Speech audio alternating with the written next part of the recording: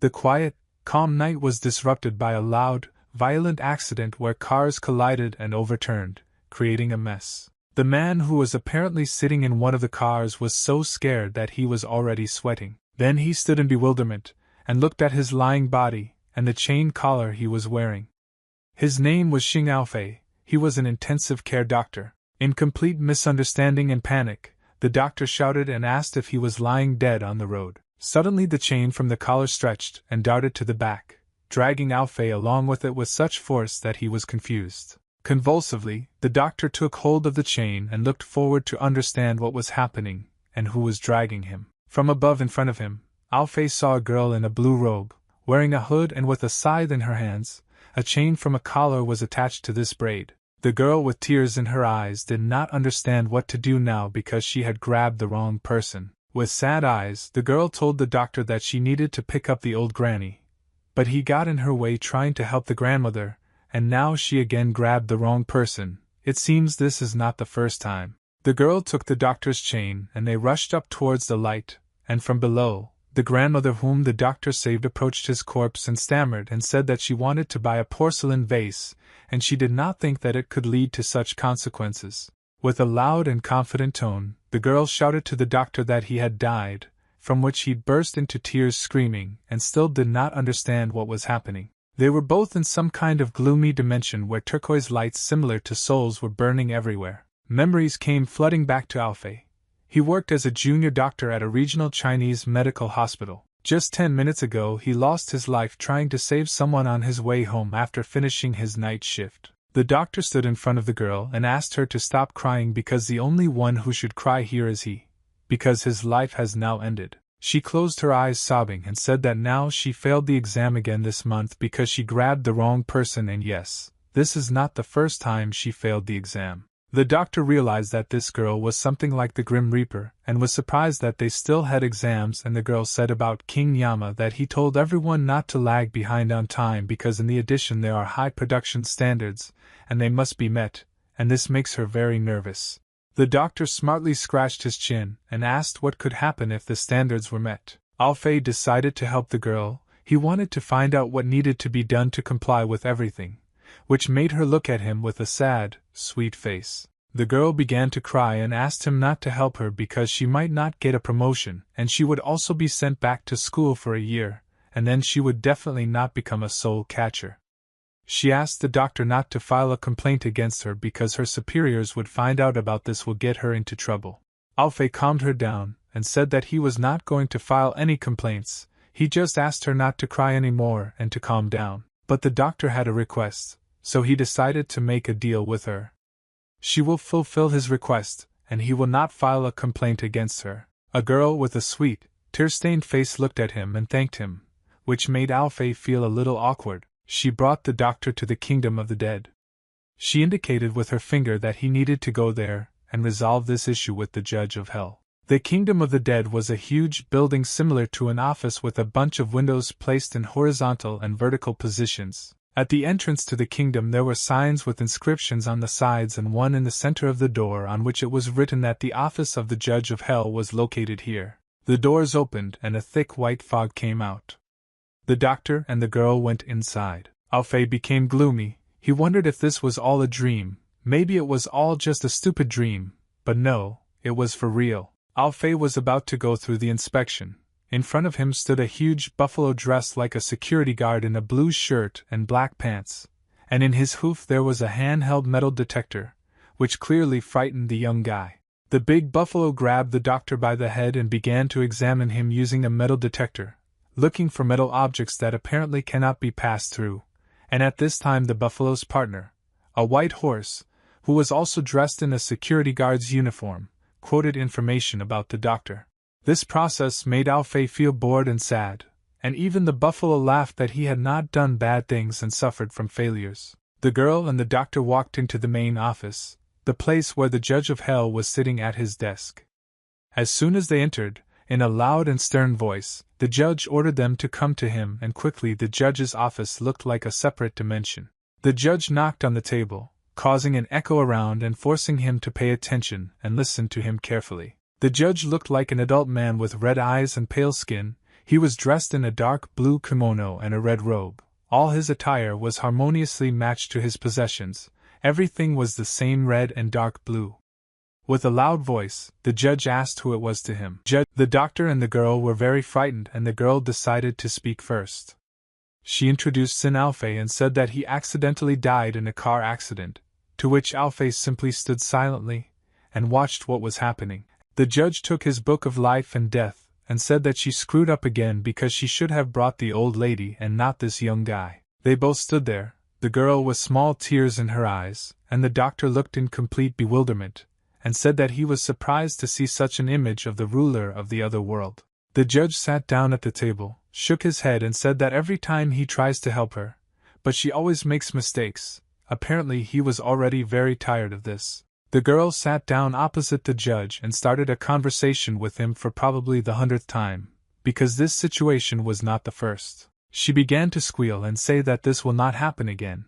This time they will discuss it with each other, and thanks to this she will be able to correct all her mistakes. The judge scratched his ear and understood what had happened, but since Alfei came here there is no way back, only a random passage through one of the 6 paths of reincarnation. From surprise, the doctor was overwhelmed with emotions. He was confused that he could be born again, which meant that he had died in vain. The judge slammed a piece of paper on the table and told Alfei that he was simply the soul of a dead man, and had no right to challenge the verdict of this lord. And the judge ordered the doctor to be taken away. In confusion, the doctor shouted that he was the victim here, but behind him there were already ghosts ready to take him to wherever the judge ordered. The judge pointed to Alfei and told him that in his place there should have been that elderly woman whom he saved. By this he interfered in none of his business. The fact is that they did not force it, and this complicated the judge's work.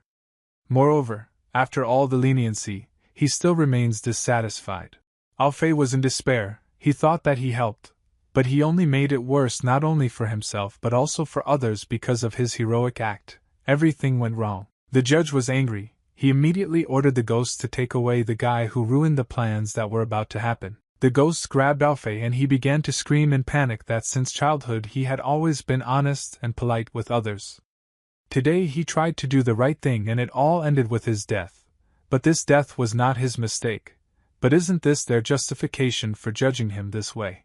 The girl begged the judge to stop because he died because of her mistake. He really asked that he be given a chance. The judge approached the doctor, taking him by the chin, and said that it was true what was said.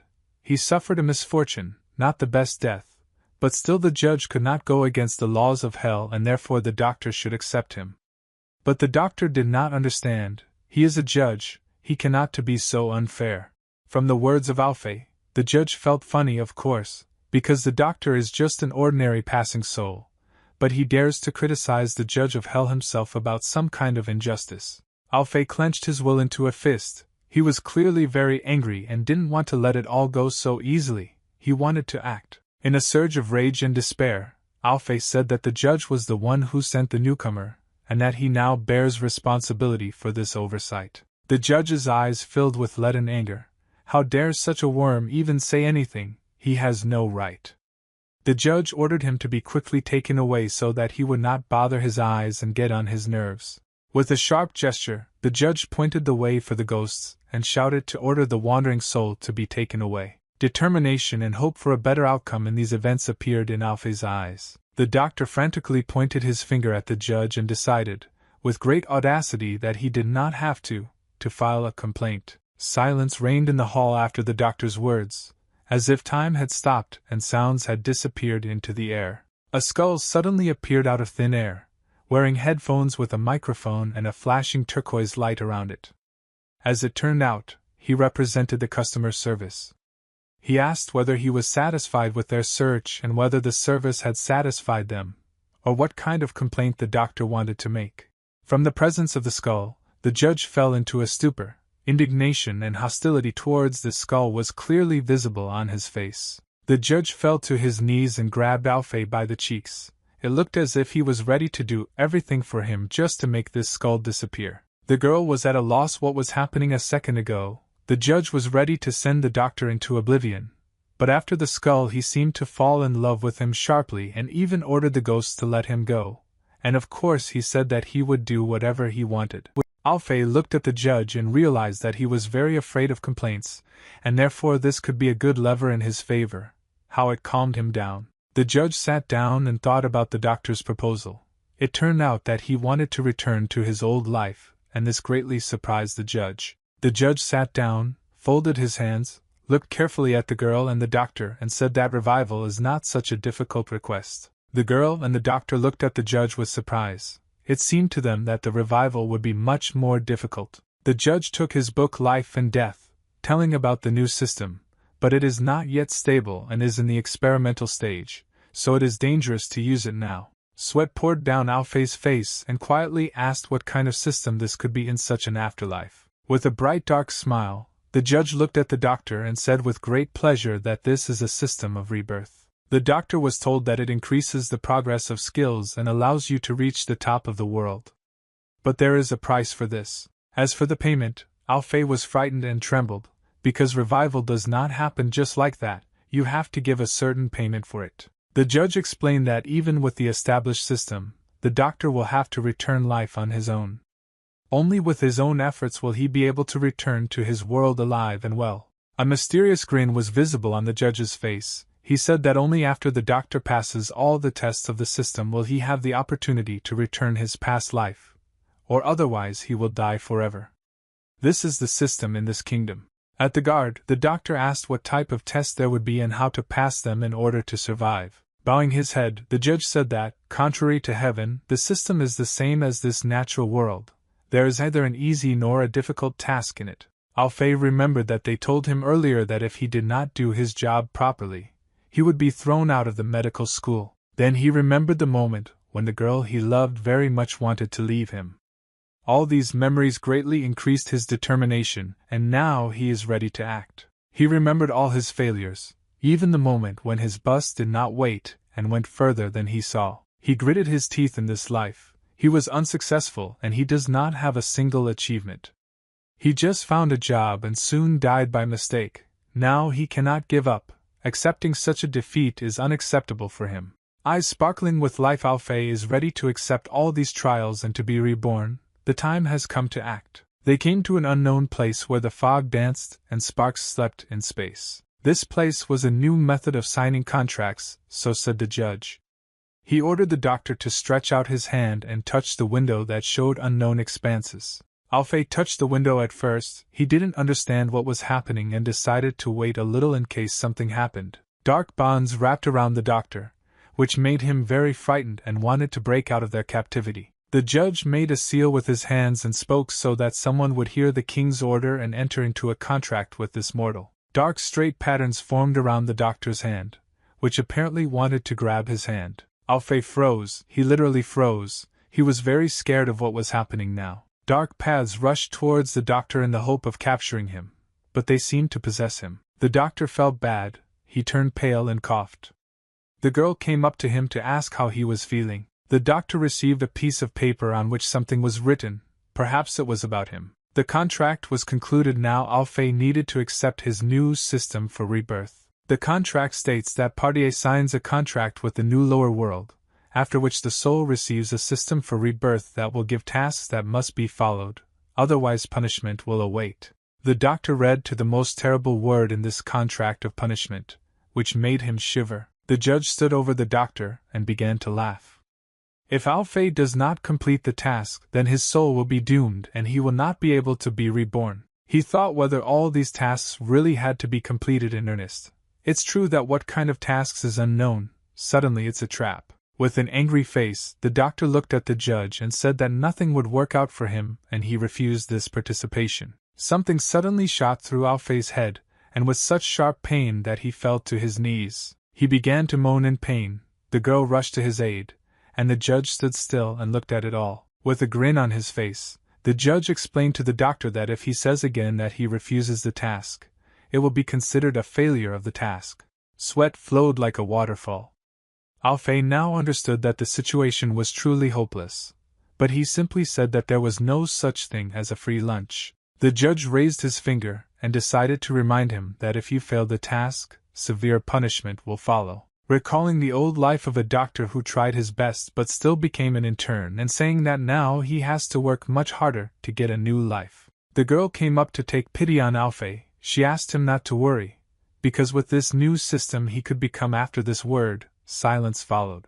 The judge swore at the girl, telling her to stop talking nonsense and shut up. The judge called the guards and ordered the girl to be reincarnated into useless trash along the 6 paths of reincarnation. The doctor stood up for the girl, saying that he did not blame her and there was no need to be so cruel to her. To which the judge replied that the doctor should not interfere, because this is the Lord's business and he needs to be reborn. The ghost grabbed the girl and tied her hands.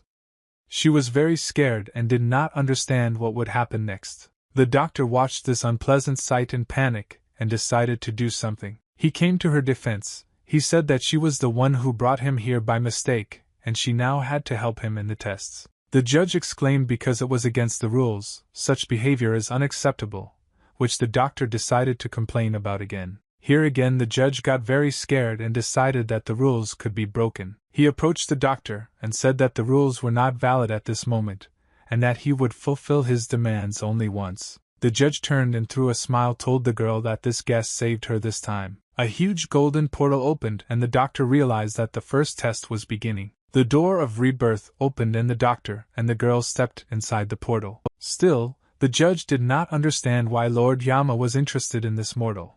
He allowed him to do weird things and even gave him a celestial system. Then the healthy, muscular Yama appeared and said that this doctor was the heir of the 10th divine doctor. Lord Yama hopes that he can realize his achievements and become the greatest doctor and will not be used as a pawn. Alfei found himself in some space dressed in a tracksuit and holding a bag. Surprise was noticeable on the doctor's face, but this is only the beginning of the journey. He looked around and realized that he was in the room in which he lived when he was still at school. Looking in the mirror, he realized that he was now 18 years old. It seemed like this was all part of the test. The girl called him Big Brother and complimented him that he was very attractive in his youth. The brother was surprised and looked at the girl and asked if it was her and what she was doing here. To a stupid question, she answered that he himself wanted her to be his assistant. The lock of the bag blinked with an orange happy smiley, which surprised both of them. The girl told the doctor that if he presses the button,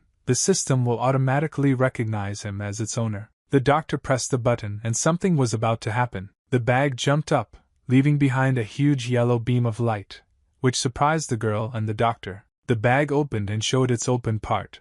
It looked like a laptop with the screen turned on, showing a smiley face that was picking its nose.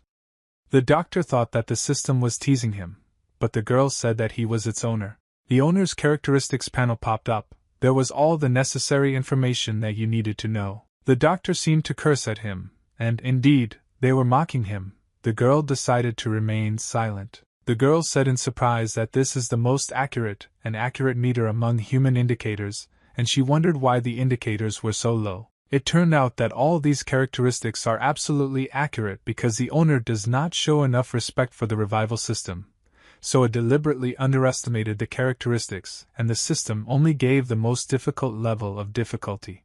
Alfei angrily attacked the panel and cursed, not understanding how he should now pass all these tests. It was written on the panel that the owner refused the task and now punishment from rage would follow. The doctor decided to give up. The girl reached out to the doctor and said that if he doesn't fight, then the underworld will swallow his soul.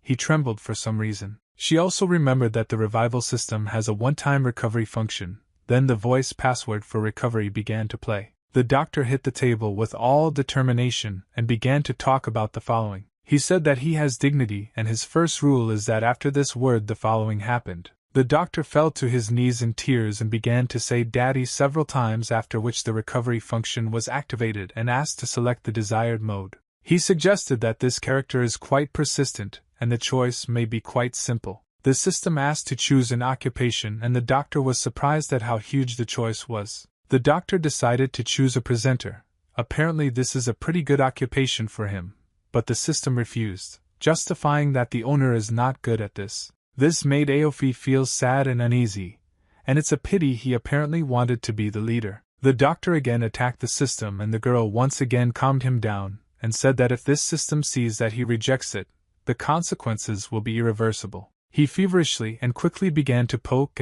at the screen, but the system kept refusing, and in the end the system chose the doctor profession. As it turned out, the doctor was the only function that he could choose, but it was logical. The girl approached the doctor, who was sitting on a chair, and showed that a new mission was shown there. The mission was shown.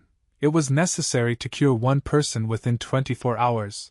The reward would be experience points. Alfei did not understand how he could find a person who needed help. The girl encouraged Alfei and reminded him of the consequences that would happen to him if he gave up. She told him that for completing a task he would receive experience points, for which he could get useful things such as a task replacement card. The doctor grabbed the girl's hand and rushed forward to the sound of a battle cry. Having opened the door, they froze because there they saw white eyes that glowed in the darkness. The doctor trembled in fear and wanted to understand who was on the other side of the door. On a sunny day, someone is standing in slippers and looking at the beautiful morning. Alfei's mother was standing. Most likely these were the doctor's memories, because his mother died of lung cancer when her son entered college. Alfei was in shock. He didn't understand how this was possible. Because his mother was dead, what was happening here? The doctor, in tears, rushed to hug his mother, which made her a little surprised why her son cried and what happened to him.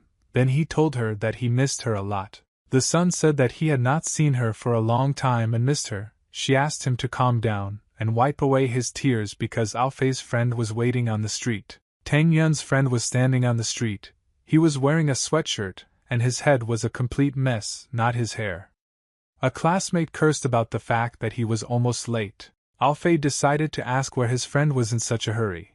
The young doctor's interest immediately captured him. The doctor's friend was surprised and said that he was going to their graduation. Had Alfei forgotten about the graduation?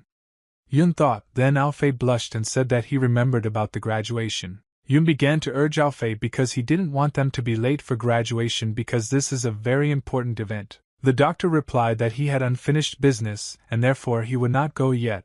Then Alfei thought to himself and remembered that the mission of rebirth was still ongoing. Yun winked and said that they were all going to get higher education, and if they didn't take advantage of the opportunity, it would be difficult to meet later.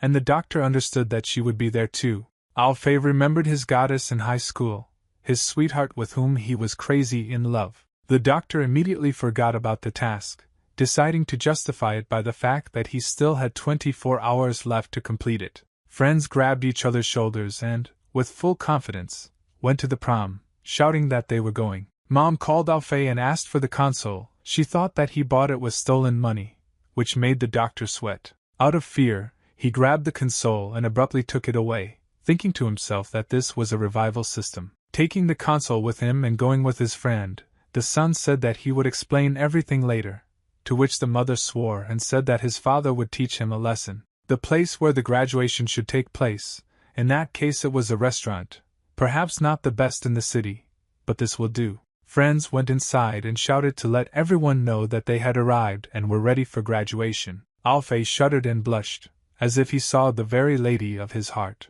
Xianger, she was 17 years old, she was Alfei's classmate and secret love. Her beautiful friend with glasses came up to Zaya and offered to sit somewhere together so that they would not stand. Zaya's friend was Lu Feifei. She was 18 years old, she was the head of the class, she also loved to teach Alfei. Lu noticed the doctor and asked him to find a place for himself and not make another mess, to which Alfei agreed. The doctor looked at his classmates, and did not believe that they were all in front of him now.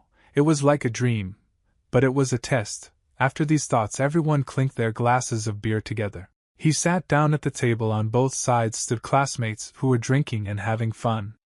Alfei alone thought that no one knows that he received a new life, and this time he does not want to waste it. Someone kicked down the door and thereby disrupted the loud graduation celebration. The door was knocked down by a man with stylish glasses and a slicked hairstyle, and with a bouquet in his hands. It was Jia Jintian. He was 20 years old, he was the leader of the bad guys, and he was also obsessed with Zion Goru.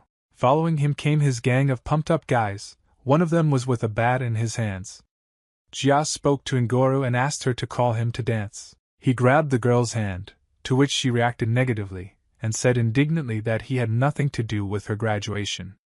Jia was angry because he had given her so many gifts, and she was still unhappy. Alfei looked at this man with a piercing and serious gaze. Inger's friend stood up for her, and said that he should let her go immediately, and if he continues to intimidate his classmates, then she will take action. Jia rushed at his girlfriend with a sharp movement, and hit her with a bouquet and ordered her to shut up because they had already finished school, so the teacher would not protect them now. Alfei, together with Ingera, was shocked by what they saw. Was this man so crazy that he was ready to just hit a girl like that? The Jia gang stood with batons and one of them said that no one would blather there or interfere. The doctor gathered all his courage into a fist and decided to intervene and in a brutal, angry voice said that it was he who blathered here. Jia felt funny and he laughed that such a weak guy decided to say something to him. Alfei came face to face with a gang of bad guys and began to say that it was not good to bully his classmates, otherwise there would be consequences.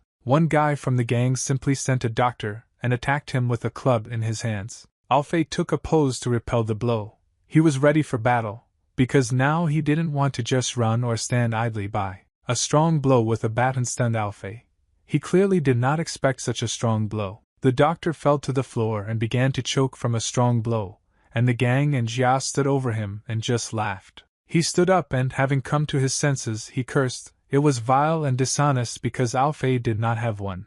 But this bastard, as the doctor said, had one. Jia aimed his blow at the doctor to finish him off and told him that he was a coward who was trying to be a hero. Alfei was thrown back by the blow and fell again with loud sounds to the floor, which made the people around him shocked by what was happening. Out of nowhere, a soul-catcher girl appeared who was an assistant in this test. She took the console and asked to give the doctor strength so that he could cope with these hooligans. The doctors began to be pierced by the sun's rays of some kind of force. Perhaps this is the force that the girl assistant asked for. He felt a surge of strength, and taking his will into his fist, realized that now he could resist these arrogant hooligans. From what he saw, Jia trembled. There was clearly fear and misunderstanding on his face from what he now sees in front of him. In a fit of rage, Alfei, clothed in fiery radiance, told the bully that he was not going to let him go. Jia first laughed, and then trembled, because now in front of him is not the ordinary brat whom he beat. Now he is much stronger, and is ready to clean his face. A quick direct beam of light crashed into the wall, leaving a huge dent there from the shock wave, and the chairs around it turned over. At the sight of the dent, Jia lay unconscious. He passed out from the powerful blow of the doctor. Classmates were shocked by such a blow, and they could not even think that Alfei was capable of such a thing. The assistant approached the doctor and said that the rebirth system had improved his physical abilities. He was surprised that this was possible, and was clearly very happy about it. She stood in front of him, and saw how happy he was and told him that he wanted to complete the mission. Then a gang got involved and they decided to attack to avenge their boss and even shouted that Alfei should not talk to himself. It seems that no one here sees his assistant. Grinning, the doctor knew that now he had nothing to fear with such strength. He was easily ready to take on another fight and decided to ask the hooligans if they needed trouble. With 2 sharp blows, he sent the hooligans to the same place where Jia also formed dents, and all the chairs flew off from the sonic boom. Trembling convulsively, through pain and foam at the mouth, Jia began to say that they would give him this. But what exactly no one understood. The gang ran away in fear, leaving their boss alone and told him to apologize to him himself and they would run away from here. To which the boss swore very strongly. Alfei stood in front of the bully and he was horrified and sweating. He clearly did not want this blow to happen again. Jia rushed to his knees with lightning speed in front of Ngor and began to apologize and promised that he was wrong and would no longer pester her. Alfei was surprised that he had changed so dramatically. Ngor showed the hooligan the way to the door, thereby indicating that he should get out and told him not to bother her ever again, to which the hooligan responded in a slow manner. Well. Finally, the doctor decided to intimidate Jia and said that if he came here again, he would force him to undress. Classmates began to thank Alfei. He was very surprised.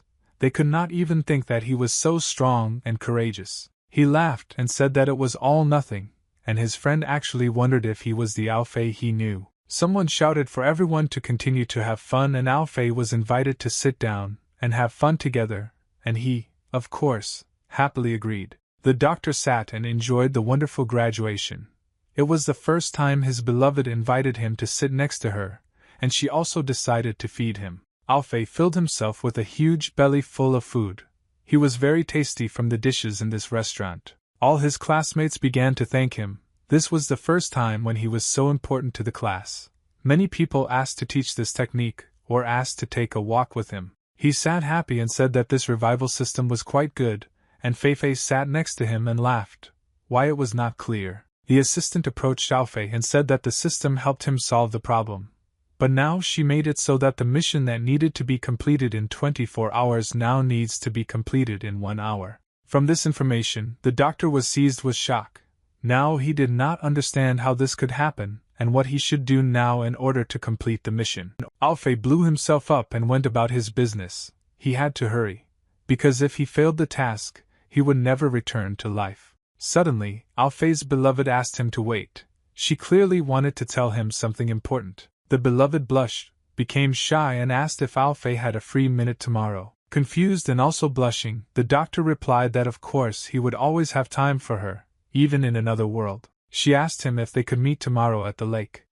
From this proposal, Alfei's friend fell into shock, but the doctor was not taken aback and answered with confidence that he would come to the lake tomorrow. Here the assistant intervenes and reminds his brother about the task so that he begins to complete it, and not go out with the girl he loves very much. Alfei apologized and said that he was in a hurry and he would go first. Most likely they went to complete the task. The doctor found himself on the street. He was rushing forward to the hospital with all his might, screaming. It was time to go to the hospital to complete the mission. With a huge smile on his face and in a good mood, Alfei goes forward to complete the task. He approached the bus, which always ignored him, but now he decided to shout again to stop. The doctor got on the bus, followed by his assistant, who urged him on.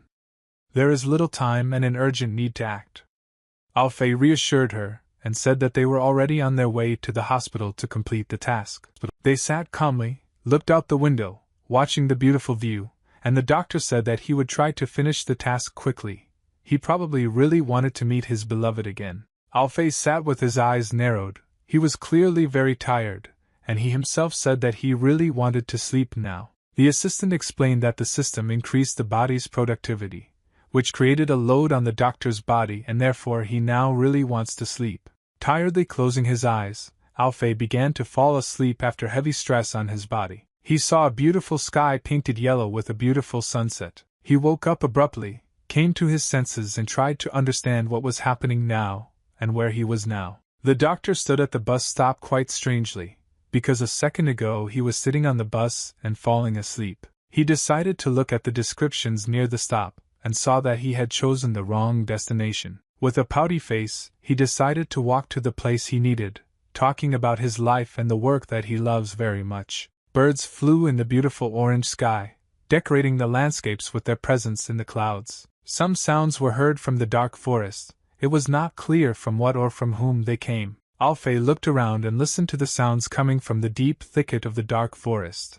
He wanted to understand what happened there. He ran with lightning speed into the forest to find out what was happening there, and all this was accompanied by screams, faster, faster. The doctor did not notice the man lying on the ground and accidentally stepped on his face with all his might, causing him to groan. Out of fear, Alfei jumped away from the lying man and asked him why he was lying there and what happened to him. The doctor approached the bedridden man and decided to examine him. He was in a terrible shabby condition, but he was alive. Taking a closer look, he saw the man had a serious head injury, but it was not serious. Alfei continued the examination and saw that both of the man's legs were almost broken, and where this guy had gotten himself into so much trouble, and what he was doing in the forest at night. Having completed the examination and taking his attachment, the doctor concluded that the man had a fracture of the distal fibula. Alfei said it's good that he found him. Fortunately he can cure him, but he doesn't have much time. He took the man's leg and with a sharp movement set it. From such a sharp pain, the man came to his senses and screamed in shock at this. The doctor began to tear the man's shirt and told him not to move, otherwise he would only interfere with the process. The man decided to ask who this doctor was. Alfei silently took several sticks and wrapped them around the man's leg, thereby making a cast for his leg. With a satisfied face, the doctor said how good it was that he met him and was able to help him, because now the task should be considered completed. Having risen, the man pointed his finger to the side where 2 more men were lying, just as wounded and battered as he. From this, the doctor was very surprised that they were also just as wounded. They were all beaten on their arms and legs, there were bruises, wounds, abrasions, everything looked as if a battle had taken place here. Horror gripped Alfei's face.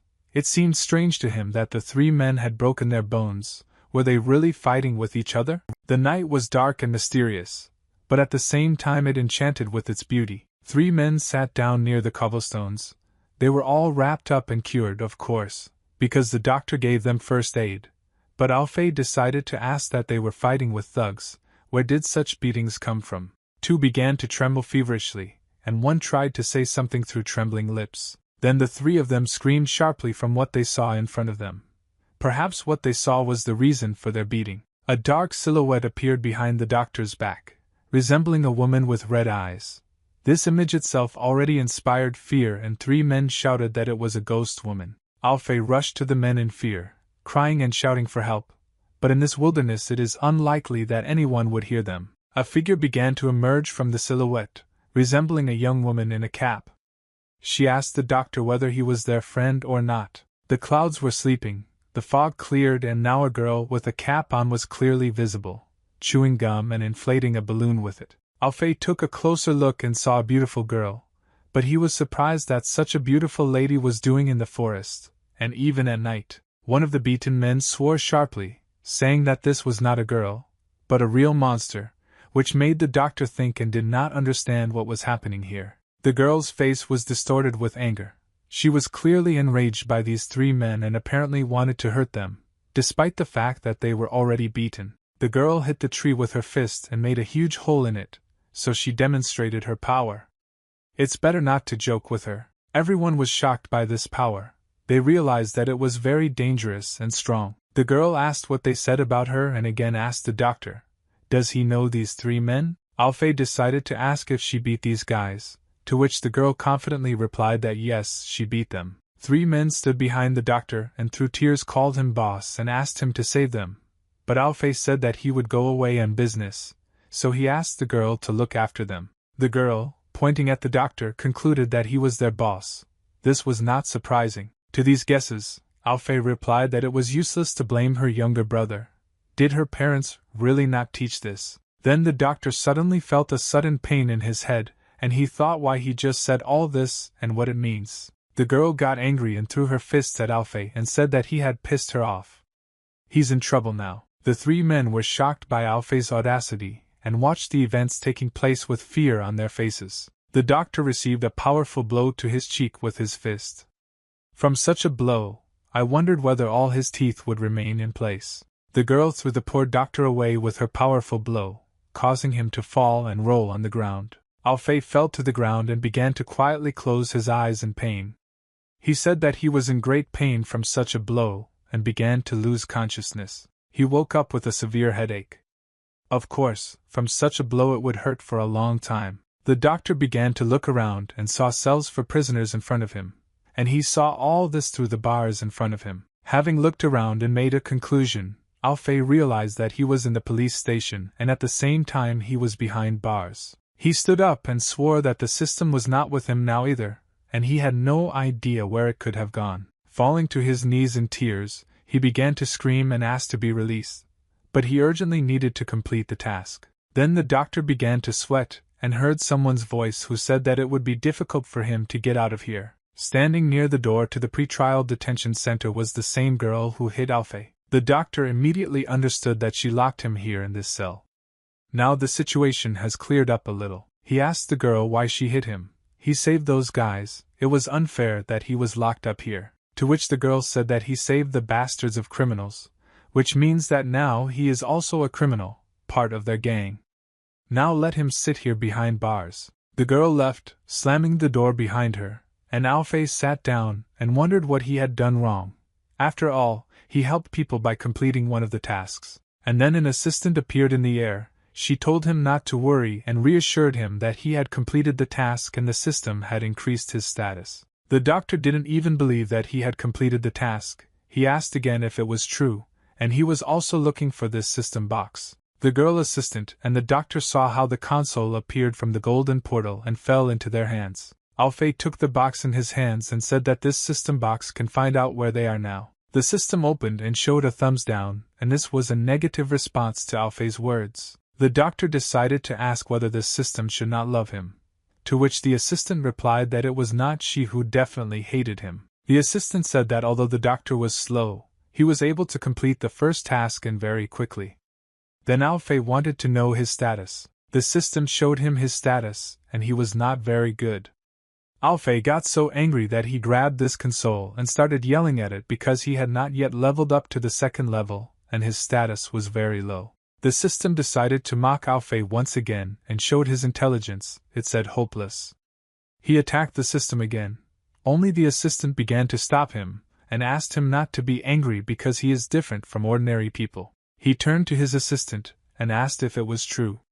She told him to close his eyes and feel the power flowing through his body. Alfei closed his eyes and felt that indeed his strength had increased greatly. The doctor fell sharply to the floor and began to do push-ups. The assistant was a little confused and shocked. Thanks to his strength, he could do push-ups much more than before. The commotion was interrupted by the opening of the door. Someone came out, probably the one who had questions for Alfei. An adult man dressed in a police uniform came in. He began to nag Alfei with a steady gaze, to which the doctor responded with the same gaze. The man called Alfei with him into the interrogation room and told him not to forget his ID. Alfei was brought into the interrogation room where the three men to whom he indicated first aid and the girl who knocked him out were already waiting for him. The doctor was surprised that these guys were also here. It wouldn't hurt to be in the hospital right now. Three men began to ask and beg Alfei to help them. They began to call him brother. Perhaps they all hit their heads hard. The doctor looked at them in alarm and said that he was not their brother, and never had been. The policeman loudly hit the table with his hand and, shouting, ordered everyone to shut up, and silence ensued. The girl who knocked Alfei out said that the men admitted that the doctor was their boss. The policeman turned on the computer and information about Alfei appeared on it. He is a student without a record at the police station at the address of the Lianlin Yenshui Medical Center. Alfei began to make excuses, saying that he was not to blame for anything, he just saw beaten people and decided to help them, and then he said that this crazy woman hit him. The girl rushed towards the doctor, clearly intending to hit him again, and this time she prepared a kick from her foot to hurt him even more. Angry at the doctor, she prepared to hit him with all her might. This blow should have been stronger than the last. In addition, she also said that she was not an ant, she was only 18 years old. The foot almost reached Alfei's throat, but at that moment the policeman ordered Shurji to stop and she froze. The doctor exhaled with relief and calmed down. Now he knew that the girl's name was Shurji, and that the name was calm, but she behaved like a tiger. Shurji was upset and said, "Didn't those three admit that the doctor ordered them?" From these words, Alfei was confused and did not understand what they were talking about. Shocked by what was happening, Alfei did not understand what it all meant, how he could order someone. The policeman with a monotone voice replied that the men said that he ordered them. The doctor clenched his teeth and through anger spoke to the three men. Was it really their gratitude for the help they provided? Now the doctor's eyes glowed red with rage. He said that if they called him boss, then their boss would come up with a punishment for them. The three were gripped by fear. Now they really regretted that they had angered their boss, as they said. Now they will think about how not to get injured from the doctor. The men approached the policeman complaining that Alfei wanted to do something crazy to them. One of the men reached for a cup. One of the men plucked up courage and threw a cup filled with water at Alfei. The doctor easily caught the cup with one hand and at the same time he saved all the water that was poured. The three were horrified and surprised that he caught this cup so easily. Now they clearly made him very angry. The doctor asked why they were scared because there was a policeman standing nearby. Yellow rays began to form around Alfei. Apparently this was a manifestation of his new strength. He stepped towards these three. The men told the policeman that the doctor needed to be stopped. The policeman got nervous and ordered that no one should fight with anyone here. At the policeman's words, Alfei made a wide smile and said not to worry, the doctor just wanted to return them to their original state before providing assistance. Shurji and the policeman looked at Alfei and calmly said that well, let him do as he knows. One man's confidence awoke inside. He said that one student would lose to three. Although they were injured, they believed that they would defeat him. The man rushed forward with his fists, but the doctor began to glow with a blue light, as if a source of new strength was emanating from him. Alfei's eyes were filled with new strength. Although his status had increased a little, he realized that he had become a completely different person. The doctor said to himself that this man's movements are very slow. Perhaps now he can follow the movements of his opponents. Is this all a new power? Alfei easily dodged the blow. The man was shocked by the doctor's movements. Now Alfei clearly saw his every movement. He began to analyze the course of the battle. Judging by the position of his hands, the man was aiming at the doctor's chin. Then a new blow followed, but the movements of this man were very slow for Alfei, and he easily dodged them. The man was simply shocked by such evasions. The doctor said to himself that these movements are very slow, and now it's his turn to attack. Alfei said that now he needed to return the man to his original state, and he kicked him in the place that he was treating, namely his plastered leg. The man fell, overcome by pain, and the doctor stood pathetically and looked down on him, feeling like a winner. Shurji looked at Alfei with her mouth open and said to herself how cool and magnificent he was. The policeman decided to draw a conclusion from what he saw. He said that if he were their friend or boss, he would not have attacked them. The doctor was definitely innocent. The policeman said enough. He ordered everyone to calm down immediately and stop the fuss. The doctor finally decided to grab the man's leg and asked him whether it was he who cured his leg. The man turned red and sweated from the pain of his grabbed leg and through his teeth told the policeman that yes, this doctor saved him by providing medical assistance. Alfei clapped his hands and decided to calm the men down by saying that everything would be fine if they told the truth. The other two men rushed to the doctor's feet, thanking him for saving them time. That's what they wanted to tell him. Alfei was taken out of the station and his mother and father were waiting for him on the street. The policeman came up with him and said that his parents panicked and were looking for him all night. The policeman said that when the investigation is over, he will contact them. The policeman was surprised. He didn't expect that his medical abilities would be so great at such a young age. Parents should pay attention to this. For the policeman's words, Alfei was embarrassed and thanked him. The doctor rushed to hug his parents. He missed them very much and apologized for the fact that they had to worry. The father said that he would cook for him today because he had not eaten anything all night. They walked home together with happy smiles on their faces, and the mother held her son by the shoulder. Suddenly a red car appeared sharply on the left on the road. Alfei jerked in surprise and looked at the car. The car window opened and the girl who knocked Alfei out was sitting there. She called him and apparently wanted him to come to her. Squinting his head, he looked at her and decided to ask why she was here. The girl got out of the car and approached Alfei and apologized for the fact that she was mistaken about him. Alfei smiled at her and they shook hands. Alfei said that everything is normal. Everyone makes mistakes and you need to learn from them. They made peace and sealed the matter with a very strong handshake. Shurji, making a sweet face and closing her eyes, answered him that everything was clear to her now. But Alfei did not fully believe Shinji. He decided to ask her if she was checking him at the moment. Mom approached her son and said that this girl is very sweet and beautiful. She also asked if she was his girlfriend or girlfriend. And Alfei said that it was either the other.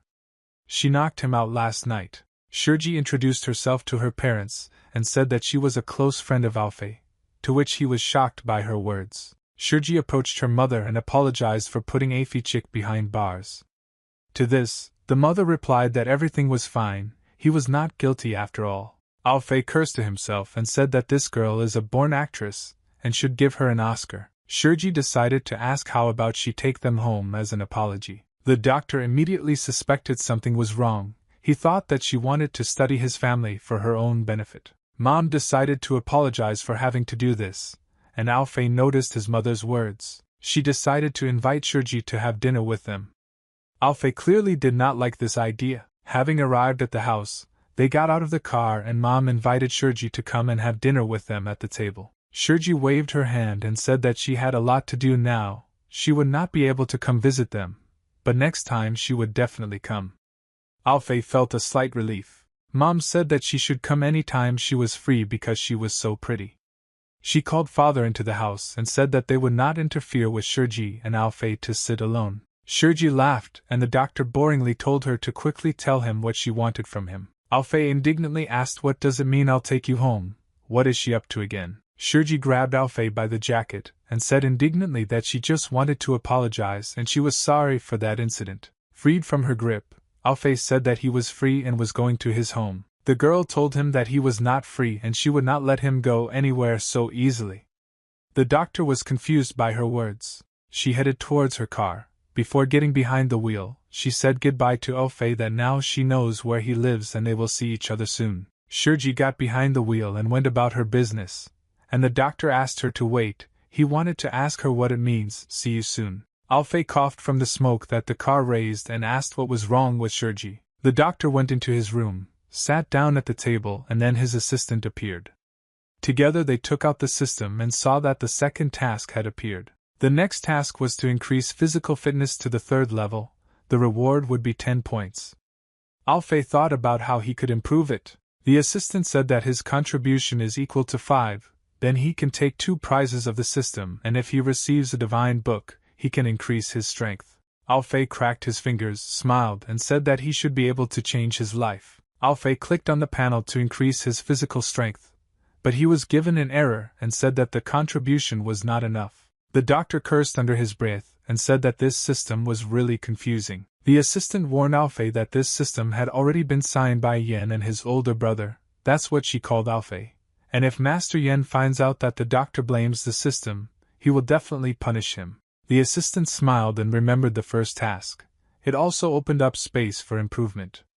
The doctor became gloomy and said, "Does this really make her so happy?" She began to explain to her brother that the space for improvement is a space specially allocated by the system.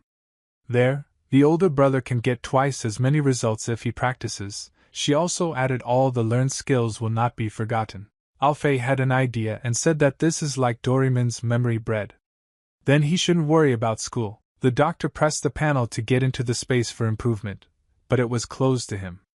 His contribution was not enough. Here the assistant intervenes and tells the prefects that it is difficult for the older brother to open the space for improvement, and asks to help him enter there. Alfei was surprised that this system had a name, and why no one told him about it. The doctor looked closely at the console panel, and was surprised by what he saw. He wanted to understand what was shown to him. The assistant said, "Despite the fact that my brother only has a 5 deposit, and a 6th is needed to enter the space, Xiaoxi still decided to let him in." Which made Alfei pleasantly surprised. A blue whirlpool formed behind them. It looked like it was a portal to the space for cultivation. Alfei was overwhelmed by the shock of what was happening. A blue light from the portal hit his face. A digital azure dome formed in the room. Most likely, the space for improvement came to Alfei's room. A red button appeared in the middle of the room and a digital voice said that it was now loading and you need to press this button. The doctor reached out to press the button. After pressing, a book similar to instructions fell from the ceiling. The book fell from the ceiling onto the doctor's head, and he swore quite violently. The assistant came up and said that fortunately his first prize was a blue masterpiece. Alfei scratched his head and said that although he was not very lucky in his previous life, now he is lucky in this one. He still remembered this book about bone massage. The assistant said that the chances in roulette are quite large. Then another book fell from the ceiling. Probably it was a similar instruction. Alfei picked up the second book. It was much larger than the previous one. He remembered, and this book was about the Western Han Dynasty, a very rare book. The doctor was lucky. This book was a complete guide that could increase his soul power. The assistant was happy and said that the strength of his brother's soul was always at 0, but now it can finally be improved. Satisfied, Alfei asked if he increased his soul power, would he be able to fly across the rooftops like the great Xia in ancient times, or could he master light skills to reach the pinnacle of his life? Alfei sat down on the floor, took a book and began to read with special care, while the assistant watched. He carefully read every word and realized that all the information he read remains in his memory forever. He never thought that reading would be so easy. Tears flowed from joy. He realized that now he would never need to study again. A bright ray of light poured into the room. Apparently, what was red served as a catalyst for some phenomenon. Sparks danced around Alfei. It seems that new strength has come to him, or his soul has begun to improve. He began to turn over page after page of knowledge poured into his consciousness, and gave him strength. Alfei turned over the last page and finished his reading. Putting the books aside, he raised his hands up and said that now he can do whatever he wants. Sparks were still dancing around him. The space for improvement disappeared. It literally disappeared into thin air, and Alfei returned to his room again. The doctor sat in his chair and saw some yellow rays glowing around him.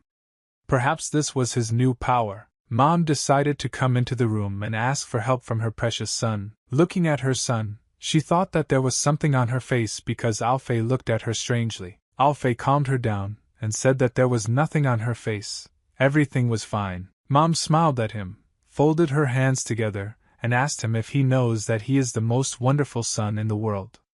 Alfei smiled and asked if it was true. Alfei realized that the power of the soul has the side effect of not only increasing his abilities, but also increasing his charisma and charm. Mom approached her son, said how handsome he was, and asked him to go to Chikai. There was a beautiful sunset outside. People were walking around the market buying food and various fruits. Alfei walked down the street. He felt different. The girls around looked at him and were crazy about his charisma. Turning around, Alfei noticed that someone was running and knocking down those who were in the way. Alfei was led astray and crashed into a stall selling carrots. Having come to his senses after the collision, Alfei began to look for the one who knocked him down. He saw a man who got on a motorcycle and rushed forward along the road, and passers-by shouted that he was a thief and asked someone to catch him. The woman screamed to catch the thief who stole her purse. She screamed at the thief to return her purse, but he simply sat down on his motorcycle and was about to leave. Alfei looked and saw that the woman who was robbed was his aunt Xiangjing. The doctor immediately began to act. He took an empty box and threw it at the thief. The box hit the bandit right in the head. The blow was so strong that his helmet almost flew off his head. The impact caused the thief to fall off the motorcycle before he had even gone a couple of miles. The thief knelt down. He began to slowly come to his senses after such a strong throw to the head. Having looked around, the thief was looking for the one who threw the box at him. Someone spoke loudly about what kind of bastard he was and how he dared to steal Aunt Jing's purse. 3 men approached the thief and began to say that he might have been sent by the village of Yanshui. Another said that Brother Neo should not let the thief get away and that he should show him who is cool here. The thief looked at him and said that he really wanted to die, so he wanted to scare them all. Then, with a sharp movement of his hand, he took out a knife, thereby showing that it was better not to joke with him. The thief swung his hand, came closer to Brother Neo, and was preparing to stab him with a knife. Alfei was shocked by what was happening. He certainly did not expect such a turn of events from the crowd. Someone shouted for Brother Neo to be careful because the thief is very dangerous. With one swing, the thief inflicted a wound on Neo's brother's hand with a knife, causing him to fall and begin to hold onto the place of the cut with his hand. The thief took off his helmet and showed everyone his brutal face. He said that he could not be stopped, and if anyone tried, he would stab him to death. Lying on the floor holding his wound, Brother Neo swore, calling the thief a bastard. Of course he decided to rob his sister. Alfei approached Brother Neo and ordered him not to move. He will now bandage the wound. Hearing the gossip from behind, Alfei listened to the 2 women. They said that the man was one of a rich family. At these words, the doctor was surprised that Brother Neo was from the rich. Aunt Xian sat trembling and through a stutter asked for someone to return her things. The woman said that the thief stole the silver dollars of the Xiangjing family. This is a very valuable item of their family. They said that they were not going to sell them, so that thief continued to stick to Aunt Jing. The thief with a terrible grin asked if someone was going to attack him. Alfei bandaged the wound. He was very angry with this bandit. Now the doctor was going to act. Alfei stood up and walked towards the thief. Now he realized that this doctor wanted to fight him. Brother Neo began to shout at Alfei not to be stupid and leave, but he stood and was ready to fight. The bandit was surprised. He took and cut the man, and the boy still wants to fight with him. The bandit got behind the motorcycle and began to drive towards Alfei, but he decided to stand still. Blue sparks danced in his eyes again. The bandit decided to apologize to the doctor if he died, but these words passed by Alfei and the bandit took off on a motorcycle. At high speed, he rushed towards Alfei and Brother Neo in order to crush them. But he stood and was not afraid. Everyone stood in shock. No one knew what to do or how to help. Everyone just watched the battle. Alfei again embraced his new strength. He was ready for this battle. Now he could help people. The bandit was shocked. He didn't believe what was happening now. He yelled with a question how this guy was able to stop him. Alfei calmly stopped the motorcycle with one hand and no one was hurt. The doctor grabbed the bandit and threw him into the trash can where he needed to be. Everyone was shocked by Alfei's strength and began to praise him, saying what a strong blow that he was their savior. The bandit came out of the trash can with a gloomy face and told the doctor how dare he mock him like that. He rushed at Alfei, shouting and ordering him to fight him. The bandit swung and rushed at the doctor with a knife, trying to kill him.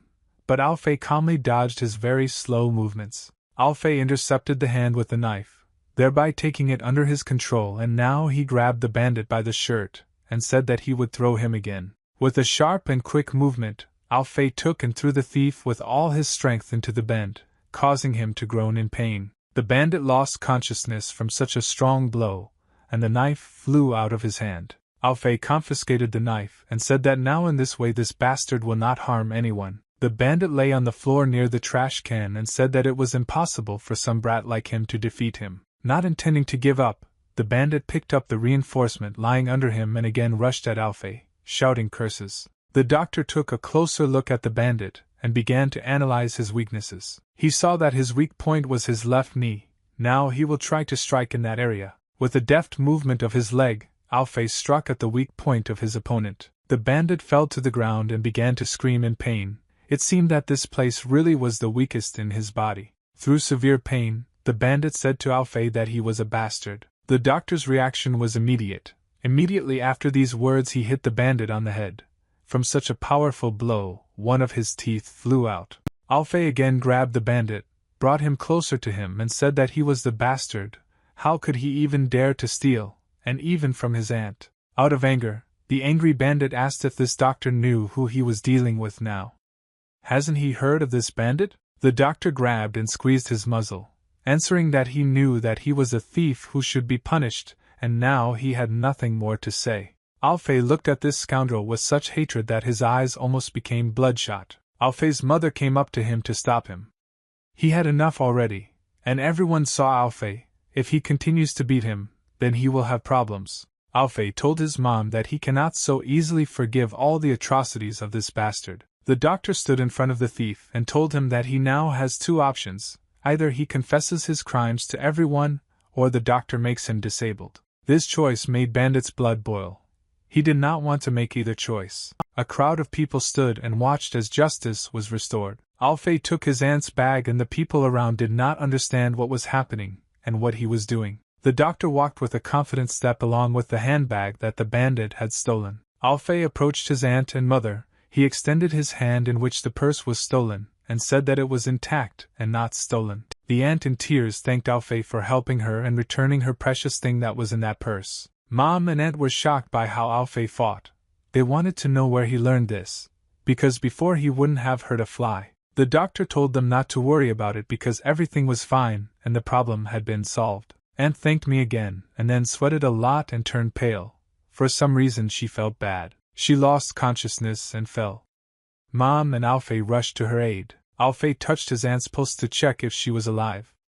As soon as he touched her, sparks appeared around her. He began to analyze what happened to her because the stomach was normal, the heart was also normal, the lungs were normal. But then what happened? Alfei understood as soon as he touched his aunt's pulse. It became clear to him in what state her organs were. Probably this was also part of his strength. He remembered the improvement room and that there was still so much he needed to learn and teach. A crowd of people approached the fallen aunt to offer their help, but Alfei himself was already acting. Alfei took his Aunt Jing on his shoulders and said that there was nothing wrong with her, and he would now take her to the clinic to see father. He brought her to the hospital. She was put in a ward. The father said that keeping the patient in a coma is tantamount to harming the patient himself. To this, the son replied that he examined her, and there was nothing serious with her. The father thought he had never seen his son reading medical books. Where did he get such knowledge, thanks to which he made a diagnosis just on the fly? Alfei panicked a little and asked why the father was so shocked because his son was studying to be a doctor. The father still suspected his son of something because few people know that if there is a reflex, then everything is in order with the spine. The father was not reassured by the thought of how his child found out about this. He was not such a good doctor in his understanding. He finally understood that his son had regained his sight and became a good doctor whom he could rely on. Suddenly they came into the room and called Alfei. It was the officer who released him from the station, finding him innocent. The officer came and said that they called him and complained about Alfei, saying that he started a fight and beat a man. The father immediately stood up for his son, saying that this was all slander and a lie. But the officer said that he would interrogate him first, and then take notes. Alfei decided to calmly agree and go with the officers so as not to create additional problems. They came again to the police station where he had already been sitting before. The officer asked to hand over all his things for the duration of the inspection, and asked not to worry about them. He would take care that nothing happened to them. Alfei handed over the system, saying that this is a computer, and it is very important for him. The doctor hopes for the policeman so that he saves something valuable to him. The officer picked up the computer and said that everything would be fine with it. He was in good hands. They approached the interrogation room and saw a huge line. Were all these people really going to be interrogated? Alfei nervously asked all these people who were going to be interrogated, to which the officer replied that they had all been very capricious lately, and they needed to be severely punished. The officer opened the room and told Alfei to skip the line. This room was so crowded, to which the doctor asked why it was crowded. 3 men were already waiting in Alfei's room and they were clearly not happy with his presence. The doctor took a closer look and saw the same bandit whom he had crippled, and there were 2 more with him. Probably they were his friends. Shocked, Alfei wondered what Yanker was doing here, and not alone, but with friends. The bandit looked at the doctor, and was happy that he would now repay him for everything. There was one fat, big guy in the room.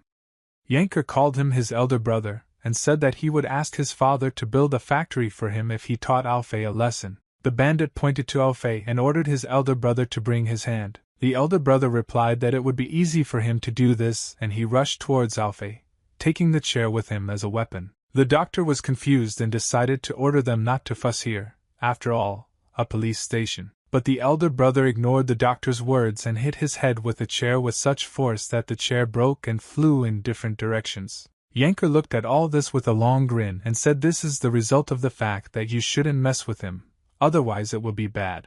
Alfei withstood the blow. He literally stood still, and as if there was no blow at all, he simply absorbed it. The older brother was shocked. He did not believe that such a blow left him standing in perfect order and not even a scratch left on him. They decided to attack the doctor with their fists. The elder brother said that his blows would knock out anyone and that he would not be able to wake up for a long time. To which Alfei missed and told the elder brother that he was noisy.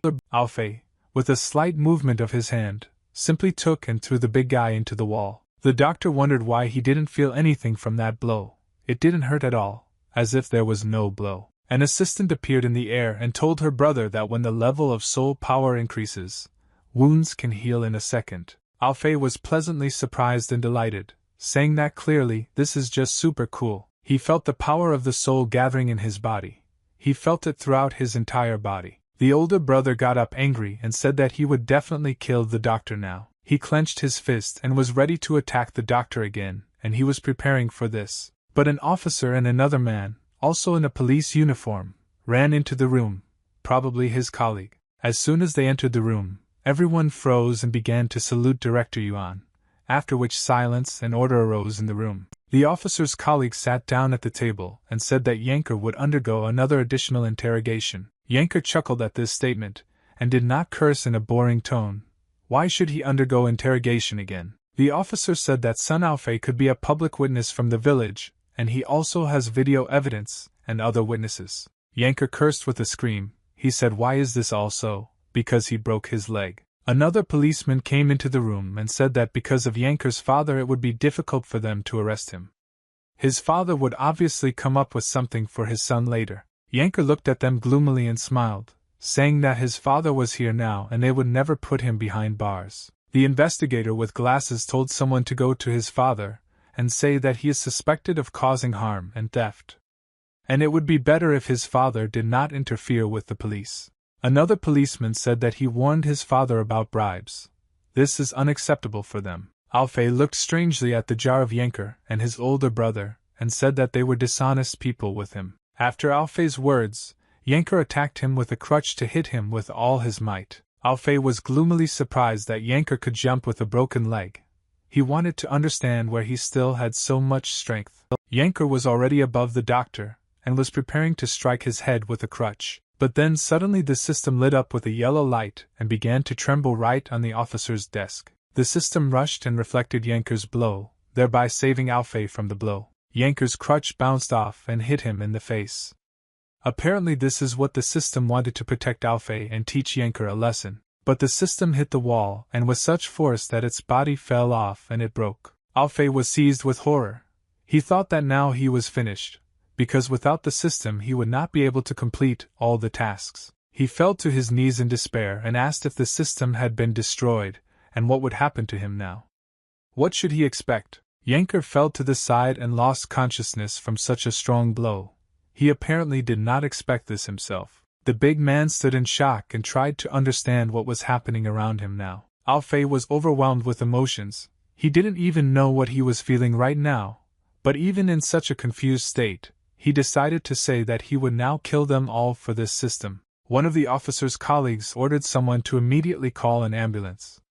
Apparently Yanker needed it. Fear enveloped Alfei. He knew that if the system was broken, he would soon die and would not be able to return to his life. Then an assistant appeared and reassured Alfei, saying that the system was still normal. After these words, his soul felt lighter and he calmed down. She reassured him again and said that everything is fine, although even she doesn't know how Xiaoxi works. The assistant flew up to Alfei and whispered in his ear that Xiaoxi had already given a new task. The officers sat down to Yanker, who had fallen to the floor, and said that they had already called an ambulance. The doctor sat down and began to analyze. It seemed that Yanker was seriously injured as a result of Xiaoxi's blow, and that the blood might have blocked his trachea. 2 policemen were sitting over him, and one said that it was too late to call an ambulance. He needed help right here and now, and who could provide it? Alfei confidently told the police that he could help him. The officers looked at Alfei and did not believe it, because a couple of seconds ago they were the worst enemies. The doctor said that he should be given the opportunity to help him. He is a doctor, and his duty is to save lives, despite the fact that he does not like him. Alfei sat down and began to analyze and examine the condition of his patient who recently wanted to kill him. 2 policemen began to talk to each other. One said that Yanker was injured due to his own actions. Could this child really be able to save him? And the other replied that Alfei is very good in medicine. The 3rd policeman said in a calm and soft tone that Alfei is a doctor you can rely on and calmly trust with your life. 3 policemen said only good things about him. Probably they wanted to cheer Alfei up. And then he thought about it. But they really think so. The assistant said that if he doesn't save him, he will remain unpunished, so he needs to hurry up. The doctor stood in front of the lying Yanker and asked the question what to do with him now, how to save him, need to examine him. The first thing he noticed was that his nasal bone was broken. Alfei began to awaken the power in his eyes, and now he saw what the essence of the problem was. It was the blood that got into his trachea. The doctor decided to try to use qi. Thanks to this he will be able to help faster. He touched Yanker's nose with his hand and his strength followed his hand. With a simple movement, Alfei set Yanker's bone, which made him feel better. After setting the bone, Alfei began to study his other injuries and think about what to do with them. The doctor turned pale and began to stagger in place. Apparently these were the consequences of the use of force. He swayed and fell back, but someone caught him and prevented him from falling. This was an officer who knew Alfei personally. He was worried about him and asked if everything was okay with him. To which he replied that everything was fine. Yanker began to choke and convulse. His condition worsened significantly. Alfei looked at him and was very scared. He immediately rushed to his aid. He took him by the throat again, and tried once again to heal him with his power. Alfei looked at his hands and realized that he could not free Yanker's throat with his real qi power. The doctor thought that if he were in the hospital now, he would immediately be intubated into the trachea.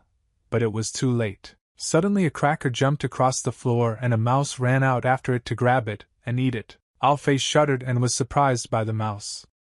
Apparently he thought that it should be clean enough here so that there would be no mice in this building. The doctor suddenly had some idea in his head that could help him. He grabbed his patient. First he asked him to wake up and then began to help. Alfei began to hit him on the back. This is what he wanted Yanker to spit out blood from his trachea. All the police were shocked by such a sight. He squeezed him with all his strength, pressed on his back, the doctor did everything to save his patient. Yanker managed to spit out blood from the trachea, and thanks to Alfei, he was able to save his life, but they still decided to call an ambulance. Alfei saw how Yanker came to his senses and that he was now in much better condition, but he still needed to go to the hospital where he could be completely cured. The doctor exhaled with relief and calmed down. He was able to help his patient. An officer approached and said that an ambulance had already arrived. The ambulance arrived. They took Yanker and put him on a stretcher and took him to the hospital. Alfei exhaled. He was clearly very tired from helping his patient. And one policeman said that he was just great and a wonderful person. The doctor blushed from such pleasant words and said that he was highly praised. He was simply doing his duty as a doctor. An officer I knew approached Alfei and apologized for the computer. He had no idea how it crashed like that. To which the doctor replied that everything was fine, it was not his fault, the computer most likely flew by itself. Alfei turned around and said that he would go and take the computer, despite the fact that it was broken. The officer was suspiciously surprised by this. He went into the interrogation room to pick up the system, but it wasn't there. It disappeared from the place where it was lying. Alfei heard some sounds in the room and decided to look around. Maybe the system is somewhere here. Turning to the side, he wanted to see what was causing the noise in the interrogation room, and something suddenly flew into his face. An assistant appeared in the air and asked why Xiaoxi beats people. The blow caused Alfei's nose to bleed and he asked why Xiaoxi was mocking him. The doctor took a closer look at Xiaoxi and saw something strange, which made him confused. In front of them stood a rabbit-like creature who could still speak. It greeted the doctor. The rabbit flew up to the assistant and, looking at Alfei, cursed indignantly that the boy was noisy. Alfei looked at the flying rabbit and realized that the system had turned into a rabbit. The rabbit lit up with a purple light, sank to the floor and cursed at Alfei for breaking Xiaoxi. He was simply furious with Alfei and said that now he would have big problems due to his negligence towards Xiaoxi. The magical creature attacked Alfei to punish him for breaking the system, but he easily grabbed the rabbit by the ears. Alfei looked at the grabbed rabbit and said that he still hadn't forgotten that Xiaoxi jumped and crashed herself. The rabbit began to twitch nervously and ordered the doctor to immediately release his ears. Alfei smiled and said that the rabbit must clearly answer the fact that he saved Yanker. The rabbit turned pale and sweated from Alfei's words, and then an assistant came up and confirmed the doctor's words. The rabbit began to snap in rage. He said that the assistant and the doctor should not walk together. Alfei looked at the rabbit insidiously and said that his mission had really been completed and now he was waiting for a reward. From these words the rabbit got scared. In response to Alfei's words, the rabbit made a calm, suspicious smile and said that there would be no reward, and the doctor asked why there would be no reward. The girl assistant asked Xiaoxi if he had not chosen the verification system in the presented interface. The doctor looked at the assistant in surprise and asked a question about the verification system, and the rabbit pretended to know nothing. The assistant explained that when the system comes under attack, an emergency mechanism is launched and randomly assigns difficult tasks to its owner, and that the system can choose a reward for him. The rabbit exclaimed at the girl's words and shouted that everything she said was a lie and there would be no reward. The girl assistant pointed her finger at the rabbit and said that the system lied to her brother. Alfei thoughtfully said that in this case the system may distort the reward. Frightened, the rabbit began to cry in tears and say that this was not a distortion, but something else. Alfei lifted the rabbit by the ears, to which he began to scream and ask him to let him go, but he said that he did not allow the system to laugh at him. Suddenly, someone entered the police station, approached the interrogation room and kicked in the doors. Alfei turned around and turned his attention to the one who burst in without knocking and even broke down the doors with his foot. A man came into the room. He was angry and shouted something about a rabbit. The man pointed his finger at Alfei and said loudly that he dared to offend his son, so now he will send him to the hospital. Looks like it was Yanker's father. The man's hair stood on end with rage, and he decided to add that the same thing awaits his family. Alfei was dumbfounded by what he heard.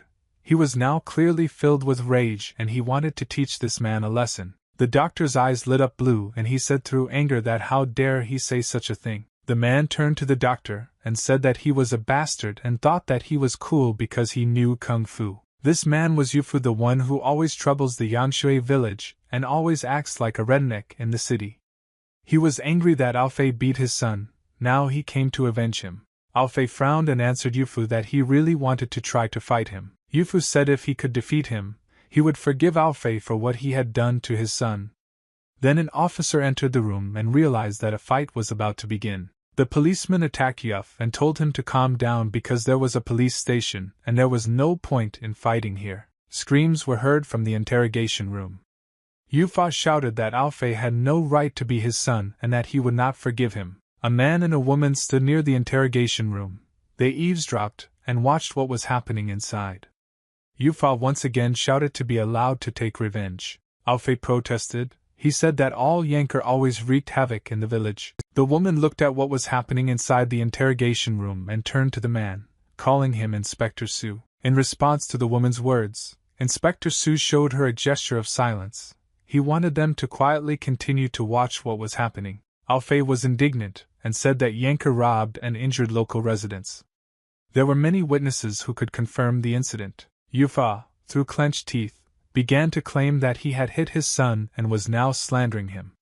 He asked the police not to believe Alfei's words. The policeman ordered that Yufu immediately stop making a fuss and that he calm down. Alfei said that a lot of people filmed how his son made a mess. They had plenty of evidence. Yufa did not want to see all this. He did not care about this evidence.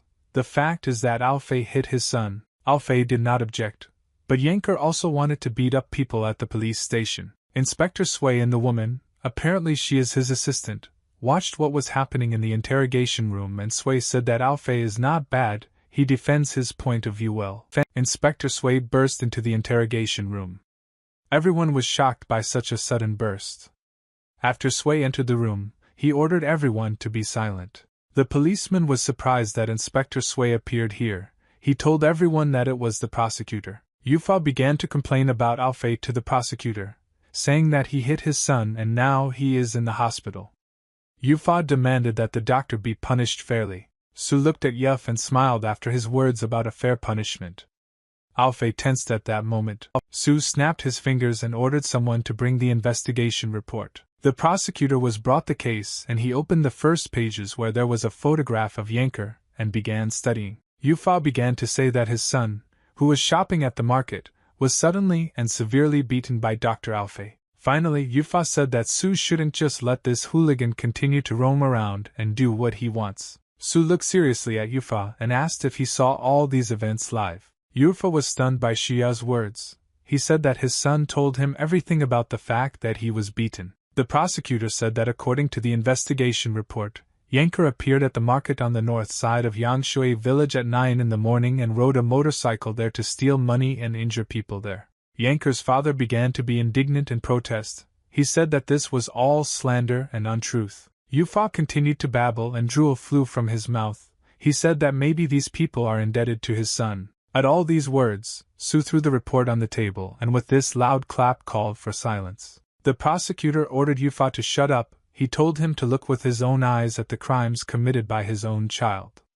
More than 40 witnesses can confirm this. Yufa took the report and began to read it, and was surprised at what was written there about his son. Yufa nervously looked at Alfei and he calmly replied that this was the prosecutor's report against him.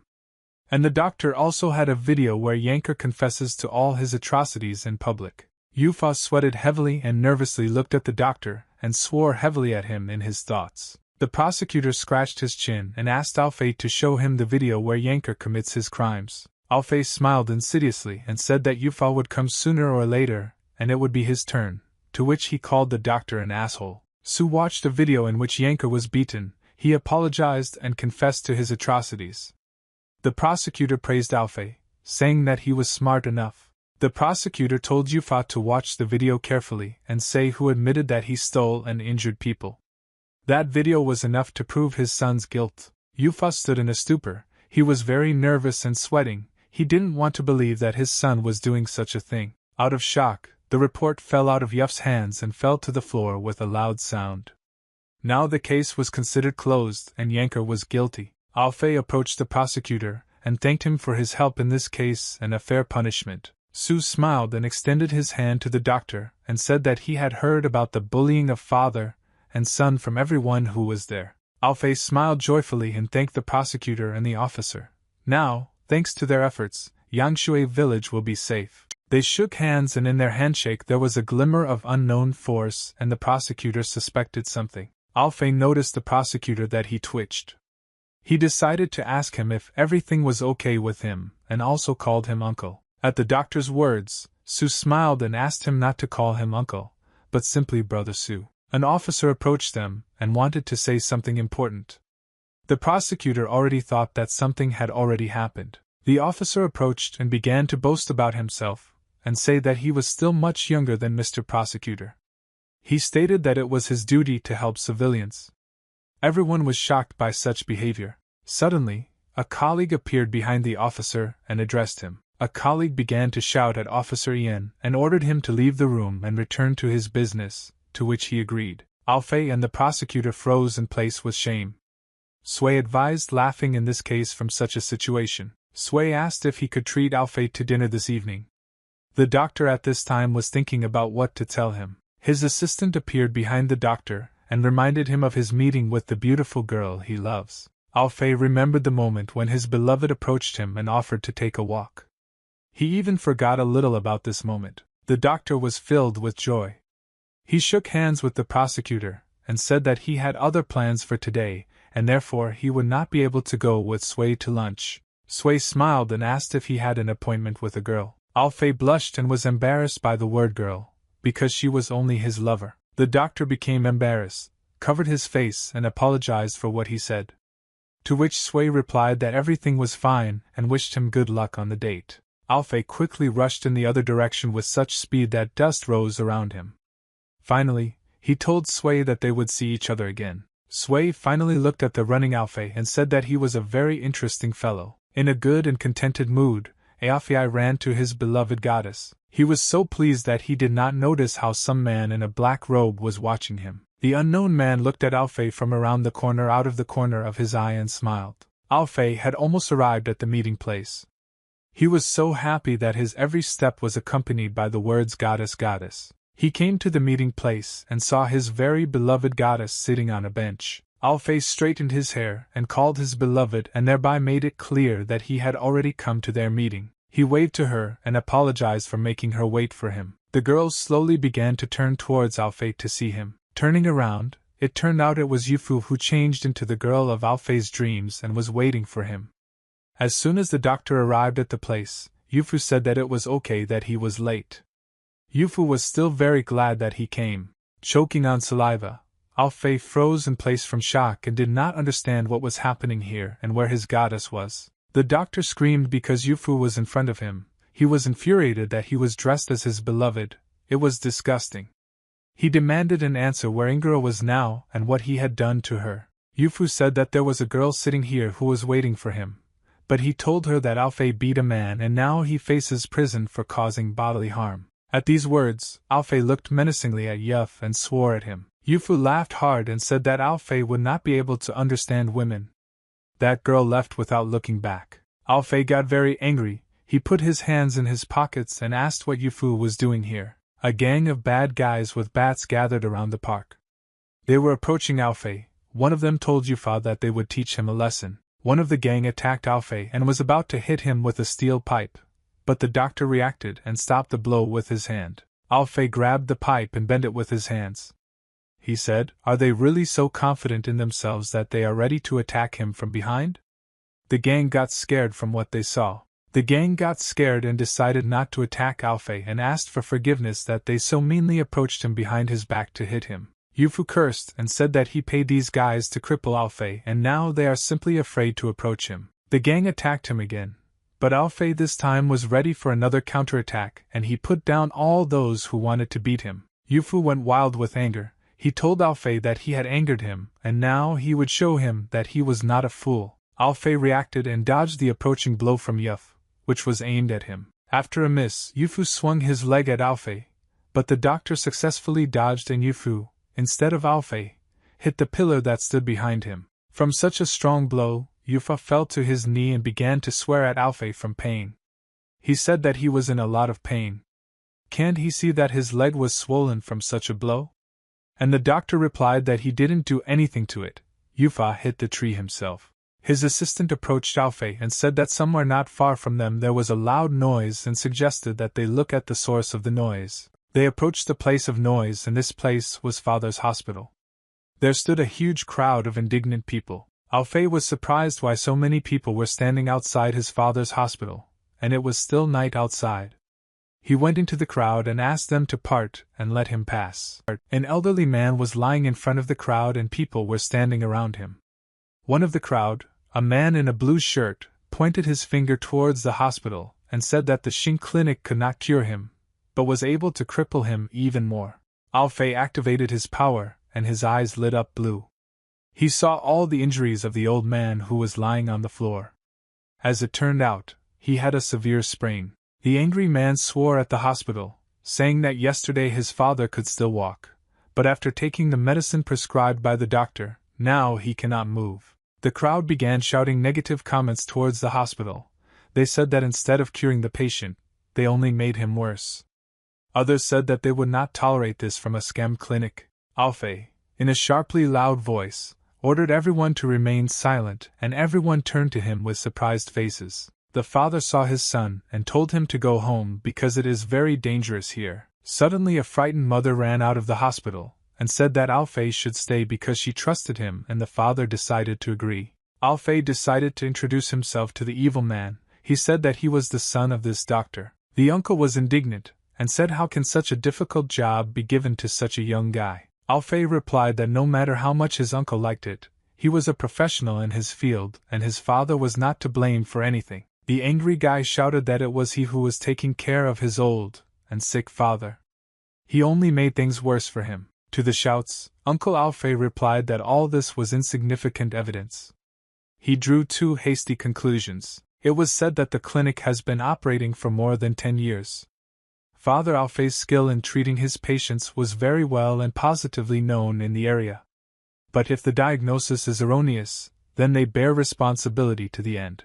Alfei said that otherwise, until recently, they would not have earned the trust of people. After Alfei's words, the crowd changed their minds and said that the doctor is not guilty, and they know that he is a good doctor, and in no case is he a fraudster. The evil man sweated and asked if Alfei was going to treat his sick father, who was now lying on the floor. Alfei approached the sick old man, looked at him and asked when he got sick. The uncle nervously looked at Alfei and decided to answer him.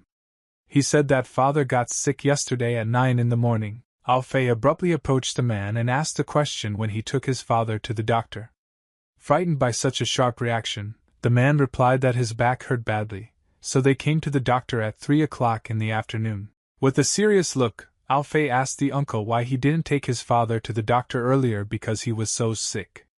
Obviously, the uncle was putting off the best time for treatment until later. After Alfei's words, the man became furious and rushed at him, grabbing him by the neck and saying that his father took the medicines that were prescribed to him according to the prescription of Alfei's father, and now because of these medicines he is in such a worse condition.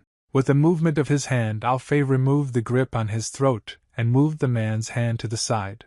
The man was afraid of such power. He then heard the following question Alfei asked when the patient took the medicine, and the man replied that it was at 10 o'clock in the evening. Alfei began to analyze. His uncle came to the doctor at 3 o'clock in the afternoon and took the medicine at 10 o'clock in the evening. With a piercing look, Alfei told his uncle that he found the medicine too late, which is why the matter worsened. The uncle was indignant at the accusations against himself. He said that last night his father was fine, but when he took the medicine, the condition worsened significantly and now Alfei cannot cure his father. Alfei made a sly grin and said that he could cure this patient. Alfei's parents were shocked by their son's statement, and his father ordered him to stop talking nonsense and go home. The evil guy answered, "Isn't it enough that Alfei's father hurt his father, and now he himself will hurt him?" In response to the accusations, Alfei smiled and said that his father's ability to cure many diseases. At these words, his father sweated a little. Alfei is just enough for the disease that elderly man is suffering from, and yet he will be able to cure him. That flying rabbit suddenly appeared out of thin air.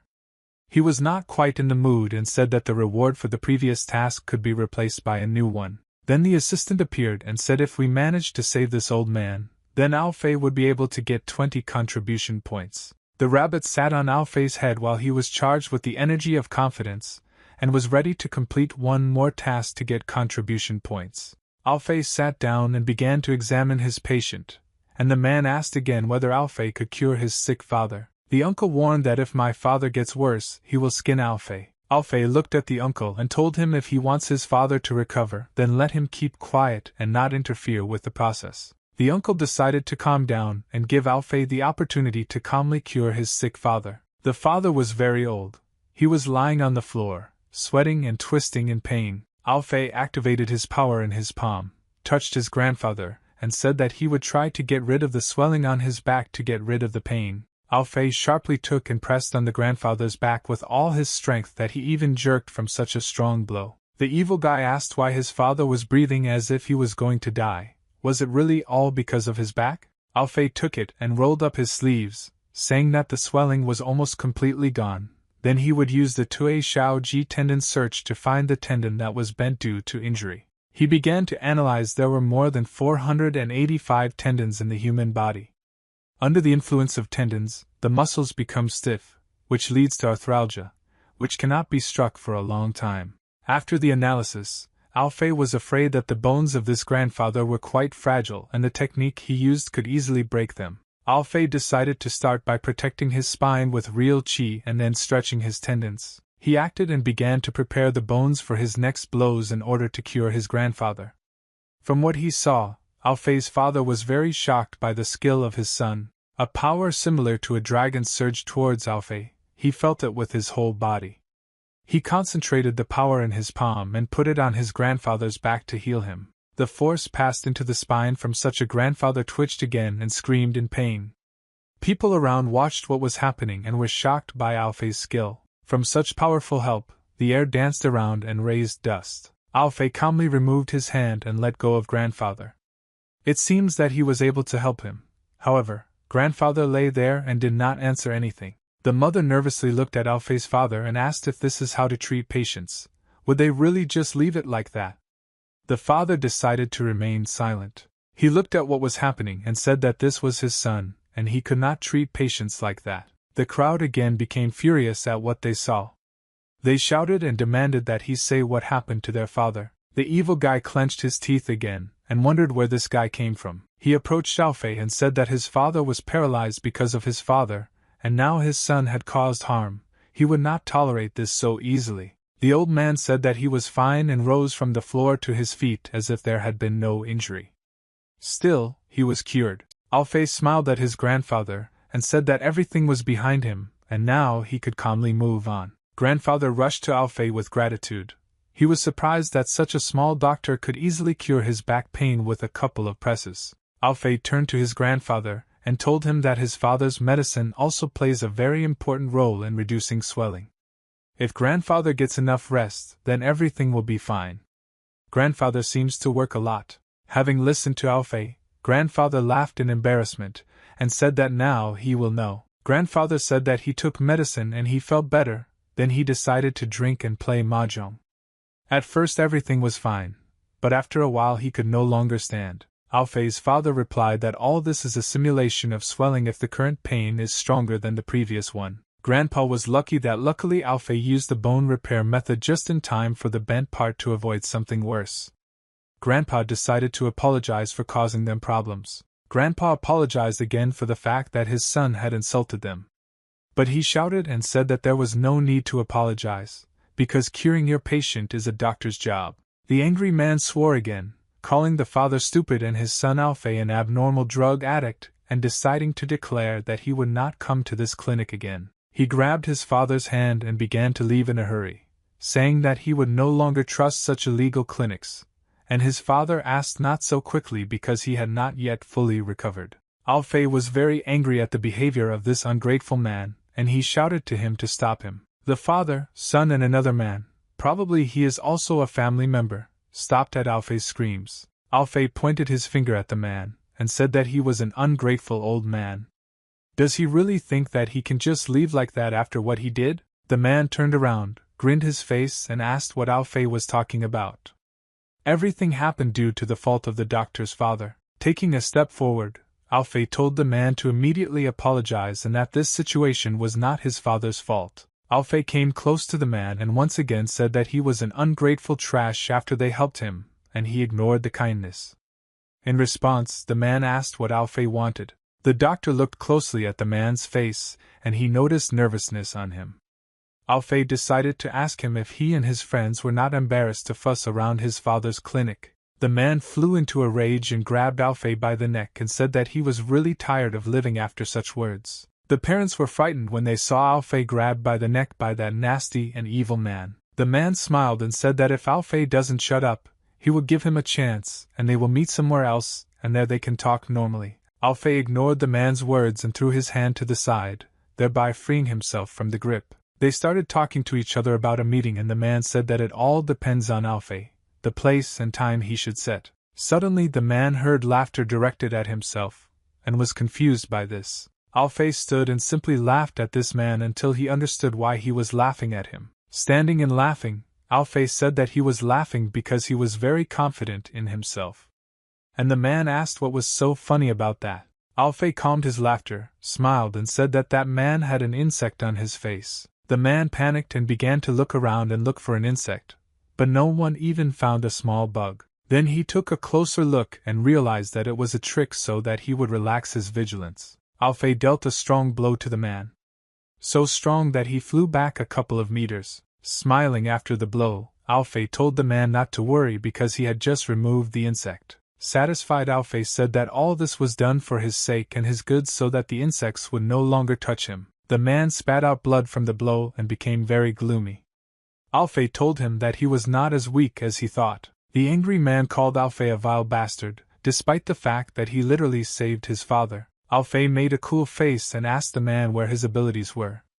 Let him use them immediately. To the strange words of Alfei, he replied that they would live and see all the abilities that he would not show now. Alfei got upset and thought to himself, he said that this wouldn't work, he had to fight back, after which he knocks him down. The scenario should have been like this in Alfei's head.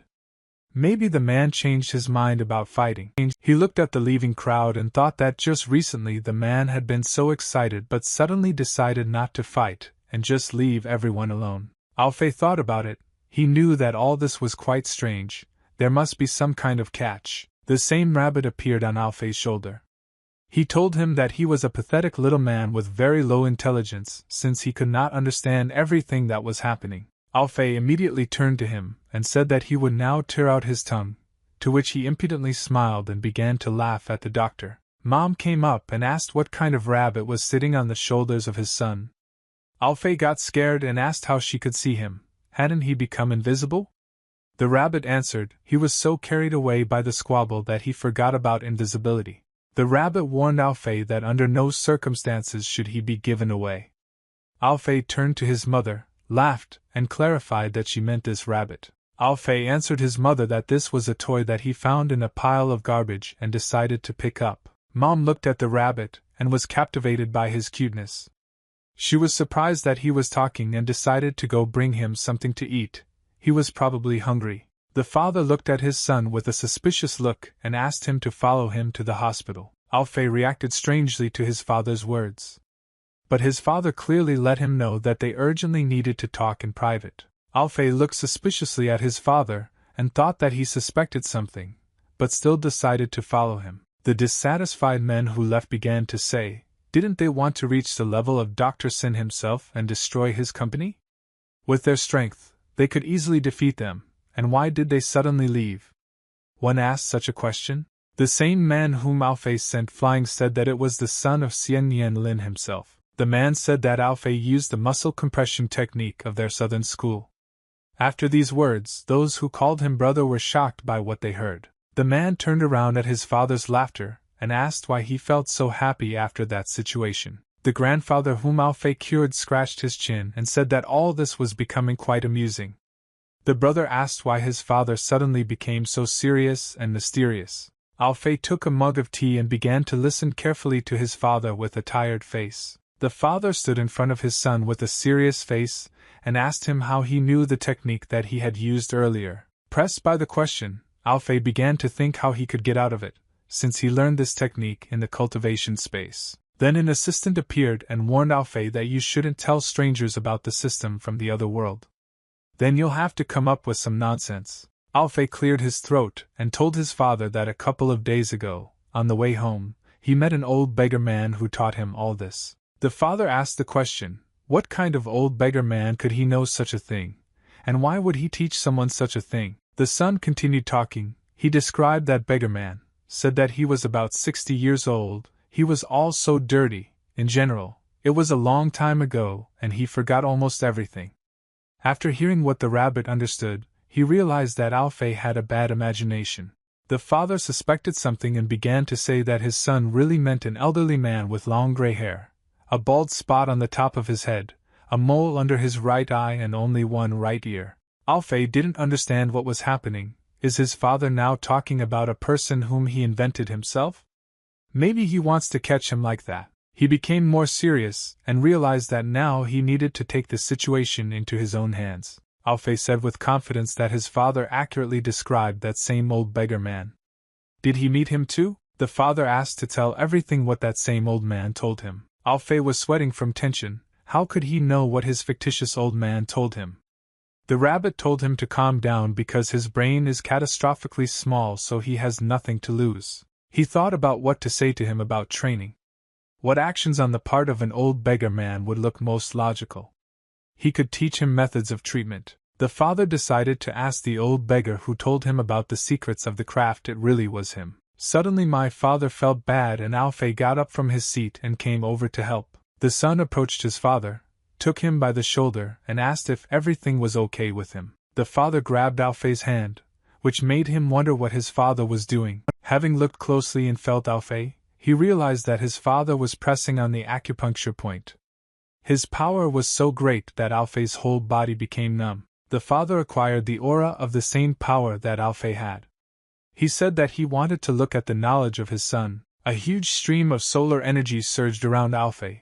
At the moment he realized that he could not control the power in his body. Alfei jumped away from his father and a yellow beam of light formed near them, which illuminated the entire room. Looking at this ray, the father was able to define the muscle compression technique. The flow of his son's power was very great. It seems that poor old man was a muscle compression master from the Southern Mu school in Changchun. Alfei wondered what kind of Southern school of Mu this is and what these muscle contraction techniques are. Alfei also remembered that he had never been to Changchun, the city his father was talking about. The father began to explain muscle compression in the south and moth needles in the north are the most famous techniques in folk medicine. The northern school is famous for acupuncture, and the southern one is famous for pushing the dawn. Father said that the old man was the master and head of the dawn pushing school. Alfei was surprised that it turns out that medicine also has martial arts. But who is the head of the northern school of needle moths? The father sat down and calmly decided to answer that the head of the northern school, Lu Chongheng, known as Fairy Yu and her follower. After this word the father decided to pause. After a long pause, the father looked at his son and said that he was a follower. From such abrupt and unexpected news, Alfei spat out all the water from his mouth. He didn't think that his father would be so cool. The father began to wipe his face and glasses from the water that his son spat on him. He said that all this was so long ago now he is not interested in conflicts between schools. He just wants his family to be safe and also to study medicine to save people. Having wiped away all the water and said that the factions of the north and south have always been at enmity with each other, Alfei stood and was embarrassed by his invented version. His father did not understand why Master Mu from Changchun taught him all this. The father stood up and decided to think that all this was just a coincidence, or maybe something else. He said that this was great luck for his son. Moreover, recently he had significantly improved his skills in medicine.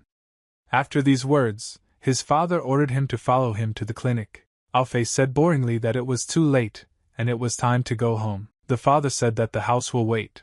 Now he wants to teach his son the needle moth techniques so that Alfei becomes a descendant of the northern faction. The first lesson began. The father explained that they use their intellect to control the needles. With the intellect of a doctor, they will be full of irresistible energy. He continued by saying that the needles are made of pure silver which can ward off not only diseases, but also evil spirits. The father made a seal with his hands and at the same time holding one needle in his hand and was going to show something to his son. He waved his hand diagonally, and said that he had now pressed the Naguan point and discovered enormous internal energy. Now the father waved the needle as if he was going to pierce something with it. He said that the intellect was stuck in the son's body and therefore he could not take full advantage. But the father would teach him the skill of northern butterfly acupuncture. Before the blow, the father warned that now he would clean the tendons and prick acupuncture points so that these two skills would merge together. Concentrating, the father began to demonstrate the technique of an acupuncture point. He swung the needle. A piercing injection is applied to Alfei's neck and he, in confusion, does not understand what this strange feeling is. Alfei stood reddened from acupuncture. Many needles were inserted into him, which made him feel tall. Looking at your son and telling him that now his tendons are cleared and now he should not forget to practice butterfly acupuncture. It is also worth remembering the position of all acupuncture points. The points should be clearly pricked. The rabbit lay on Alfei's lap and laughed at him, saying that it was only thanks to him that he became so strong, and before that he was very stupid for such an activity. Alfei moved from his place and was about to hit the rabbit for mocking him, but then he suddenly felt a sharp pain in his back. The father shouted at his son and told him not to move. Alfei felt a sharp pain in his back and regretted that he jerked and violated the acupuncture point. From acupuncture, Alfei sharply raised his hands up and threw a rabbit. His father told him that he had injected his psi reflection zone and that's why he raised his hands like that now. Mom came into the room and told father and son to wrap up and get ready to go home because it was already dinner time. Mom was scared when she saw Alfei covered in needles and asked what happened to her son. The father became embarrassed and said that everything was fine with him. He offered his wife his help in preparing dinner and told Alfei to change clothes and get ready for dinner. Mom asked where the rabbit had gone because she had prepared something for him to eat. And at that time he was lying unconscious on the floor. Alfei blushed and sweated. He was surprised that the acupuncture skill of the northern butterfly deserved the reputation they enjoyed. There was a very pleasant smell of my mother's cooked dinner in the room. The father took the plate with dinner and handed it to Alfei. He was surprised that his son changed clothes very quickly. Alfei entered the room in his home clothes and was embarrassed by his father's compliment. Mom was fascinated by the beauty of her son. She complimented him, saying that he was very sweet and handsome. She blushed, decided to approach her son and asked him to hug her. Alfei himself was shy and agreed to hug his mother. Alfei laughed and said that he was already a grown man. But his mother reached out to hug and eventually picked up the rabbit that was sitting on Alfei's shoulder. She sat the rabbit next to her at the table and invited him to take the carrots, and her son sat down in his place and was indignant at this situation. The rabbit sat happily eating carrots by both cheeks. He praised that these carrots were so fresh and tasty. Alfei asked the rabbit to sit and be polite, otherwise he would overeat and all the crumbs would fly to the sides. But the rabbit told him not to mind his own business. After the rabbit's words, Alfei became angry and swore at the rabbit for not giving him his orders. Alfei grabbed the rabbit by the ears and told him that he had enough to eat. He took him to his room and he swore that he had not yet eaten enough carrots. Mom cursed for such a terrible treatment of this cute rabbit. She did not understand why her son was so rude to the rabbit. The assistant said that Alfei completed 2 missions and now must receive prizes for completed tasks. This time the rabbit will not be able to hide the prizes from the doctor. The rabbit smiled nervously, looked at the carrot, and said that he had no idea what prizes we were talking about. Alfei got angry and said through clenched teeth that these are prizes that are given out by the system. He saved young Carl and that old man, and now he should receive 2 prizes. The assistant ordered the rabbit to log in now, and the rabbit replied that he was now in the form of an animal, and that at the moment logging in was a little more difficult than usual. The girl pointed to the system and said that it was the strongest in the non-earthly world. She came up and took him by the shoulder. Alfei was embarrassed for some reason and blushed. The assistant said that if his brother didn't receive the prizes, she would complain to the judge and restore the system. At the words of the assistant, the rabbit froze in fear and calmed the assistant down, calling her Shuang. After listening to the girl, the rabbit understood everything. The rabbit finally decided to give the prize to Alfei and he activated the cultivation space. Probably there he will give the prizes to Alfei. They entered the space. The rabbit swore at a very bad password and asked to change it to follow me and to show a thumbs up next time. Alfei approached the red button, extended his finger to it, and asked what prizes were waiting for him this time. They stood waiting for the prize. They were already impatient to find out what awaited them. A red camera was formed in space. The assistant was delighted. She explained to him that this is a three-dimensional Polaroid camera. If you photograph something with this camera, then it will be possible to reproduce the present from it. Alfei, after these words, said wow. Alfei raised the camera to take a better look at it, and asked what should be photographed with it. The assistant gave an example. If you take a picture of beautiful clothes in a store, they will become real. She added that now she will be able to wear different clothes every day. Alfei looked at his assistant, and realized that she really wanted this camera for herself. He smiled and said that she could use it for now. The girl assistant was surprised because no one had ever given her gifts before. She rushed to hug Alfei and thanked him for her first gift. She pressed herself tightly against him, and he felt her breasts, and became embarrassed. The rabbit asked them to stop. He could no longer look at it. He told them that they had one more chance to receive the reward, and having received it they would have to leave. They looked strangely at the next prize. Alfei asked his assistant what it was and what it was called, to which she replied that she did not know. Alfei looked further at this prize. He said that it was green and round, maybe it was food or a tool. The rabbit exclaimed and told the girl and the doctor that this was a living elixir. He rushed to this green ball which he called an elixir, and said that this thing would not be very useful to them. Alfei suspected something was wrong. The rabbit said that he would keep it for himself. Alfei apparently did not like the rabbit's intentions. He approached the green sphere and was about to take it, but suddenly something went wrong. Alfei took and threw the rabbit into the wall away from the sphere and said that he would not buy it. Alfei picked up the box with the green sphere and asked the question why the rabbit wanted to get it so much if they didn't need it so much. The rabbit stood up and began to emit purple energy. He said that he knew much more than them. He took it and showed that he had the sphere.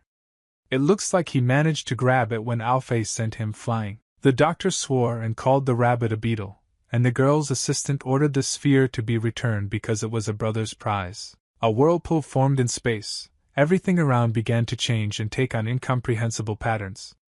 The girl and Alfei were scared and wanted to understand what was happening around them. Suddenly the space for cultivation disappeared and the girl and the doctor found themselves in the room. The rabbit laughed at the reaction of the girl and the doctor, and decided to tell his master bye-bye while capturing the green sphere. He opened the door and was about to escape, but he was overtaken by a dog who stood on the other side of the door and blocked the rabbit's path. The rabbit was very scared of the dog and lay down on the floor, ordering her to stay away from him, but she just started licking him. Alfei called the dog, calling it Yellow, and told him that he had done a good job. Yellow took the sphere from the rabbit and held it between his teeth. But the rabbit warned the dog, saying that he knew kung fu. Because Yellow grabbed and put the sphere in his mouth, the rabbit screamed and ordered him to let it go. Suddenly there was a sound of a gulp and everyone looked closely at the doctor's dog. Now everything became clear. Yellow swallowed a green sphere called the elixir of life, which he held in his teeth. And now all that was left was to guess what would happen next.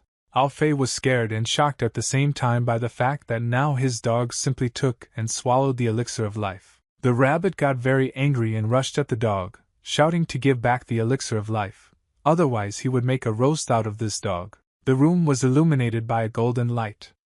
Alfei hugged his assistant to protect her from a sharp gust of light. They did not understand what it was and what was happening here. Was it really all a consequence of using that elixir? Yellow began to change shape. He turned into a mythical creature with a lion's mane and sharp claws. Probably it was the elixir of life that had such an effect on him. Covering his assistant with his back, Alfei wondered why the yellow one became like this. The rabbit sat on Alfei's shoulder and said that because of the elixir, his dog turned into a great demon. Yellow took a step forward with his new strong paw. Alfei was preparing for what was about to happen. The dog attacked Alfei with a lightning-fast jerk, causing him to fall to the floor in surprise. He asked the yellow one to calm down, because his owner was in front of him. Yellow began to lick and say that he knows his owner and loves him, and he also remembers how they used to play frisbee on the street. Alfei relaxed and said that he was very scared. Alfei looked at his dog with a serious face and said that if he can talk then now he must ask before doing anything and he must remain in the same form otherwise he will scare the neighbors. Yellow made a kind face and said that he would listen to the owner, and that he now had so much energy. He was very happy. He began to glow and emit yellow energy. Alfei asked if he heard him exactly what he told him. Yellow abruptly left and closed the door behind him, and Alfei realized that now they would have to go and look for him so that he would give the elixir of life. They went outside in search of Yellow. It was dark on the street, but since Yellow emitted light, it could be easily found. Alfei said as he walked that he was now a yellow demon. The living elixir gave him a strong body and enormous strength. All animals would avoid him as soon as they smelled his demonic smell. They found the tracks and noticed that they were driven very hard into the ground. Yellow now has such enormous strength that he can kill the tiger with one blow. Suddenly cries for help began to be heard from the forest. They got scared, looked in the direction of the screams and wondered if the yellow one was in danger. Alfei immediately rushed towards the sounds of screams to see what was happening there. Having arrived at the place, he saw his yellow dog who was growling loudly. A girl was lying on the floor next to the yellow one, unconscious and with torn clothes. Probably the yellow one attacked her. Alfei saw what was happening and immediately ordered the yellow one to move away from the girl. The doctor approached the lying girl to check her condition and realized that she was fine, just weak from shock. The assistant exhaled with relief. The girl with beautiful ashen hair opened her eyes and looked at Alfei. Alfei sat down to her and asked her whether she was injured by accident somewhere. Maybe she needs to be examined. The doctor pointed to his dog and said, "It's yellow. It's tamed and doesn't bite. You don't have to worry about that." The girl attacked Alfei with hugs. She called him baby and asked him to help her because the yellow one was barking at her again. From such a sharp reaction, Alfei was confused and embarrassed. Alfei apologized and said that it looks like she confused him with someone, to which the girl replied no, he is her hubby. He walked away from her and said she could call him whatever she wanted, just not hubby. The girl began to wrap her hair and said if he doesn't want her to call him hubby, then what should she call him? She thought, made a cute face and said that now she will call him daddy. Everyone was simply dumbfounded by the words of this girl. Alfei thought how she came to this, and the rabbit was interested in whether she accidentally injured her head when she fell. The doctor approached her and decided to introduce himself. He said that his name was Sun Alfei and asked what her name was. The girl began to cry and say that he really forgot her. Yuan. How could Alfei forget Yuan? Alfei fell into a stupor and thought what was wrong with this girl. Why was she behaving this way? Could they discuss this? Yuan stopped crying and noticed that her stomach was growling strongly. Alfei noticed that the girl was very hungry. They came to the cafe. The doctor decided to feed the hungry girl who called him daddy. Alfei raised his hand and ordered another portion of food. Alfei sat and looked at Yuan eating his fifth bowl of noodles. He told her that this was all for her because it looked like she hadn't eaten for several days. Yuan, pleased, said that all this food was just delicious. He noticed that she was holding 2 chopsticks in different hands and said that this was wrong and said that she needed to use the chopsticks at the same time. Yuan replied that she already uses them at the same time. It's not as simple and convenient as a fork and knife. Alfei tilted his head, looked at her and said that she was such an eccentric. Yuan finished her portion and said that this was the most delicious food. She did not expect that there would be such delicious food in such a town. Alfei took a cup of coffee and decided to ask a question to the girl, such a fairly young girl, why she became a beggar and where are her parents. Yuan exclaimed and answered in a protesting tone that she is not a beggar. She lives in a beautiful manor near a beautiful lake in which there are many flowers and many servants. Alfei was surprised. He was impressed that she had a beautiful estate. He became interested and decided to ask about her house. She answered him that she still has several ponies. They have just become adults, and now it is difficult for her to catch up with them. Alfei asked about the hippodrome near her house. She replied that yes, she had been there many times. It was not that far from her house. She often sent her horses there to train. The doctor thought to himself that there is a place called the New City of Dragon Lake. It is a famous and fashionable quarter. There is no other place where there is a hippodrome. So she really is rich. Having finished his coffee, Alfei asked Yuan what she was doing here. Maybe she was looking for someone. She cried again and said that he had forgotten her after all and did not remember. Alfei was confused again and asked why she started crying again.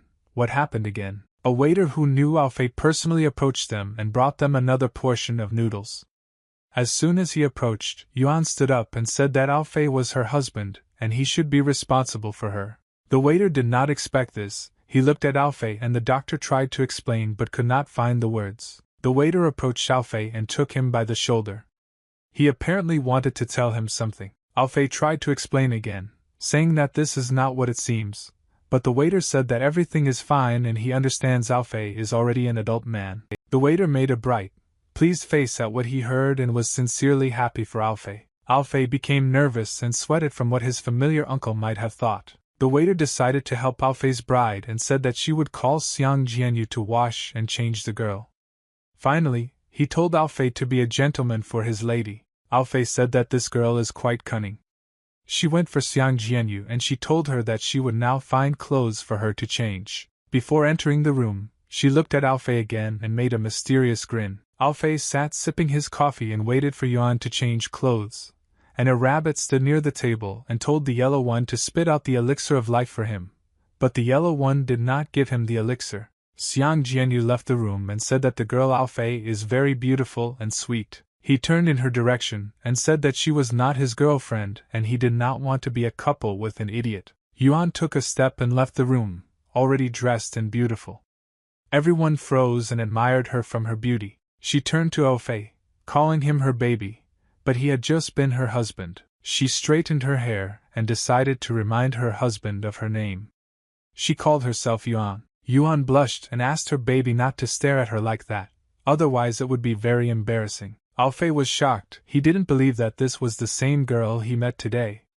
She had changed so much. Yuan smiled and stepped towards Alfei, but as she took a step she stumbled. She felt a sharp pain in her ankle and suddenly began to fall on Alfei. Yuan's chest fell directly on Alfei's face, which made him blush very much. The rabbit closed the yellow one's eyes and said that it was too early for him to see this. They lay and looked into each other's eyes. Yuan became embarrassed and said that she had twisted her ankle. Alfei told her not to worry and let him look. Alfei stood up. He was sweating a lot and blushing because such a beautiful pretty girl had just been lying on him. Yuan was very embarrassed. She felt uncomfortable for the fact that she was now causing inconvenience to the doctor. She sat down opposite him and took off her shoes so that the doctor could properly look at the bruise on her ankle. Alfei touched her leg and began examining her to understand what condition she was in. The waiter and Aunt Alfei stood laughing at this spectacle. The waiter said that Alfei understood everything, but the aunt did not understand what exactly he meant. Yuan was worried. She asked her baby if it would hurt, to which he replied that she should not worry. He would do everything carefully and try not to hurt her. He grabbed her leg with his left, and with his right pressed the acupuncture point, which is why Alfei's power was activated. Yuan noticed his power and sat and thought what it was. After analyzing Alfei's condition, she concluded that it was just a minor injury and not very dangerous. After the touch, she was fine and could quickly recover to continue walking. Alfei started bleeding from his nose and Yuan decided to tell him about it. To which he replied that he noticed it, and he had better send her away otherwise he would get anemia. They began to get ready. Before leaving, they thanked Mr. Niu and Mrs. Xiang for the very tasty noodles. In response, they were told that they would always be welcome. Coming out of the cafe, Yuan clung tightly to Alfei, and he asked her not to cling to him because he could not walk normally because of this. Alfei looked at Yuan and told her that the policeman on duty would soon come here. He was a good friend, and would take her home. The girl got scared and asked if he really wanted to leave her alone. He was leaving her. He reassured her, said that he was not leaving her, he just wanted her to get home calmly and later he would come to visit her. Yellow and the rabbit looked at them and realized that now Yuan would start crying again. Yuan extended her little finger, and told him to swear on their little fingers that he would not leave her, and would come to visit her. Alfei got nervous and decided to swear that he would not leave her, and would come to visit. They got together and sealed their promises to each other by shaking their little fingers. Officer Yang had already approached them and began to listen to the whole story of how Alfei found Yuan. She clung to the doctor because she did not want to let him go. Officer Yang wrote down the entire story that Alfei said and said that he would contact the Dragon Lake News City Police Station and send her home. Alfei approached Yuan and asked her to stop crying because it was time to go home.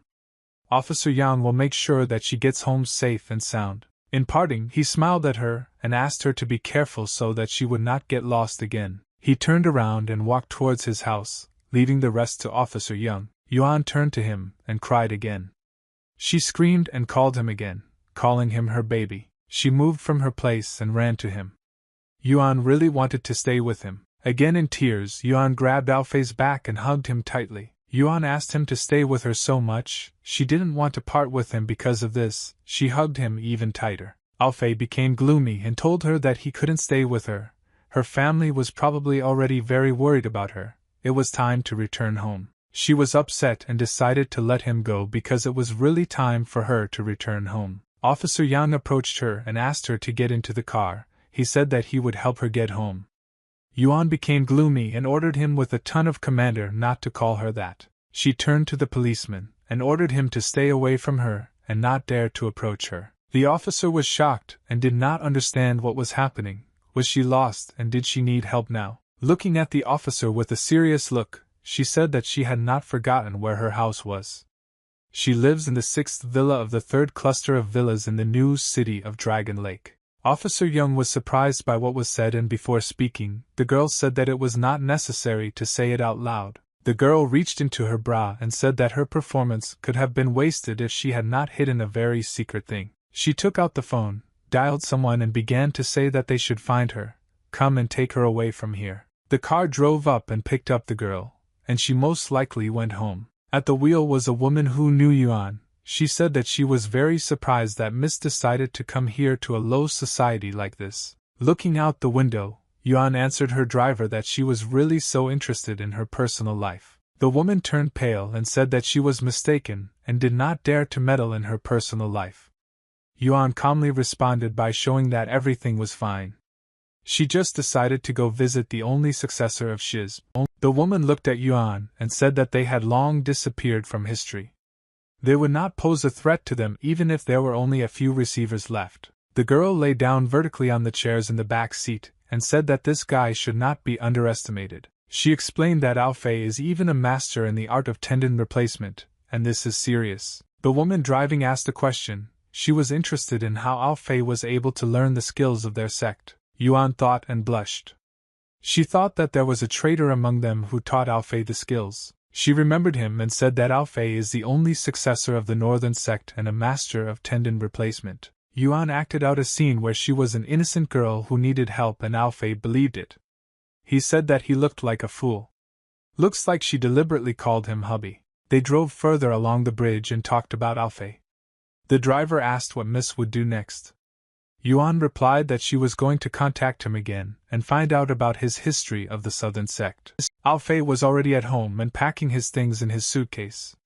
The rabbit told him that if he goes to college with him, he won't be able to eat his mother's food. Alfei got angry and told the rabbit that she was not his mother, and her son was Alfei. The rabbit lay on the yellow and laughed with Alfei because he reacted so violently. He grabbed him by the ears and pulled him towards him. The rabbit asked what was the matter. Why was he doing this? To which Alfei replied so that he could guess. An assistant appeared in front of Alfei and he stared at her breasts. She asked that his college must be very big and beautiful. Alfei looked at her breasts, and his nose began to bleed again. He replied that the college was very large and beautiful. Suddenly, my mother appeared in the assistant's place and asked why he was in a daze and why his nose was bleeding so often lately. She suggested that his father examine him, but Alfei replied that he was fine. Mom smiled and said that Yao Shijin came to them and brought him some gifts. He remembered her, became gloomy and trembled. Alfei asked the question why she came here. It looks like she really scares him. Alfei remembered all the events connected with her where he was interrogated and almost got it from her. But then everything worked out and Yao gave him a ride home with her parents. Mom said that Yao gave them a walnut gift box and some medicines. She said that they were special for Alfei. Mom lit up with happiness and said she thinks that Yao likes Alfei, to which he replied that she just wants Alfei to overload his brain. The door opened into the room and Yao came in. She said hello and said that they had not seen each other for a long time. She was dressed in clothes similar to a school uniform. Yao asked not to belittle her good intentions in this way. Yao approached her mother and Alfei to say hello, to which the doctor responded negatively and asked what she was doing at his house. Alfei grabbed the rabbit and covered himself with it. He told Yao to stay away from him, and the rabbit asked him how long ago Alfei had been communicating with women, and he was not his shield. Yao replied that Alfei should not flatter himself. She came to visit his parents, and was told that he was leaving for college soon. Alfei pulled himself together, threw the rabbit aside, and said with confidence that he was going to Huaxia Medical University. His eyes sparkled. He was very pleased that he was going to this university. Now Alfei will live a happy student life. Yao looked at him and said that this is a pretty elite and cool university. To which Alfei replied that he deserved it. The doctor made a face and said that now she would no longer be able to mock him. She smiled at him and replied that she could still do it because she entered the police academy of the university, which is located not far from Alfei University. Now Yao made a face at Alfei and said that they would still be in touch. The doctor clearly didn't like this very much. Mom saw how they communicate, smiled, and said that they were wonderful friends. Alfei did not agree with this. Mom was so pleased that Yao came, she decided to invite the girl to stay with them for lunch. Yao was pleased and she agreed to such a proposal. Alfei said that she should refuse dinner. Apparently he didn't really want her to stay in his house for a long time. An unknown car just drove up to Alfei's house. Maybe they were expecting more guests. An elderly couple got out of the car. It was Yuan's fake parents. It looks like she sent spies to Alfei so that they could find out something about him. The woman took off her glasses and looked at the room. It was a small clinic. She wondered why their lady was interested in this commoner. The man also took off his glasses and answered the woman that this guy has both the skills of the southern and northern sections. It's easy to become interested in such a person. The woman asked to stop talking and get to work. The couple got ready and headed straight to Alfei's house, which was a small clinic. Alfei's mother touched him on the shoulder and told him to sit down and chat with his friend. She is their guest and therefore you need to be hospitable to her. Before going to the kitchen, she asked him to behave well, otherwise she would punish him if he treated her badly. Alfei said that he would communicate well with her and spend time. Yao sat down next to Alfei and made a sly grin. But Alfei did not notice this and decided to offer her to take an apple. She took one apple, made a sly face as if she was up to something and said that Alfei should help himself too. Alfei suspected that she was behaving rather strangely. Her strange smile frightened him. He began to think what she was going to do with this apple.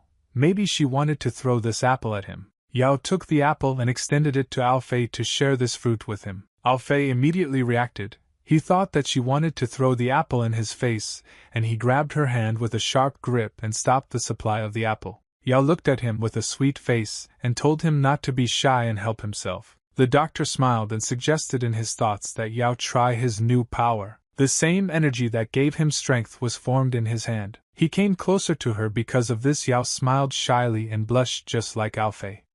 He asked her how she felt, and she replied that although she had not seen him for a long time, she noticed that he had become quite strong. He pinned her down on the bed and began to tell her to admit defeat.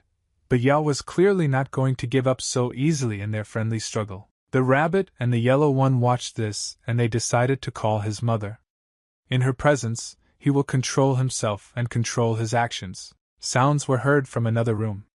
Someone said that this house was furnished cheaply and tastelessly.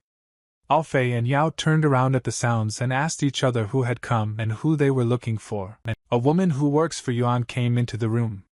She said that they were looking for Alfei. Yao was sitting eating an apple. Alfei stood up and asked a question to these two who came into his room. He asked if he knew them, to which they answered no, he doesn't know. Alfei was confused about who these people were and what they wanted. If they came to the doctor, then they needed to find his father. The man decided to say that they did not come to the doctor but to propose marriage. Alfei was shocked by such a statement, but Yao was more shocked, who was dumbfounded by the proposal of marriage. After the words about marriage, an angry mother came into the room. She was holding a knife in her hands. Her eyes were burning with anger. She asked her son what other marriage we are talking about here. Mom calmed down, put on a hospitable face, and hid her knife behind her back. She asked for forgiveness for her violent reaction. The woman and the man were very frightened and turned pale from their mother's reaction. They said that their daughter liked Alfei very much, and now they want him to marry her. The man cleared his throat, and then said that now Alfei must join their family. The doctor made a serious face and said that he doesn't even know their daughter. Why should he suddenly join their family? The assistant, along with the rabbit and the yellow one, sat in the back seats. She took the popcorn and the rabbit was gnawing on a carrot. The assistant girl was interested in what kind of trouble her brother was now in, and the rabbit said that there would be a show now. The woman said in a rude tone that such a modest guy should not ask them questions, he does not need to know her.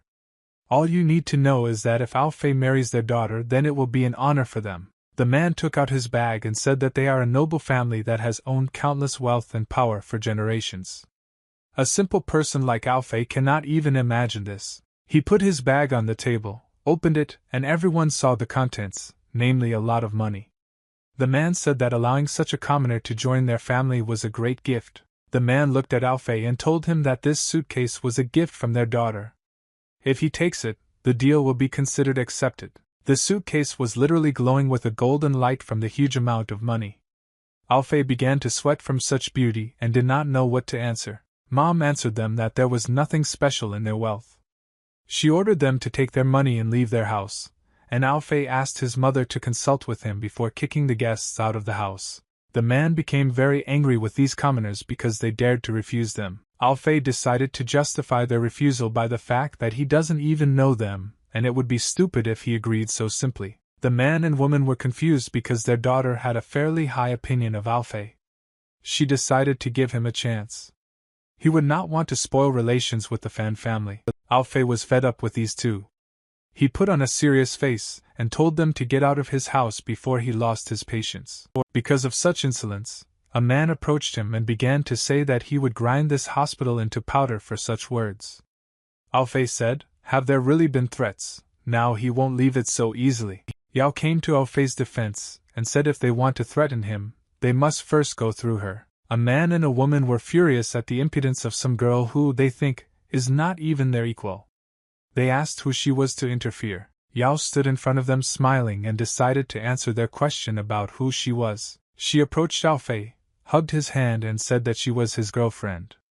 From these words he was confused. Mom decided to ask if she really called herself his girlfriend. From such a statement, Alfei blushed with embarrassment.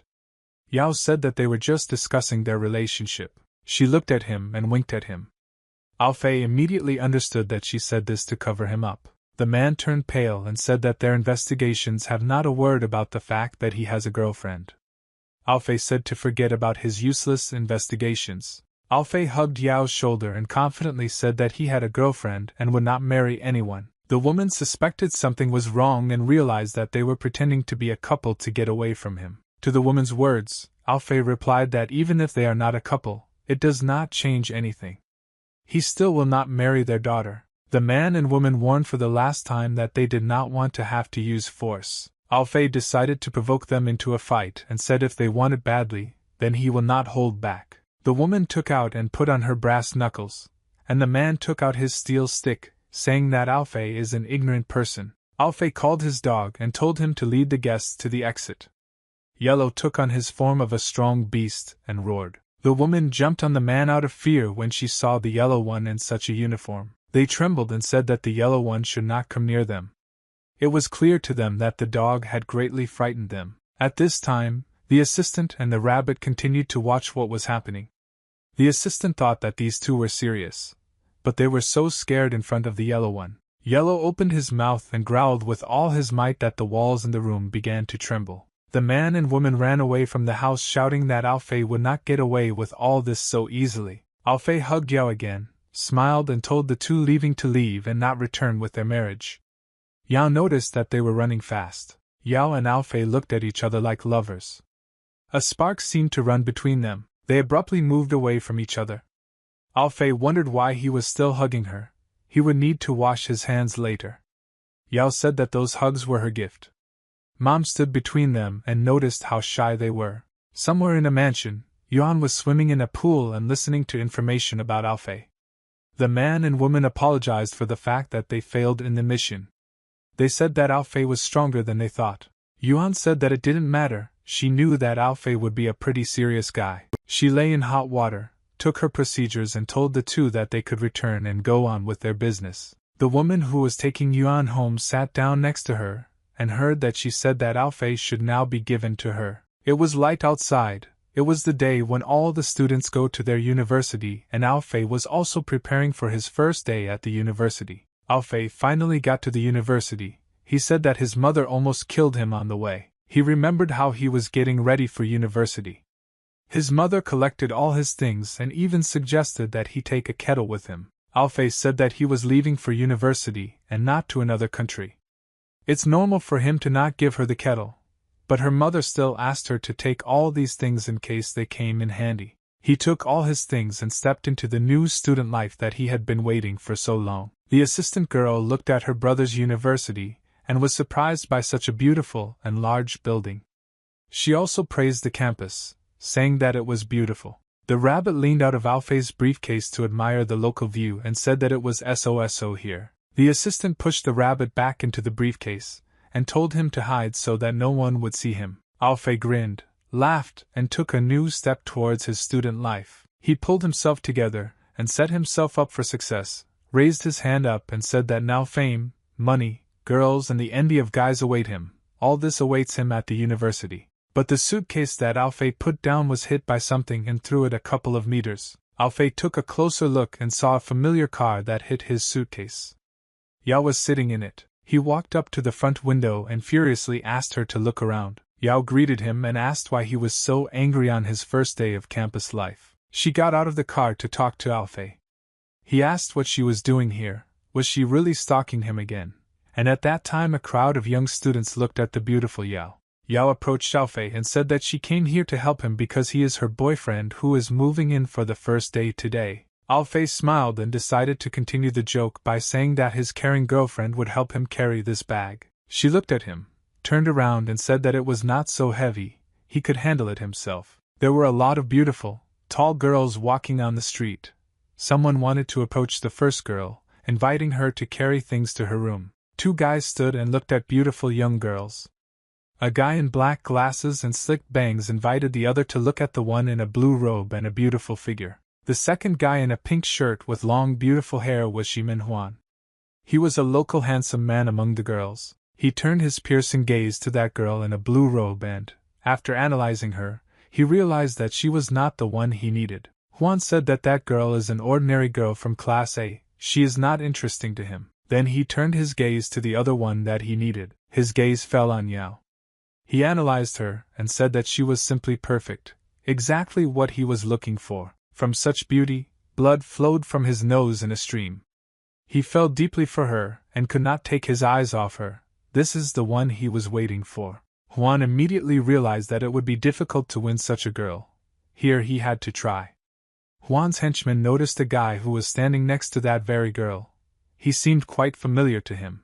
Juan decided that he would show what he was capable of and began to sprinkle the petals in front of Yao and Alfei. They both stood and looked at the petals and thought about what they were there for. Suddenly Juan appeared in front of them and said hello. He appeared effectively and the falling petals were intended to attract Yao's attention. He looked at Yao and complimented her, saying that she was beautiful. Yao looked at Juan, embarrassed and wanted to understand what he needed from her. Juan introduced himself, saying that he was an undergrad for her, but still he really wanted to meet her. He offered to help take these heavy things and carry them to the indicated place. Two of Juan's assistants stood in the bushes and waited for a command. A couple of minutes later, Juan wrote to them to follow him. One of the assistants smiled broadly and said that Juan would now teach that kid a lesson. Alfei came to the dormitory. He went into his room, which he missed very much. As it turned out, Juan helped Alfei carry his bags to the room on the instructions of Yao. Alfei thanked him for his help. Alfei asked him to put things at the door. After this request, Juan decided to ask him a question. Juan came close to Alfei to seriously ask him a question about Yao. He asked who she was to him. Alfei felt funny because of such a question. He answered him that she was like an enemy to him. This answer greatly pleased Juan. Juan decided to get straight to the point. He directly said that he liked her and wanted to get her at any cost.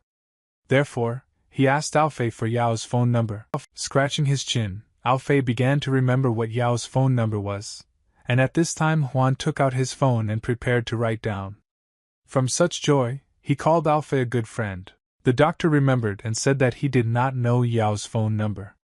This answer made Yuan very angry. Yuan shouted and again demanded her phone number. He warned that Alfei should not dare to deceive him. Alfei looked at him, made a kind face, calmed him down and said that Yuan should not be angry. He would ask for a phone number for his sake. He abruptly changed from evil to good as soon as he heard what Alfei was ready to do for him, and he decided to apologize to him for yelling. But Alfei said that even if she gives him a phone number, he still won't receive it. Yuan could not tolerate such mockery.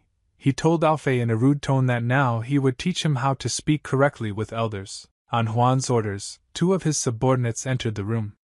It seems he ordered them to wait for a signal outside the door. They began to warm up before the fight. Yuan said that he shouldn't have argued with him, but that he should have just politely given Yao's phone number. One of Juan's subordinates saw Alfei and trembled.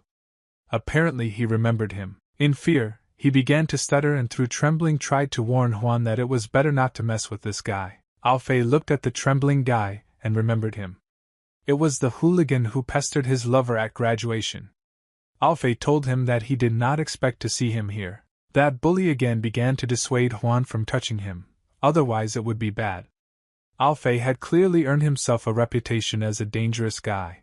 Yuan ignored all the warnings about the danger and said that he would simply smear Alfei on the floor. He screamed and demanded that his assistants give him a kilt. Apparently he needed it for the battle. Alfei was surprised at the word kilt and thought he definitely liked girls. Why would he need Yao's number? She has a bad character. But she's beautiful. Most likely it's something else. Yuan grabbed the kilt with both hands and told Alfei that he would warn that girl that the doctor felt bad and decided not to go to dinner. Having made an angry, contented face at the end, he told Alfei not to worry. Yuan will replace him at dinner with her. Alfei decided to ask again. Yuan wants to smear him, or replace him at dinner. He replied that he was talking nonsense. Yuan grabbed his kilt and rushed at Alfei before hitting him. He decided to tell him a medical hint. If there are people under the kilt, then there will be no visible wounds on the body. Alfei reacted to Yuan's approach and before he was attacked, he struck first. And the blow was between the legs, a very sneaky technique. Yuan had a painful shock from such a blow. He did not expect such cruelty and meanness from Alfei. 2 assistants came up to check on the condition of their boss. He bent over and groaned in pain, and this frightened them even more. One of the assistants shouted and swore at Alfei that he had gone too far. How could he strike in exactly that place? Alfei said that this blow was not yet at full strength. Alfei took a step towards one of Juan's assistants. Probably he was going to prescribe the same blow to him. The bully was frightened by the approaching Alfei. He covered his treasure with his hands and told him that Alfei should not even think about repeating that same blow again. But instead of that very place, Alfei decided to hit the bully in the face. The bully asked why he was hit in the face, but it seemed there would be no answer. All this time Juan's second assistant watched his boss and bully being beaten by Alfei. Now he realized that he was left alone and did not know what to do. Alfei looked at him with a calm face and said that he should already run. The assistant matured and replied that he was not going to run away like a coward. He was a strong man, stronger than King Kong. Alfei looked at him with a piercing gaze and said that he was not a strong man, but stupid and naive since he wanted to beat him. The backpack came loose and a rabbit appeared from it, and became interested.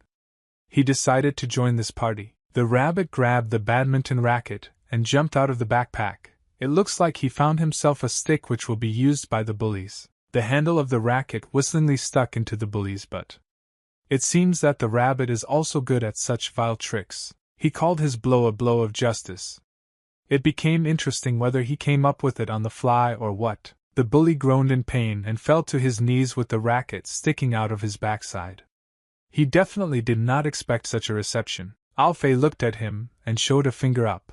He appreciated such a blow. He put his hands to the side, thanked him for the praise and decided to praise himself again and said that he was the most brilliant. Alfei left the dorm and headed to meet Yao.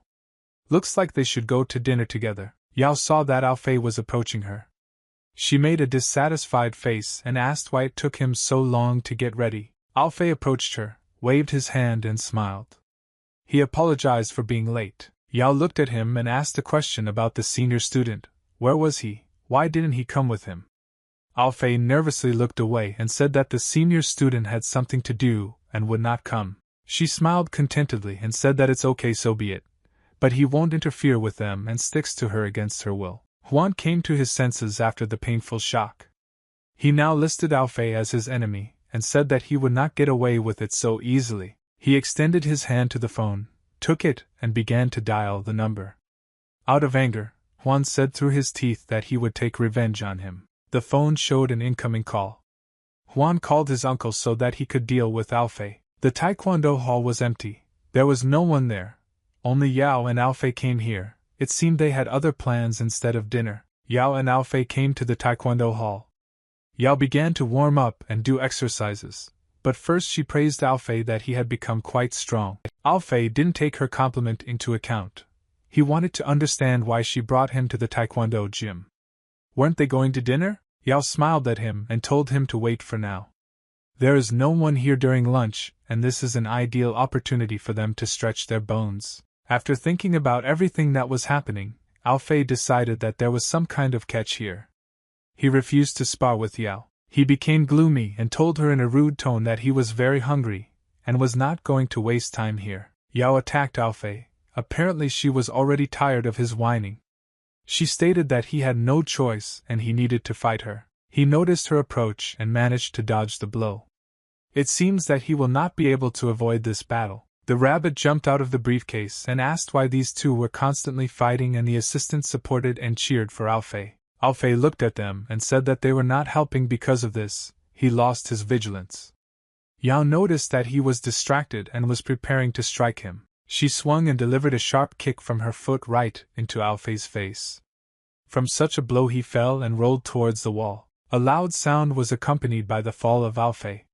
He was probably a little angry at the rabbit and the assistant for distracting him. Yao straightened her hair after the blow and told Alfei that this is really all he is capable of. She thought he had become strong. It seems that all these words greatly provoked Alfei. He continued to sit on the floor, recovering from the blow. Alfei unbuttoned his jacket and released his energy. Now he was ready to fight seriously. To the provocation, he replied that Yao also did not impress him much. His eyes were full of determination, and now everything will be for real. He is ready to fight back. Yao's face was filled with joy. She would finally be able to fight him seriously. She told him that I hope he knows his business. Having moved from her place, she again began to attack him. Only now she became a little faster. His blue energy appeared in Alfei's eyes. Now he saw every movement of Yao. It became very slow for him. He quickly approached her. Yao was confused at such speed and did not understand how he had already appeared here so quickly. Alfei was preparing to strike back at her for the pain that he felt when she hit her, but Yao managed to block. Even a block did not help from such a blow. Alfei laughed that he managed to catch Yao. Energy was concentrated in the palm, which Alfei was apparently going to throw out in one blow. The blow exploded with blue energy, and the blast wave threw Yao away from Alfei. She landed on two legs, thereby softening her fall, and again stood in a fighting position. Alfei stood pleased with the use of his technique. Blue lights similar to flames danced around him. It seemed that this was his energy. This is how it manifested itself. He asked Yao now she is pleased that he is not holding back. Energy came. Yao asked where his internal energy came from, to which Alfei answered from himself and advised her to prepare to give. For some reason, Yao's eyes lit up red. They took on the same form as when they first met Alfei. Red energy lit up around Yao. She rose in the air and said that it would be difficult for her to repel this blow if she also did not use her energy. Alfei, the assistant girl, and the rabbit were shocked by what they saw. As it turned out, Yao also had internal energy, but she looked much more terrifying than Alfei. Frightened, Alfei turned to the rabbit and asked him a question about what he should do with such strong and terrible energy. The rabbit saw all the tension of the situation and told Alfei not to worry, he will help him. The rabbit told Alfei that now Yao is much stronger than him, but if he really wants to win, he will have to launch a hidden update. After launching it, he will immediately become stronger. But while Alfei was listening to all this, Yao swung and struck him. He put a block in front of his face and deflected her kick with his feet and asked the rabbit to go closer to the point. Otherwise she would defeat him now. She prepared to help Alfei. He was going to activate a hidden upgrade that could make Alfei stronger and help him in this battle. Alfei began to urge she to tell him to hurry up, otherwise he was already losing his strength. Yao took the leap and prepared to deliver her signature blow to Alfei, but she had already begun to activate the hidden upgrade. Alfei panicked greatly. He saw that Yao was approaching and was preparing to strike, and the hidden update had not yet been activated. She warned Alfei that the host would be in a weakened mode within 5 minutes. Yao was already above Alfei and aimed her blow directly at him. She jumped on Alfei's back and advised him to get ready. Alfei was overcome by some incomprehensible feelings. He did not understand what was about to happen and decided to ask she what was happening. In response, the rabbit and Alfei simply fell to the floor and nothing happened. Yao stopped the blow after she saw that Alfei had fallen, and asked him not to pretend to be dead because she didn't even lay a finger on him. Alfei swore at the rabbit for such a setup. She looked at him and realized that it was time to call it a day. Apparently the fight ended in a draw. They left the hall and Alfei stood and listened as his assistant, and the rabbit laughed from the moment he fell after the update, and asked. Alfei stood embarrassed, and asked them to stop laughing. From their laughter, Alfei had already gone wild and said that he had been set up and there was no point in laughing at him. The assistant calmed down, and told Alfei that it was not C's fault. It takes time for him to be ready to update his characteristics. She began to explain that Alfei's internal energy had been improved to the level of pure gold. Now he can release it. Alfei was intrigued by this statement about golden power. He concentrated and began to release golden energy around him, and now he felt different. His characteristics had indeed been updated. His eyes lit up with gold. Alfei smiled and said that next time he will be much stronger and will take revenge on Yao. Alfei raised his hands up and shouted so that the internal energy rushed out. But nothing happened, no energy rushed. Only someone shouted to Alfei not to make noise during curfew. A man in sandals took a step towards him. Apparently they were planning a serious conversation. The man asked what dormitory he was from and what his name was. Alfei took a closer look and remembered that it was Mr. Kim. The man was resident assistant AR Kim. He remembered Alfei and greeted him. Alfei scratched the back of his head and apologized for screaming. Then he thought to himself that in this life he had just moved into the dormitory. Kim shouldn't know him now. All this is very strange. Kim told Alfei to pack his things. He is now moving to another dorm. Alfei noticed that in this life Kim has a completely different character.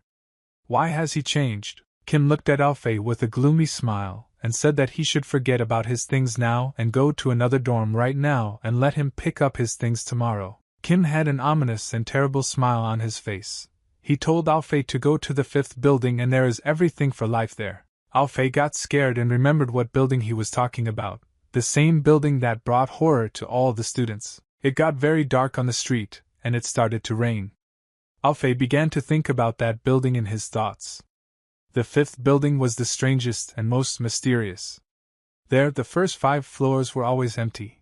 They didn't even have their own AR. Those foreign students who return home late live in this dormitory.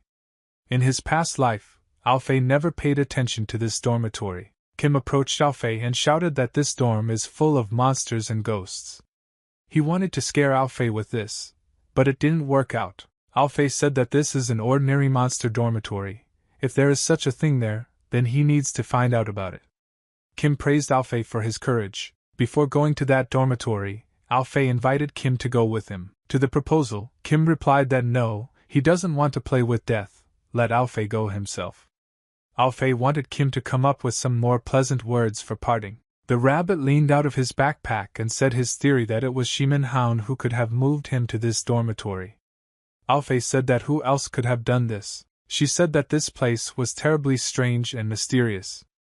Alfei replied that he had seen things even stranger and more mysterious. He approached the door, which was open and the light was on. Alfei said that he heard someone. It seemed that sounds were coming from that room. Alfei wondered if maybe it was his new neighbor making noise in their room. He decided to go in and check what was going on there. There was a pile of skulls in the room. Alfei felt uneasy from such a sight. He turned pale and sweated and thought that this was some kind of ritual, or maybe it was a dummy. The light in the room began to blink.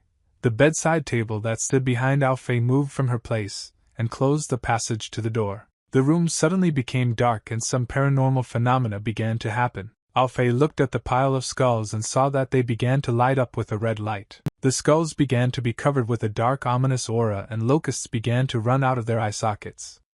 All the skulls glowed red and Alfei did not understand what was happening in this room and even in the dormitory. The room was engulfed in darkness and centipedes began to appear from under the floor, heading straight towards Alfei. Alfei saw a swarm of creeping insects that headed straight towards him to devour him. He was literally engulfed by an ocean of beetles. He did not understand what it all meant and how this could happen here. The rabbit looked at this swarm of poisonous insects and was also horrified. They crawled onto Alfei, devouring him. Among the insects there were spiders, locusts, centipedes and other representatives of insects. Alfei wondered if these insects would ever calm down. They had already enveloped him with their bodies and literally swallowed him up. But Alfei was not going to give up. Alfei decided to concentrate, pull himself together, and stop being afraid of these insects. He released a huge charge of energy from his body and threw away all the insects that climbed on him. Having wiped his face from the remains, he took a closer look and wanted to find the point from which these insects crawl out. Maybe it's all because of the skulls. Alfei took a fighting stance, and the rabbit again hid in his backpack. A new swarm of insects was approaching them and Alfei realized that there was no end to them. Among the insects, new representatives now appeared and they again all headed towards Alfei, who was draining the golden glow. A voice suddenly rang out in the room saying enough. After this word all the insects stopped, and white light poured into the room. Alfei calmed down and decided to turn towards the voice that now literally saved his life. He turned and saw a girl who had just come out of the shower. From what he saw, Alfei's nose began to bleed again. A beautiful girl stood in the doorway. She stood wrapped in towels. She apologized for the fact that she almost ran into trouble and asked Alfei if he was okay. The girl became embarrassed and decided to ask again if everything was okay with Alfei. Otherwise he was bleeding from his nose. Alfei asked a question. It's not that she's cold, it's just that she's almost naked. In response, the girl took the towel out of her hair and threw it in Alfei's face so that he wouldn't stare at her. It was night outside, already time to get ready for bed so as not to oversleep tomorrow's classes. The girl apologized to Alfei for scaring him. He smiled at her and reassured her by saying that it was all nothing, he didn't even get hurt. The girl was impressed that Alfei was able to defeat all her insects so easily. He replied that he was just lucky. Alfei looked again at the pile of lying skulls and asked what it was. It looked quite creepy and strange. The girl calmly replied that these are nests for her beetles. In fact, these are their houses. She told Alfei not to worry, as long as he is with him they will not touch him. Alfei asked who this girl was, and what he was more interested in was why she had so many poisonous insects. She introduced herself by saying that her name was Chi Panning, a witch doctor and a special guest of this university. Alfei scratched his chin and wondered what kind of special guest and witch doctor he was. He didn't know what they teach at this university for witch doctors. Panning answered him that she was not a teacher, she would have to treat people who were somehow subject to spells. Everything became clear to Alfei. He lay down and said that he generally thought that witch doctors did not exist and that it was all fiction. The skulls still terrified Alfei. It was hard for him to forget that swarm of beetles that tried to devour him. Panning decided to say that their race is trying to hide from people. Most people simply don't even know about their existence. They sat next to each other, and Alfei decided to compliment her. He said what surprised him more. After this word, he took a long pause. Alfei then looked at her with his shining eyes and continued that such a young beautiful woman is a witch doctor. The rabbit approached Alfei and told him to watch his language because his goal is not to find a girl. Alfei's words embarrassed Panning and she blushed and said that she was not very beautiful, so there was no need to flatter her like that. She got up and ran to the kitchen, saying that she would now make tea for Alfei. Alfei spoke. Are witch doctors really that good? If we talk about popularity, they cannot be compared with traditional Chinese or Western medicine. She explained to Alfei that poison magic in the past was often used for killing, so it acquired a bad reputation and was not accepted by mainstream medical schools. But in medical skills, they have their own advantages. She continued to say that the girl is very young but is still able to control so many poisonous insects. Obviously, in front of them was a talented witch doctor. Alfei now wanted to ask her even more about many things. She approached the vase that stood on the shelf. He decided to look at it closer, and Alfei told him not to touch anything here. The rabbit looked inside the vase with one eye and told Alfei not to worry. He'll just look. Alfei immediately grabbed him by the ears and said that you shouldn't touch other people's things. It's very rude. From such a sharp grip, she dropped the vase from his paws, and Alfei, looking at the falling vase, was very frightened. Alfei moved from his place, let go of the rabbit, and rushed to catch the falling vase. He was very scared because now the vase of his neighbor with whom he would have to live in a dorm could break, and he didn't want to break it anymore. Alfei didn't reach the wazi, he never caught it, he just touched it with his fingertip. He fell and hit his face on the floor along with the vase that broke. The vase broke and a blue liquid spilled out and a green worm crawled out. Alfei lay there, his face was very sore from the fall, and the green worm crawled towards Alfei. A green worm crawled up to Alfei's hand and crawled under his skin. It looks like it was not an ordinary worm. She was shocked by what he saw. He shouted to Alfei that this worm had crawled under his skin. Alfei got up, came to his senses after falling, looked at she and did not understand what he was talking about. Panine came into the room with a cup of tea and, seeing what was happening, dropped the cup. She looked at the broken vase and was frightened that this worm had crawled under Alfei's skin. Her eyes were filled with fear. It seems that this worm meant something to her, since she kept it in such a vase. They sat down and began to talk. Alfei was surprised that this insect penetrated his skin, and it did not hurt him. Alfei became gloomy and asked what kind of insect it was and how it got under his skin. He was worried that something would happen to his health. Panine became embarrassed and reassured Alfei by saying that this is a poisonous love insect, and it is not dangerous. Everything will be fine. She squeezed her dress with her hands and tried to say something about her grandmother. Panine paraphrased the word granny to clan leader and told Alfei that this insect was specially prepared for her future husband. Alfei was struck in the head by an arrow of love, and he wondered whether now he would be her husband. It was night outside. Only the lanterns in the village illuminated the dark impenetrable night. The sounds of stones knocking were heard in the village, but it was unclear where they came. A young guy was sitting opposite an old elderly lady. She was probably an elder in this village. Green rays that emanated from the stones near her danced around her. The stones exuded some incomprehensible glow. Perhaps it was the magic that Panine spoke about. The elder looked at the stones and said that she did not foresee this. She clearly saw something in these stones. She was the leader of the clan of witch doctors. After looking at the stones, she realized that Panine had already found her love so quickly. The clan leader turned to the boy, named him Tian, and ordered him to find Panning. The clan leader wanted Tian to find Panning and bring her husband to their village. The boy listened to the order of the clan leader, and said with a confident face that he would fulfill this order. Alfei felt bad. He decided to ask how this poisonous love insect works. Panine reassured Alfei. She said that this insect would not harm him in any way, but the person who was poisoned by this insect could love only one person all his life. Alfei was confused by this explanation, spread his hands and said that Panine was exaggerating. Panine told Alfei that he must believe her. For this it is not even necessary to love a person. Even if another paired insect climbs into this little rabbit, he will fall in love with him. Alfei and she imagined how they fell in love with each other and kissed.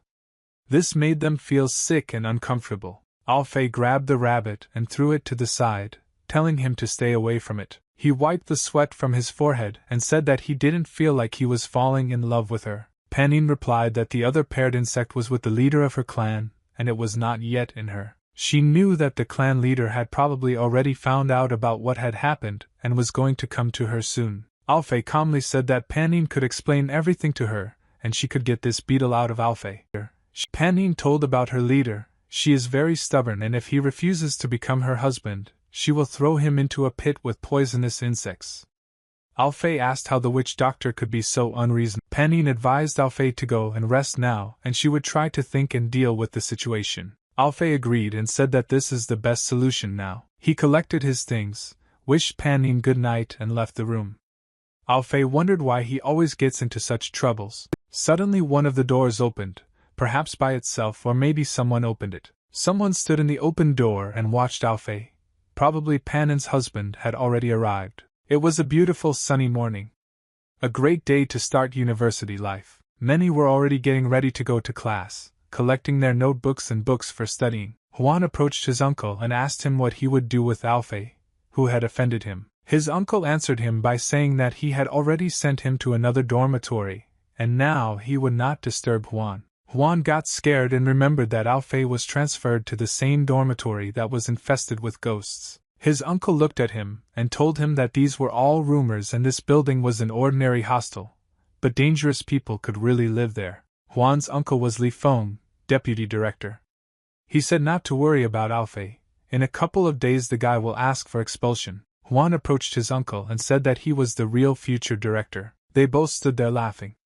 Yuan praised his uncle for turning everything around so abruptly, and in response his uncle told him not to flatter him. But suddenly their fun ended as soon as they decided to turn around. They saw Alfei asking where the building of traditional Chinese medicine was. Yuan was confused. He wondered how Alfei had not yet left the university after that terrible dormitory. Alfei saw Yuan and decided to greet him, and ask how he was doing and why he was so surprised to see him. Yuan, upon seeing Alfei, immediately put protection on the very sore spot where he was hit. He did not understand why he was so frightened. Alfei asked Yuan where the building of traditional Chinese medicine was, to which he pointed the way to the left. An uncle came up and asked Yuan if he knew this guy who asked the way. Yuan replied that he didn't just know him. He angrily told him through gritted teeth that this guy was Xing Alfei. Uncle sweated and wondered how Alfei spent the whole night in that hostel which is full of strange things. How did he remain safe and sound? Uncle began to put forward theories that son Alfei seems to be a monster who is not afraid of that dorm. Yuan cried and barely held back his hysteria. He told his uncle that he didn't care who he was. Yuan again grabbed the same place and said that they couldn't just let him get away with it. The uncle looked at his poor nephew and told him not to worry and present this case to him.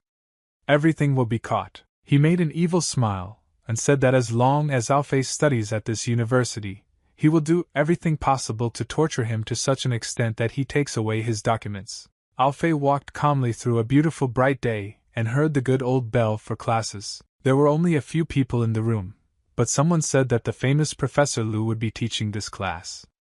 It seems that he is quite a famous figure in these parts. Someone continued the conversation about how Master Lu is one of the 10 best masters among doctors. The students said among themselves that they could not believe that Master Lu would be their teacher, and at this time Alfei was sitting in the back desk and was bored. He wanted the lesson to start quickly, and their Master Lu to come. Alfei thought about the lesson. He thought, if we talk about acupuncture now, then Master Lu will turn out to be a national treasure. I wonder if he can match his needle moth skill. Master Lu entered the classroom. He was holding a heavy bag in one hand. Probably everything he needed for classes was there. Everyone in the audience greeted him and said how cool he was. He had a long white beard. He entered and greeted everyone present in the audience. Everyone was surprised to see his gait. Everyone was impatient for classes to begin, and he showed a master class. Master Lu walked to his desk, put down his bag and stood in front of the audience and students. He cracked his fingers and introduced himself, and said that he was pleased to meet all the students present in this audience. Master Lu is a new acupuncture teacher. Master Lu began the lesson. The first thing he said was that for acupuncture one of the most important components is a silver needle. It may seem easy, but thanks to this you can cure a huge number of diseases if you prick the points correctly. Master Lu opened his suitcase and there were 2 compartments in which there were acupuncture needles. He hoped that each of those present in this audience would learn how to use them. Everyone was happy and joyful when Master Lu began the lecture. The students asked Master Lu to show everyone his skills. Master Lu smiled and decided to show his abilities. Since everyone asked so much, he will show a little. He walked up to the training dummy and was preparing to show everyone acupuncture techniques. Master Lu picked up a pair of needles and made a swing. The same blue energy shone in his eyes, the same as Alfei's. Master Lu struck with needles at certain points on the mannequin that were designated. After the last blow, he froze in place, and everyone saw his incredible techniques, and how in a couple of seconds a large number of needles were pierced into the mannequin. Shouts of delight and shock swept the audience. Everyone was simply shocked by such skill. Someone said that it was not surprising that he was called a national treasure. Someone dreamed of becoming at least a little like a master like Master Lu. And only Alfei sat and did not see anything special in this skill. He said that it was a little like the needle moth technique. Then, with a serious look, Alfei said that he did not understand the essence of this technique. One of the students at the front desk who admired the skill turned to Alfei and asked him what he said about Master Lu. Does he really think that Master Lu is not good enough? Alfei smiled and decided to reassure the student, and told him that yes, Master Lu is good. However, he simply copied the technique of the northern moth, and obviously he still has room to grow. The student did not understand why Alfei said this. After all, Professor Lu is one of the best doctors in this district. Master Lu heard a noise in the back desks, turned and heard that some young man was arguing with Alfei, and he decided to ask the topic of their dispute. The young man pointed his finger at Alfei and shouted that he thought Master Lu was not such a good and classy doctor. Alfei decided to say in his defense that he didn't say that, he just didn't want to fail this subject. Master Lu glanced at those two and now asked with a serious tone what exactly Alfei said. The young man repeated the words of Alfei. He said that Master Lu was copying the technique of the northern moth and that he did not have enough skills. Master Lu was shocked by these words. It seemed like he had heard about the northern moth technique before. Master Lu took a deep breath and immediately exhaled. Many students in the audience told him to calm down. He took one acupuncture needle in both hands and was apparently going to show the next technique in his arsenal. Master Lu took these two needles and stuck them into his head, after which he shouted so that he would not be told to calm down. After this technique, his eyes became very red. The young man thought about how Alfei could bring Master Lu to such a state. He doesn't have enough skills, he speaks as if he himself is a master. They told him to look at what he did to Master Lu. Alfei thought for a moment, scratched his head and said that this is not what he meant. He asked Master Lu not to be offended by him. Master Lu stood in front of Alfei. The same needles that he had stuck into himself were still sticking out of his head. He asked Alfei what he really meant. How did he even know about the northern moth technique? Alfei looked at the master standing in front of him. Lu panicked and said in a trembling voice that his father was a follower of this school and taught him the technique before he entered the university. Master Lu looked at Alfei and made a very serious and scary face. But then he calmed down and said that Alfei should not panic. Master Lu simply had not heard about the talk about the northern moth technique for decades. Therefore, he was a little surprised. Finally, he apologized to Alfei. All the students in the audience looked at Master Lu's reaction and were shocked. Someone said that he could directly see how the master's blood pressure was jumping. Others did not understand what Master Lu and Alfei were talking about, that this moth technique had something to do with acupuncture. A young man who admired the skill of Professor Lu asked him if it was true that Alfei was making up everything as he went along. After all, the moth needle technique does not exist at all. Master Lu said that Alfei was right in that he was copying the northern moth technique. About 20 years ago, Master Lu was lucky enough to observe it, and he remembered a couple of techniques. Master Lu became nervous and said that although he did not understand the whole essence, he still achieved great success and became what he is now. There was silence in the audience, but then someone wondered if this needle moth technique was really that great. Again, and Master Lu looked at Alfei again and wondered that he was such a young student, and was already a master of such a complex technique. He simply could not believe it. Master Lu decided to ask how many northern moth techniques Alfei knew. Alfei made a serious face and said with confidence that he knew all the techniques of the northern moth. Master Lu approached Alfei and asked him to follow him. He had been studying the techniques of the northern moth school for 20 years and now he had the opportunity to learn more from Alfei. They both walked to the main table where Master Lu's bag with acupuncture needles lay. All the students looked at the two of them and were already gossiping about Alfei. Master Lu asked Alfei if he could show him a few techniques of the needle moth technique, to which he replied that he would be happy to show him. Master Lu walked to his bag and was about to give Alfei several acupuncture needles so that he could demonstrate several moth needle techniques. Alfei said that there is no need to give him those needles that are in the suitcase. He will take the ones that are stuck in Master Lu's head. For some reason, Master Lu panicked when he heard these words from Alfei. He wondered if he could really pull these needles out of his head so easily and harmlessly. Alfei folded his hands near his chest and that same blue energy formed around him. It looks like he decided to use his inner strength. When Alfei activated his power, a small explosion of blue energy occurred. After this explosion, the needles that were stuck into Master Lu suddenly rose into the air. Needles appeared in front of Alfei. They literally hovered in the air above his palm. Alfei took and directed all these needles with his chi energy. The flow of his power was very powerful. Patterns similar to the wings of a moth began to form around him. Alfei took 2 needles and stabbed them into a mannequin that stood in the audience. After the blow, blue moths appeared and flew around the audience. Whether they were real is unknown. Most likely it was just a manifestation of Alfei's energy. From such a performance, Master Lu began to cry and said that Alfei was really the successor of the Northern Moth School. Everyone in the audience was surprised by Alfei's abilities. Some did not understand what was happening here at all, and someone felt a strong flow of energy. 2 acupuncture needles were stuck into the head and chest of the mannequin. Several blue moths were still flying above him. Perhaps this was the same energy of Alfei. Alfei confidently raised his head, looked at everyone present in the audience, and said that all the reception had been shown. Master Lu stood crying and clapping for Alfei's incredible performance. He said that it was excellent. Master Lu no longer knew whether he was even worthy of the title of professor.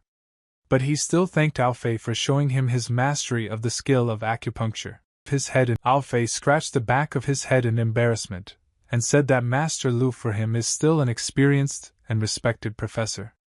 But Master Lu answered him that they doctors should focus not on experience but on skill. Alfei smiled and said that he would still need to learn a lot, and he hoped Master Lu would help him with this. After his words, Master Lu laughed and said that the teachings of traditional Chinese medicine are losing an excellent doctor. Master Lu remembered what it was. He should now go and inform everyone about it to the director. He took his suitcase with acupuncture needles and ran to the director, shouting that he should tell him right now time for individual lessons. Alfei looked at the departing Master Lu and wondered why he was so impulsive.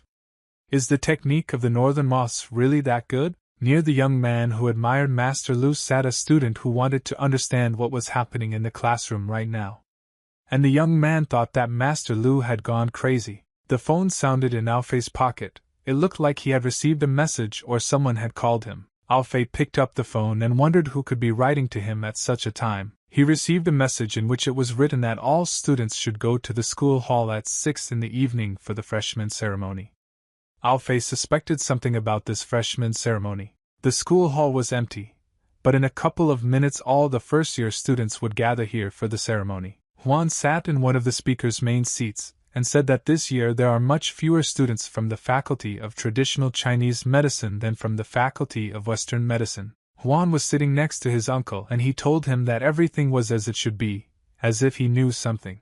Juan saw someone approaching the place that was near him. He saw a woman in a beautiful red dress who brought a sign to place him in his place for a special guest. Yuan decided to ask what she was doing, to which the woman looked at him, smiled and replied that she was told that today there would be a special guest, and she was preparing a place for him. Yuan became interested in who this special guest could be and he reached out to take a sign with this name. He took the sign, read the name and was horrified. The sign said that Xing Alfei would sit there. Out of shock, Yuan said this name Sun Alfei and his uncle asked Yuan if everything was okay with him. Alfei suddenly appeared behind Yuan and asked him what he wanted. Yuan looked at him and asked how he managed to become a special guest on the first day of study at the university. To which Alfei replied that he did not know, he just received an invitation from Master Lu. Yuan couldn't believe what he heard. Professor Lu, one of the top 10 masters in medicine, why should he invite Alfei? Yuan thought. Alfei looked at Yuan and told him that he really doesn't understand everything so much that he needs to chew everything straight. Yuan was so angry with Alfei that sweat appeared on his face. He called Alfei an arrogant idiot. Yuan decided to find out everything from his uncle. He approached them and asked what it all meant, why the one who offended his nephew was now sitting as a special guest. To which the uncle replied that he himself was not aware of the matter. The uncle himself began to sweat, and said that he had no idea why he was given this place of a special guest. He looked at Alfei again, and told him not to delude himself. Yuan will get even with him for what he did. They both stood next to each other, and Yuan told Alfei right to his face that when this day comes, he will regret that he interfered with Yuan. Alfei smiled at him and decided to ask if that place already hurt. By this he reminded him of that painful blow. After Alfei's words, Yuan suddenly felt pain in that very place. Yuan trembled violently as he remembered that moment and the blow. He clenched his fists and tried to calm down. He simply told Alfei that he was just a beginner in traditional Chinese medicine and that Alfei should not turn up his nose. Yuan continued to say that compared to Western medicine, traditional Chinese medicine means nothing. This direction should have disappeared many years ago. Alfei decided to sit down next to Yuan to calm him down and take him by the shoulder for a serious conversation. Alfei looked him in the eyes and said that it would be very difficult for an idiot like him to understand the essence and complexity of traditional Chinese medicine. He approached Yuan even closer and began to whisper in his ear why he was scared. Alfei said that he had better shut up and then no one would know how brainless he was. Yuan got goosebumps from this approach from Alfei. He wanted him to get what he deserved for not allowing him to approach Yao. Yuan pushed Alfei away and told him that he could protect her as much as he wanted, but it wouldn't change the fact. She would still become his. An elderly man appeared behind them and decided to turn to Yuan and tell him that he could not agree with his judgments. Master Lu appeared behind them and another person seemed to be also a teacher. Master Lu said that as a professional in traditional Chinese medicine, he can guarantee that it is as effective as Western medicine. The director of the university, Zheng Tianhua, sat down next to Mr. Lu and asked if everything was okay with Master Li, otherwise he didn't look well. Uncle Yuan asked Director Zheng what was so special about this Alfei, why he was invited. The director asked if he knew him. The uncle told the principal that this boy was not a good student. He started a fight on his first day on campus. He pointed his finger at Alfei and said that hooligans like him should be kicked out immediately on the first day. At his words, the director looked thoughtful. The director smiled and said that the uncle was right about something, he should not be a student. The director asked not to worry, he himself would deal with him a little later. Yuan and uncle were delighted to hear such a statement from the director. Yuan laughed a little and Alfei sat in silence and thought about what would happen next. Yuan turned to Alfei and told him that they wanted to expel him and he would have to leave this university. Alfei with a calm face simply sat and did not pay attention to Yuan and his uncle. All first-year students have already gathered in the auditorium. Now the opening ceremony has begun. The director came up to the microphone and began talking to all the first-year students. He said that on behalf of the entire university, he is very happy to see the freshmen. This is a new addition to their university family for them. There was loud applause in the hall. Everyone was glad to see the director himself on the first day of school. From such applause, the director felt cheerful and joyful. He smiled and said that they could all count on the teachers of their university. Master Lu sat combing his beard and listened to the director, as he said that all the teachers were excellent professors in the field of medicine. Uncle Huanya sat and also listened attentively to the director's speech, but apparently not with such willingness as Master Lu. The director continued talking and then he said that next to him is now a guest lecturer from their institution, who is a master of acupuncture, a follower of the northern moth, Xing Alfei. Alfei was confused by what he heard and did not believe that he was presented as a lecturer. Was he really so valued that they gave him the opportunity to teach? Yuan and uncle were simply shocked by what they heard. It was simply beyond their understanding. Alfei was so young, and he was also a freshman who became a lecturer. Many students did not understand how this was possible. Because Alfei is just like them, a first-year student, he cannot possibly be a lecturer and teach his own kind. Alfei got up from his seat and approached the director, and said that this would not be very professional. He was not even ready for this. He himself came here to learn something and not to teach. Master Lu waved his hand to Alfei and told him not to panic. Master Lu himself recommended Alfei to Mr. Jing. He will not let such talent slip under his nose. The director heard the screams of the crowd as they were at a loss as to how such a young guy could be their lecturer. To which Director Jing told everyone to trust them because his skills had been tested, and it was clearly stated that he was a qualified lecturer. Juan's uncle was so angry that he hit the table with his fist with all his might, and said that this is how Chinese medicine has become. A beginner can become a lecturer. This has never happened before.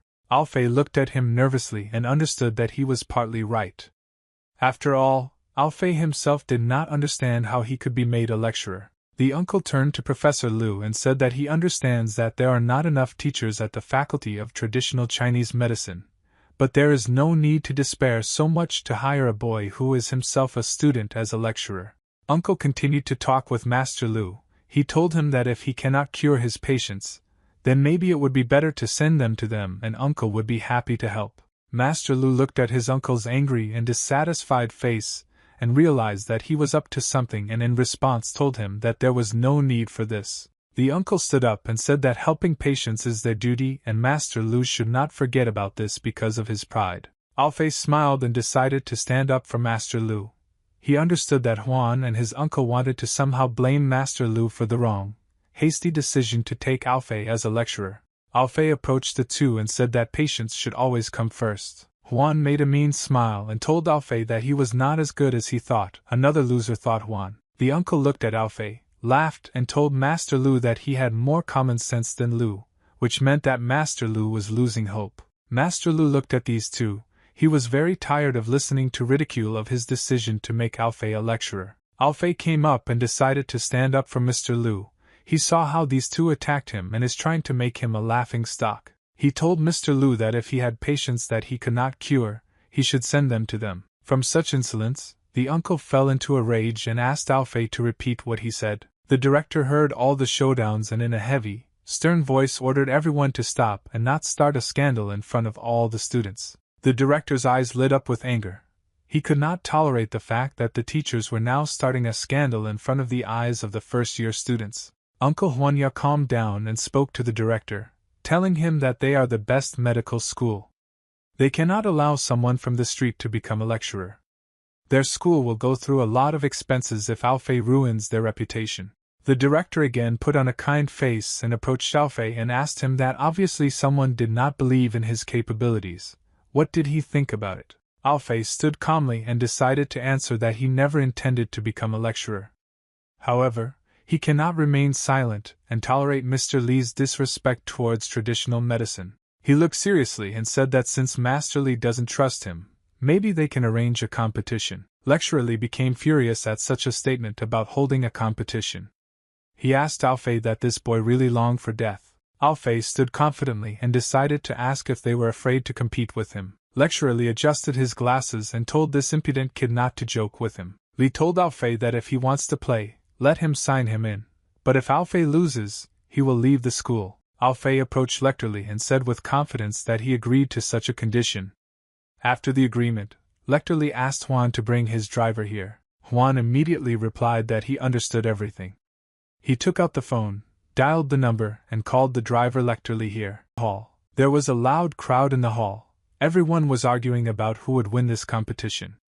Almost everyone thought that Western medicine would. A man was lying in the ward. Lecturer Li approached him and said that he was his former driver. The man lay there and couldn't move. Lecturer Li stood next to him and began to explain his condition. He said that he had a spinal cord injury due to decades of hard work and now he couldn't even move. Lecturer Li smiled and decided to slap the driver on the butt, and then he said that he had made a therapeutic schedule for him. He can guarantee that the driver will fully recover in 1 month if he follows Lecturer Li's recommendations. Alfei approached the driver, began to examine him, and asked how long his back had been hurting and it hurt so much that he could not move or lie on his stomach. The driver replied that this was exactly the case and that he was getting worse. Alfei straightened him up and put him on his stomach. It was a little painful for the driver. Alfei asked the driver to relax and slowly go down. The driver felt a little uncomfortable, but Alfei told him not to be afraid. Everything would be fine. He began to analyze the patient's condition. Alfei relaxed and concentrated, in which case he would have to use his power. Alfei touched the driver's back with his palm and felt that the whole problem was in his spine. Alfei drew the whole picture of this problem in front of him. The man's vertebrae have shifted, as a result of which the veins are pinched and blood does not flow through them. Something needs to be done as quickly as possible. Having slightly opened his eyes, Alfei realized that the situation was serious, and here he must use his strength. He extended his hand and activated the golden glow of power, and said that this matter is serious, and the approach must be responsible. Lecturer Li looked at how Alfei studied the patient, and decided to ask him how he would like such a case in medicine. Yuan and Lecturer Li stood and mocked Alfei. Yuan hoped that now Alfei realized that he was just an ordinary loser, and lecturally said if he couldn't cure him, then let him just tell them and give up. That's what they were counting on more.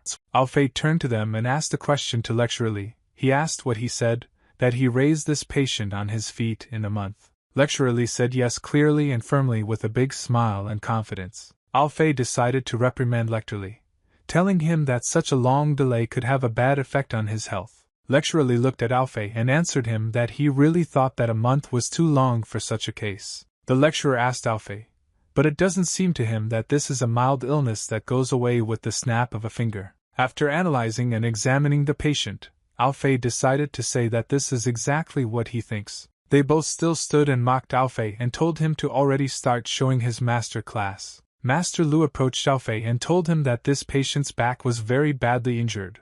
Was he really sure that he would be able to cure it?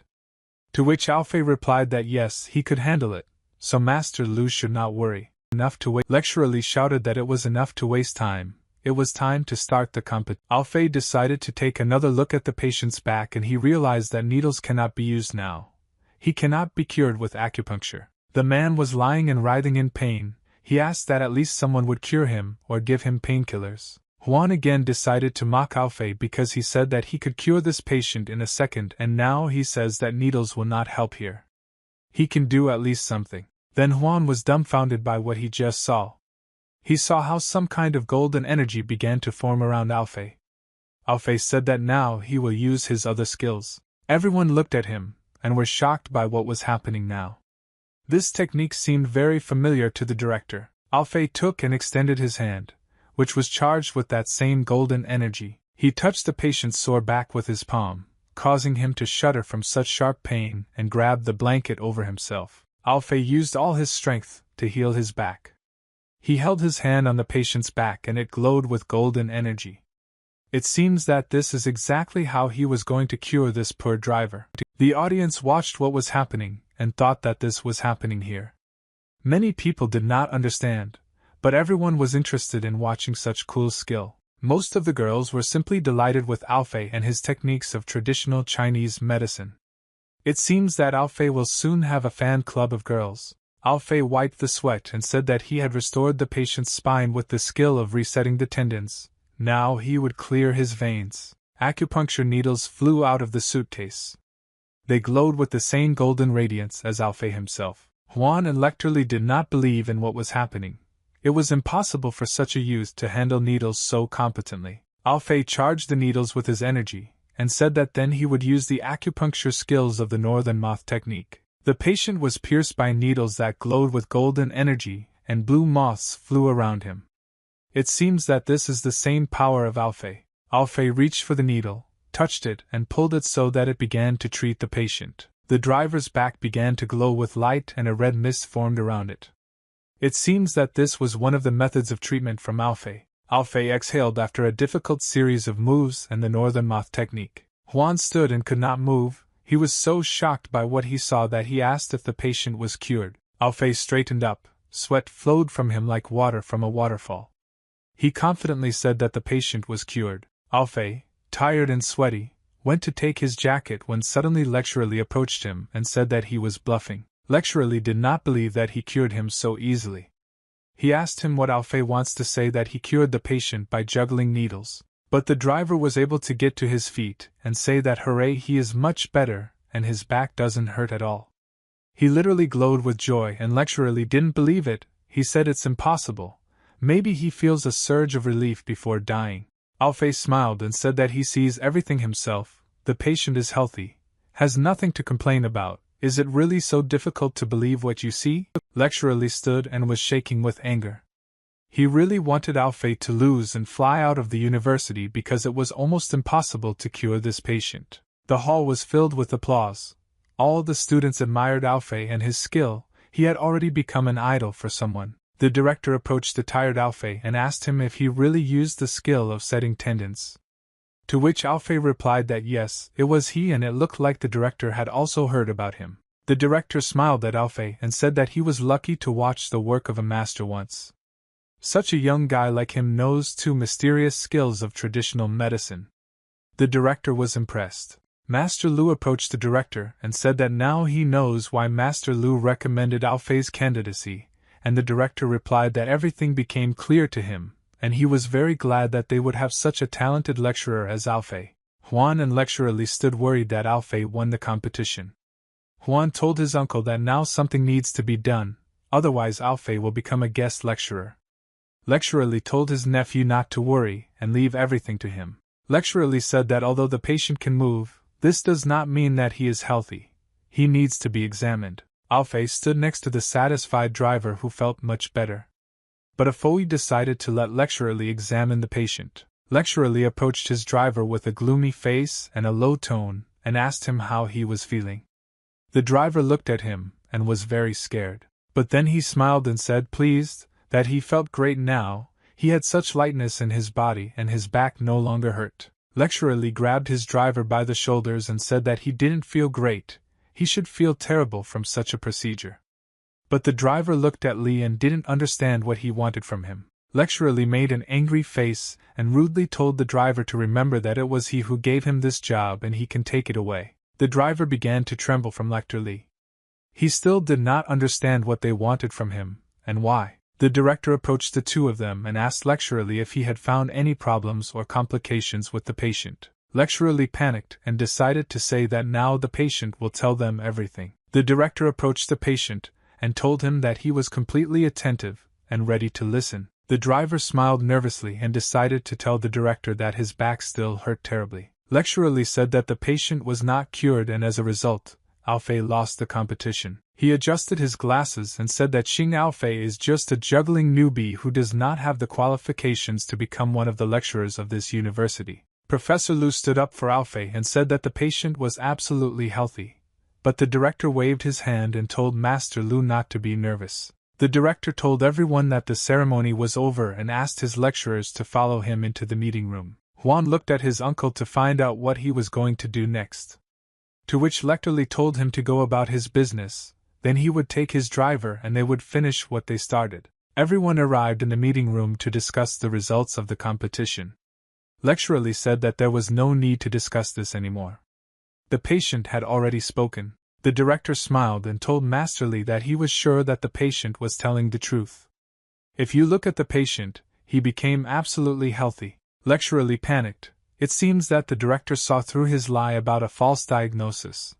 But Li continued to play his role and pretended that he knew nothing. Alfei looked at Lecturer Li, smiled and said that he was pretending to be a fool. Alfei thought that he threatened the patient and forced him to lie by saying that his back still hurt. Lecturer Li got angry and hit the table with his fist. They called Alfei a petty bastard. No one asked him. How dare he even talk to him like that? The director folded his hands and ordered everyone to calm down. They are doctors, they must draw the right conclusions regardless of the patient's words. Lecturer Li spread his hands to the sides and said that there is no need for this. He knows everything about his driver's illness. It cannot be cured so easily. Lecturer Li asked everyone a question about the northern moth acupuncture technique, the skill of repositioning tendons, how all this can work on such a severe injury and even cure it in a couple of moments. Master Lu decided to ask why Lecturer Li is so confident because he knows nothing about these skills and their values. Lecturer Li scratched his head and answered Master Lu what values could be discussed. And their school brought at least some values to the university. He got up from his seat. His trembling driver was sitting next to him, and Lecturer Li said that traditional Chinese medicine costs them a pretty penny.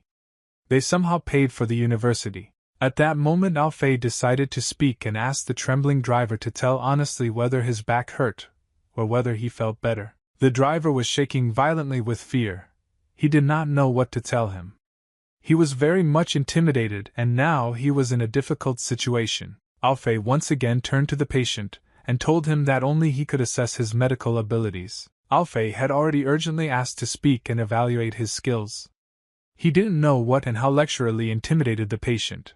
But if the driver let it get away with it so easily, then in the future more patients will become victims. From these words, Lecturer Li stood up again, hit the table and ordered Alfei to shut up immediately. Lecturer Li, in a rude, ferocious tone, ordered Alfei to get out of their university, but then he fell silent. The sound of a slap was heard in the room. From such a slap, Lecturer Li's glasses came off. He realized that his driver had hit him, and he asked him how he dared to hit him. The driver stood up and said that he would no longer tolerate this.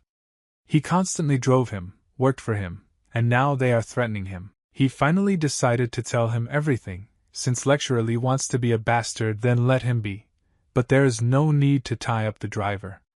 The driver told him that he was resigning. Lecturer Lee swore at such a statement, and asked how he dared to hit him. He was completely crazy, he worked for him. Alfei told Lecter that what goes around comes around. Now Lecter Lee can only blame himself. Master Lu stood pleased and scratched his beard, and Alfei exhaled with relief. Now they know the truth that the patient is completely healthy. Alfei, pleased, said that it turns out he won and it looks like he will become a lecturer at this university. He definitely did not expect this. Alfei thought that he himself would study here. Alfei and Master Lu went outside and decided to talk. Master Lu laughed and said that he could not believe that Alfei defeated this insufferable deputy director. Alfei thanked Master Lu for his support. Lu told him that he was a promising guy despite his age. Master Lu was impressed by his talents in medicine. He remembered the evil lecturer Li and what he said. He who laughs last. Alfei knew that he would definitely want to take revenge on him. Master Lu reassured Alfei by saying that with such abilities he had nothing to fear, especially Lector Lu. Alfei told Master Lu if he was interested in the Northern Moth technique, he could give him a couple of lessons. To these words, Master Lu told him that he was not in a hurry yet, but his granddaughter had a great talent for acupuncture, and he hoped that Alfei would be able to take her as a student. To which Alfei replied that he would be happy to teach her. Master Lu said that it was already late, and it was time for him to go home for dinner. He told Alfei that most likely he would not understand what happiness it is when someone is waiting for you at home. But Alfei did not agree with this. He also has those who are waiting for his return. Alfei looked strangely at Master Lu and said goodbye to him. Now he needs to return home where his assistant and the rabbit are waiting for him. It was already dark outside. Alfei returned to his hostel, which was full of secrets and mysteries. He opened the door to his room and shouted to everyone that he had returned, and in his hands he was holding something for his team. He said that he had brought some goodies for them, but then he looked closer and saw how they were already gathering at the table, and were just waiting for him. For a set Aofi was already waiting for a set table with all sorts of sweets and food, and there was also a samovar there. He was very interested in where C and the assistant got all this. The assistant said that the rabbit told her that Alfei saved another person today. He must have been the center of attention. She asked how such a fool could be the center of attention. Alfei looked at them and thought how she could know about this. He had been in this room all day. He didn't even see the competition. The rabbit held his carrot, chewed it, then said that the system gives a reward for all his deeds and then releases a new mission. Alfei had already begun to change clothes but stopped to listen to the new mission. The rabbit put down his carrot and prepared to dictate a new mission, but first he asked Alfei to kneel. Alfei did not like the phrase to kneel, and he grabbed Shi by the ears and asked him to repeat what he should do. The rabbit asked him not to do that, and now he will talk without jokes. He decided to get down to business. She dictated a task to Alfei. He will need to return the former glory to traditional Chinese medicine. The deadline for completing the task is 1 week and earn 1 million. The assistant said that wow, this task sounds interesting and not difficult, he will definitely cope with it. Alfei asked Shuang to give him a Polaroid camera. He just takes pictures of banknotes.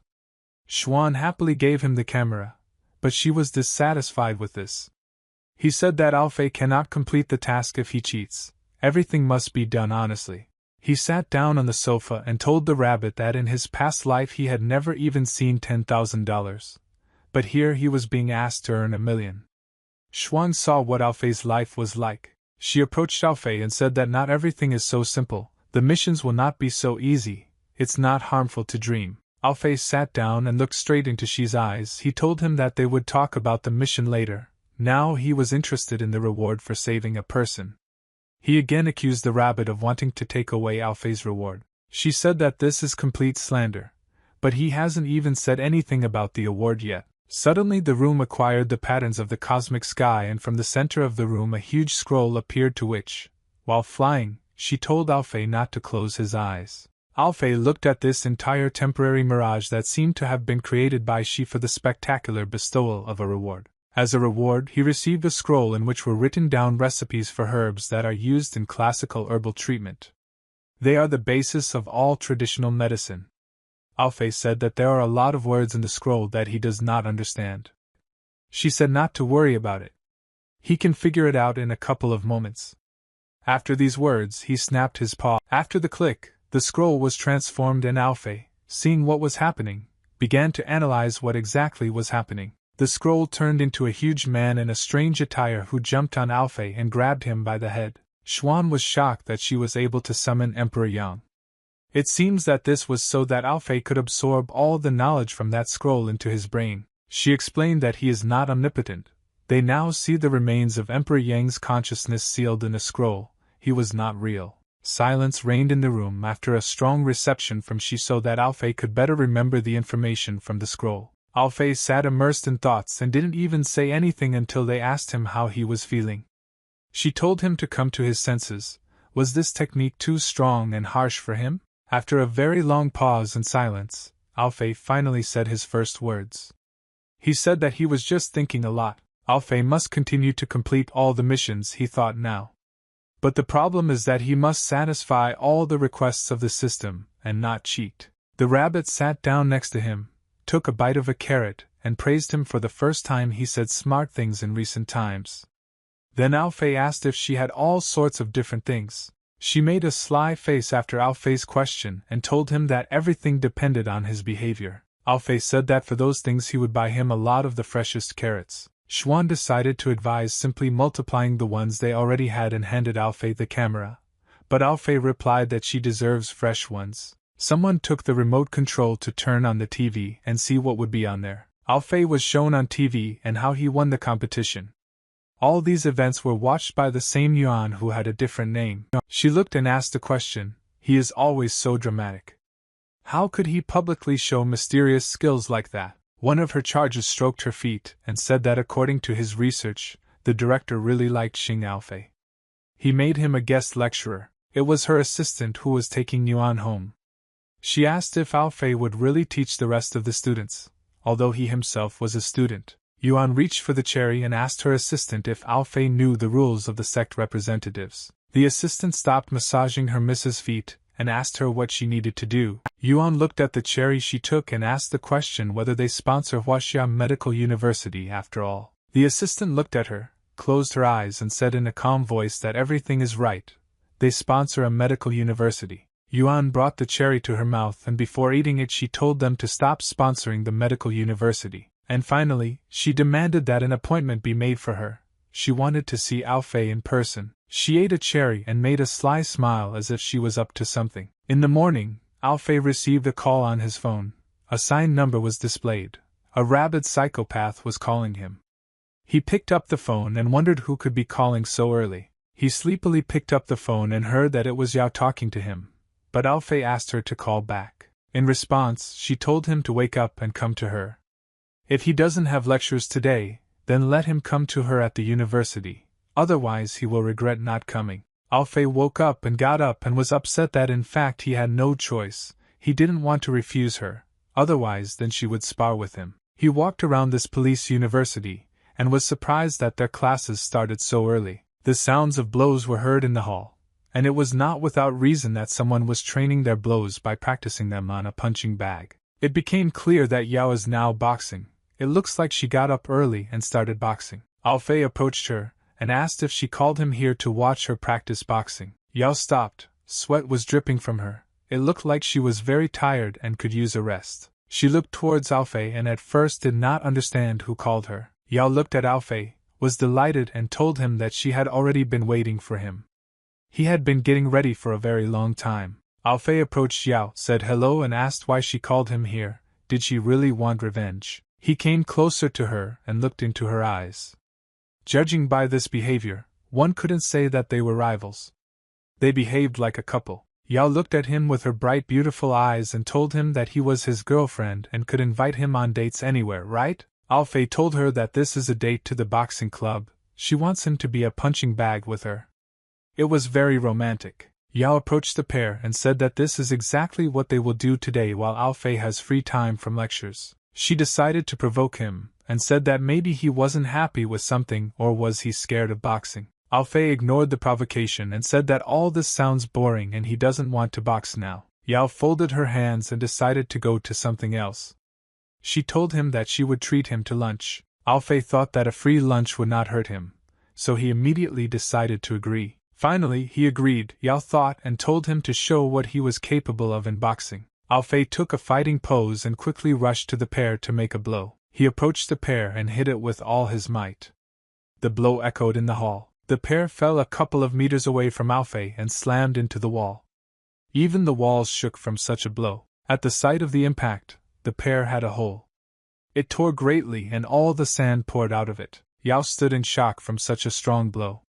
She noticed that Alfei had clearly become stronger since the last time. Alfei saw her reaction, laughed, and said that now he had become much more serious than before. Because of such seriousness, it seems that you will have to buy a new pair because all the sand has already poured out in the one that Alfei hit. Yao decided to praise him and said that his progress was visible. Alfei looked at her with satisfaction and said, "Did he really scare her that much?"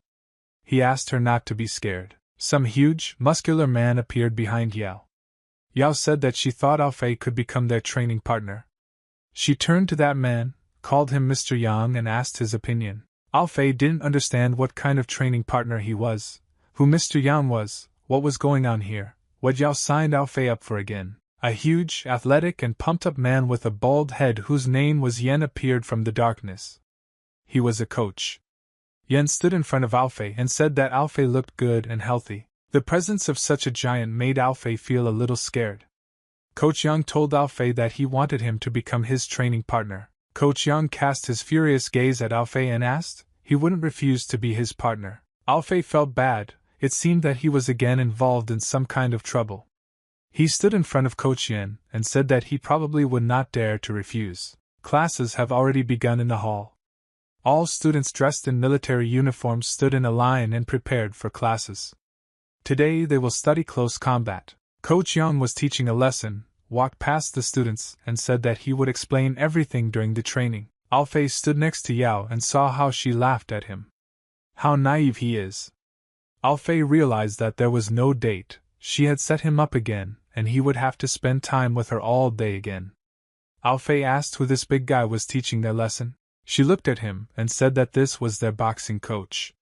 He said that he needed a partner for training, and Yao immediately thought about Alfei. Yao also said that their coach Yang was a master of internal energy, which made him a very strong opponent. Alfei turned to her very angry and said in a rude tone if she cares about him like that, then let her become this training partner herself. Coach Yang turned to Alfei and told him that if he wants, he can fight back. Let Alfei fight at full strength to make it more believable and realistic.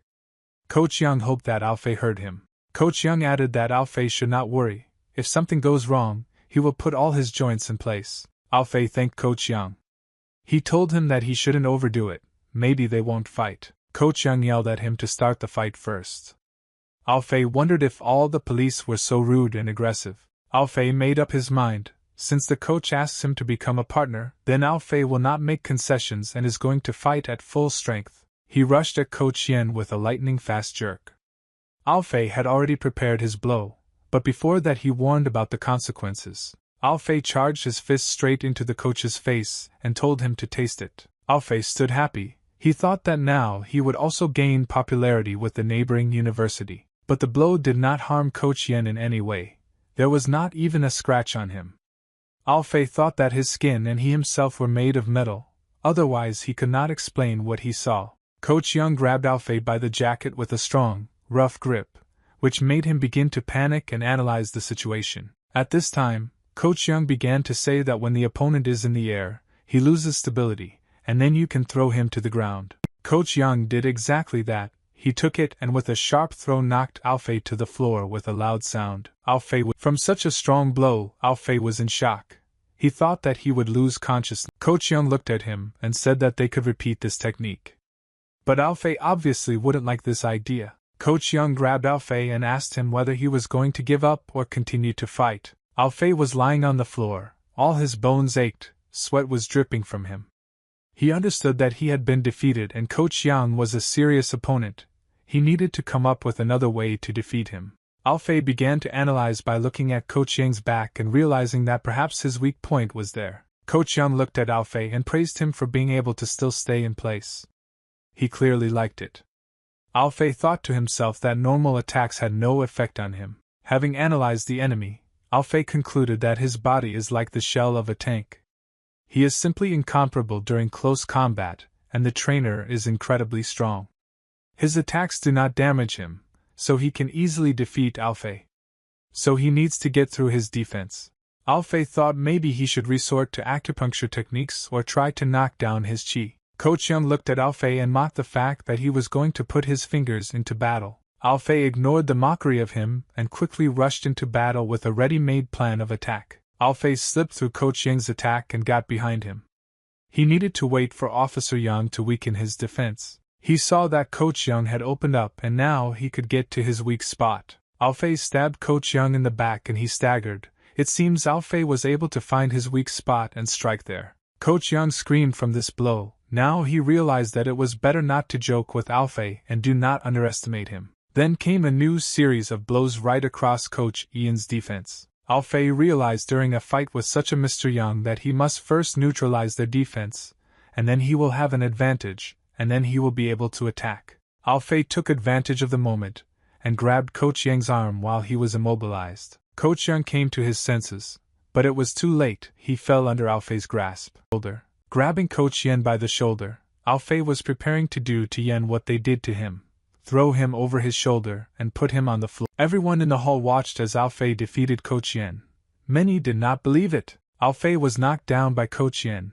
A strong echo echoed in the hall from such a strong blow. The students all stood in shock and still could not believe what had just happened. Yao realized that Alfei used a skill much cooler than wrestling. Coach Young lay defeated from that blow. He was still shaking.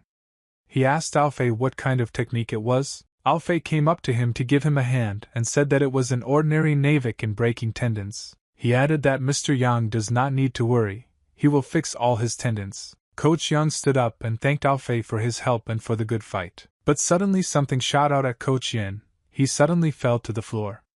It looks like Alfei's move was very strong. Coach Young was lying on the floor, saliva flowing from his mouth, and he was still shaking violently. Yao and Alfei approached the coach and tried to understand what happened to him, and what happened. Coach Yang was lying in the medical ward and clutching the roll of towel that was laid out for him with his teeth. Yao went to the doctor to ask what condition Mr. Yang is in now.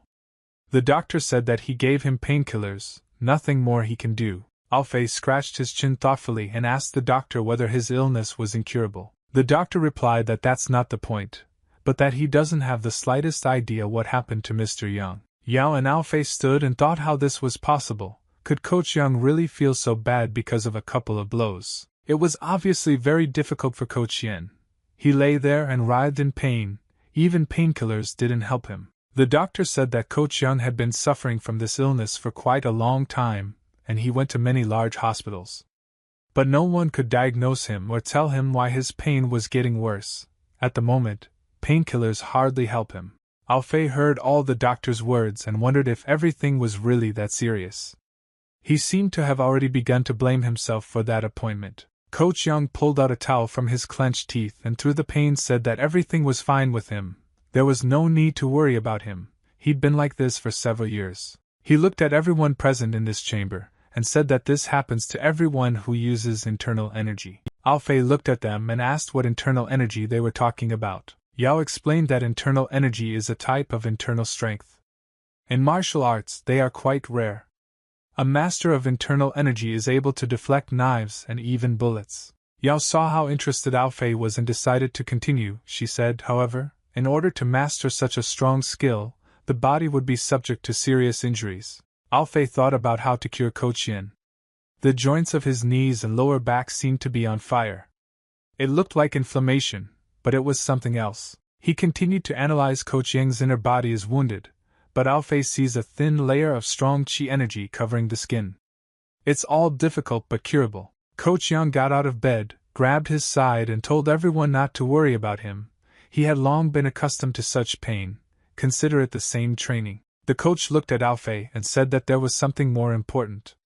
He had a very urgent request for him. Alfei began to listen to Coach Yang and asked him what his request was. Coach Yang wanted Alfei to become a coach at their school and teach the students his wrestling technique. Alfei smiled and said that this was not just a fighting technique.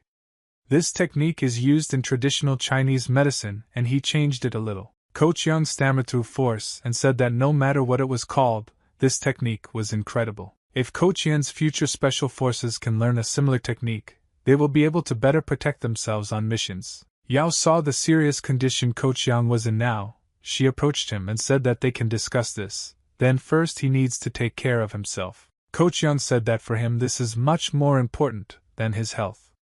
Yao and Alfei became gloomy at such a statement because they were very worried about Coach Yang. Alfei thought about the fact that Mr. Yang worries so much about his students that he puts his pain in the background.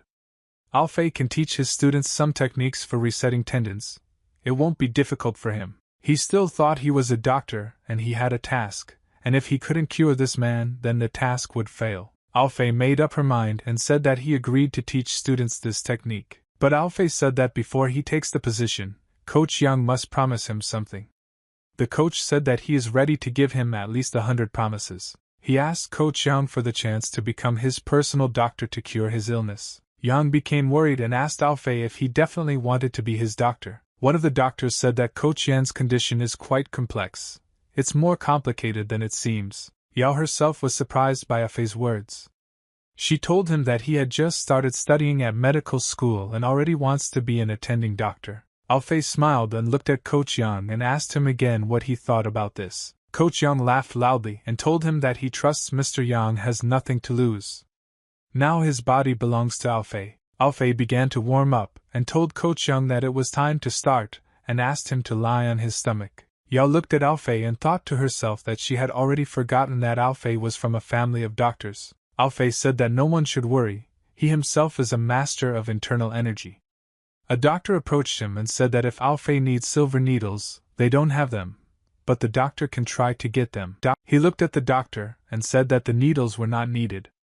Coach Yang's chi energy was protecting his body. Ordinary silver needles would not be able to pierce his skin. Alfei decided to find another solution. Alfei brought his hands together and took out a thin golden thread from his fingertips. Yao saw this and was shocked. She realized that Alfei was now materializing his inner strength. Several golden needles appeared on the ceiling.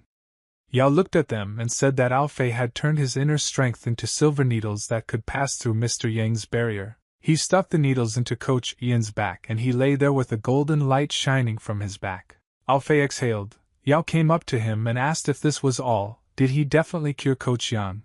To which Alfei replied that yes, now he will not feel pain. Coach Yang came to his senses. He felt strange. He didn't understand what was happening. Previously, constant pain tormented him, but now everything was different. He said that not only did he not feel pain, but now he had some kind of feeling of lightness. Everyone in the ward looked at Coach Yan and could not believe that he felt better so suddenly, and the pain just took over and went away from taking Alfei. Coach Yang stretched his neck and said that he was as good as new. The doctor examined him and said that it was incredible, it was just a miracle. Alfei reached for the pen and said that these needles can only suppress Coach Yang's symptoms. Alfei picked up a notebook and began to write down recommendations for treatment. He then remembered that scroll of knowledge in which it was written about herbs. Alfei said that he would need to undergo a course of herbal treatment in order to completely get rid of the disease. Alfei wrote down the entire course of treatment for Mr. Yang so that he would completely get rid of the disease that prevented him from training his students. He continued to write down, and the others calmly looked at him, and only the doctor somehow nervously watched as Alfei wrote down the course of treatment. Then it was time for Alfei to look at the classics of herbal treatment. Alfei added the last word, tore out the piece of paper and gave it to Mr. Yang, saying that here are the instructions, he will need to drink in the right amount and the pain will never return.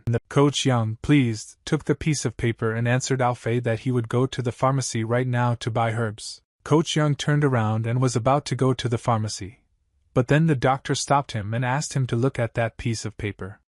This prescription must be just a find and he asked him to look at it. Alfei thought that this instruction contributed to the development of training internal strength. Yao approached him and said that this was good, to which Alfei replied, of course, good, and by the way, she now owed him dinner. But suddenly someone called Alfei. He picked up the phone and saw that Master Lu was calling him. Alfei answered the phone and asked Master Lu what happened. Master Lu was very frightened. He spoke in a trembling voice and Alfei asked what was wrong, what had already happened. Master Lu told Alfei that he had to come urgently. Something terrible happened. Alfei himself just got scared and was upset that he would not be able to go to dinner with Yao. Alfei entered the office where Professor Lu and Director Jing were already waiting for him. He asked them what happened, why they called him so urgently. They sat nervously and did not answer him. Alfei looked at them and realized that now there would be a very serious conversation. Master Lu looked at Alfei and said that he had finally arrived. Let him pass and sit down. Alfei told them that they looked very serious, and that this could even happen. They turned pale and said that it was about Alfei becoming a guest lecturer. Alfei was surprised and decided to ask what was wrong with this, because everything was fine and he was even preparing to conduct his first classes. The director collected his thoughts and decided to calmly explain to Alfei what the problem was. The director said that the largest sponsor of traditional Chinese medicine suddenly decided to stop sponsoring. Now this department has severe money problems. Alfei sat down on a chair and asked why they did this because traditional Chinese medicine does not earn very much money, and told him. Master Lu looked at Alfei and told him that this was not about money, but about. Alfei wondered why it was because of his problem with financing.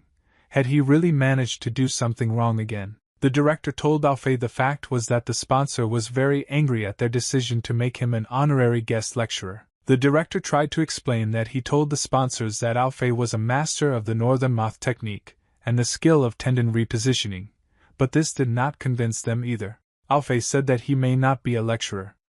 There is no need to spoil the relationship with the sponsor because of him. Master Lu folded his hands and now decided to say his word that their sponsor himself understands the topic, so he should know the true value of these two skills. Director Jing and Master Lu looked at each other and decided to tell Alfei that not everything is so simple here. The director agreed and said that most likely they were trying to put pressure on Alfei.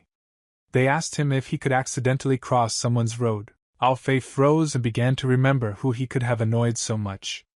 Yes, there were many options, the same Yuan for example. Alfei was sweating while he was remembering. He decided to say that perhaps it was the deputy director, to which Master Lu waved his hand and said that Alfei overestimates him. The deputy director does not have such opportunities. After thinking again, Alfei decided to say that no one else came to mind except him. The director took a short pause, came to his senses and said that no matter what their reason is or whether you are our lecturer or not, they will no longer sponsor the university. Alfei remembered that his new task was to earn 1 million for the faculty, as is now possible. The director saw how excited Alfei was and he decided to calm him down by saying that it was not his fault. It was the director who should have managed the faculty better. The director decided to add that if only they could earn more money then they could set conditions here. Alfei asked all Chinese medicine associations were starting to lose money. Master Lu replied that not really. Master Lu decided to explain to Alfei that acupuncture associations are losing money, but traditional Chinese medicine, on the contrary, is making money. Their conversation continued. Master Lu said that their leader, Professor Hua Mei, is one of the top 10 experts in medical art, although she is only about 30 years old. She earned a lot of money when she invented a new formula of Chinese medicine. Alfei thought of making money with a new formula of Chinese medicine, and this is a good idea. Turning to Master Lu, Alfei asked him if he could introduce him to Professor Hua. He would like to talk to her. It turned out funny, said Master Lu, because yesterday she herself said that she really wanted to meet Alfei. They decided that they would go to her right now.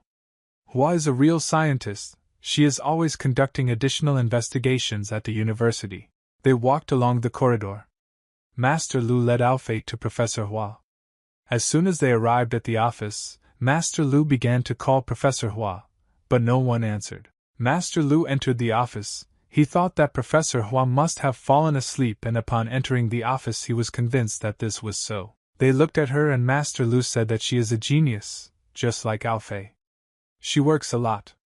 She drinks all her infusions all the time, which is why she has a herbal body odor. Alfei was surprised and asked how this is possible.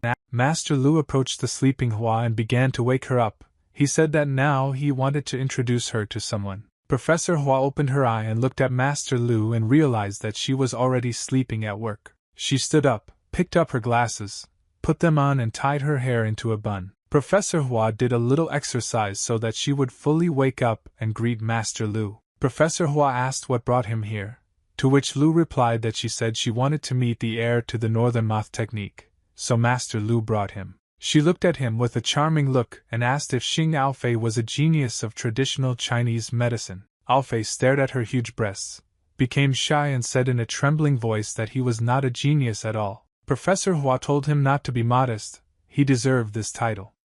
It is good that such a young guy has such a rare skill, especially during the development of traditional Chinese medicine. She decided to come closer to him, while Aofei spread his arms and said that Professor Hua had too good an opinion of him. He still had a lot to learn from Professor Hua. Professor Hua put her arm around Aofei's shoulder and told him that he was a very smart and rather modest boy. She already liked him. Master Lu asked Professor Hua if she even slept last night. Yes, she is young, but still you shouldn't abuse your body like that, she answered Master Lu and asked him not to worry about her business, which was very healthy. Aofei stood in a humble pose, blushing, and added in his thoughts that her body was really healthy. The professor adjusted her glasses and said that besides, she couldn't fall asleep without figuring out the new recipe. Aofei heard that there was a conversation about recipes and he immediately became interested and asked what recipes they were talking about. He was told that this is a formula for fighting gout. Aofei was surprised. It seems he had not heard about this. Professor Hua said that in Huaxia, millions of citizens suffer from gout.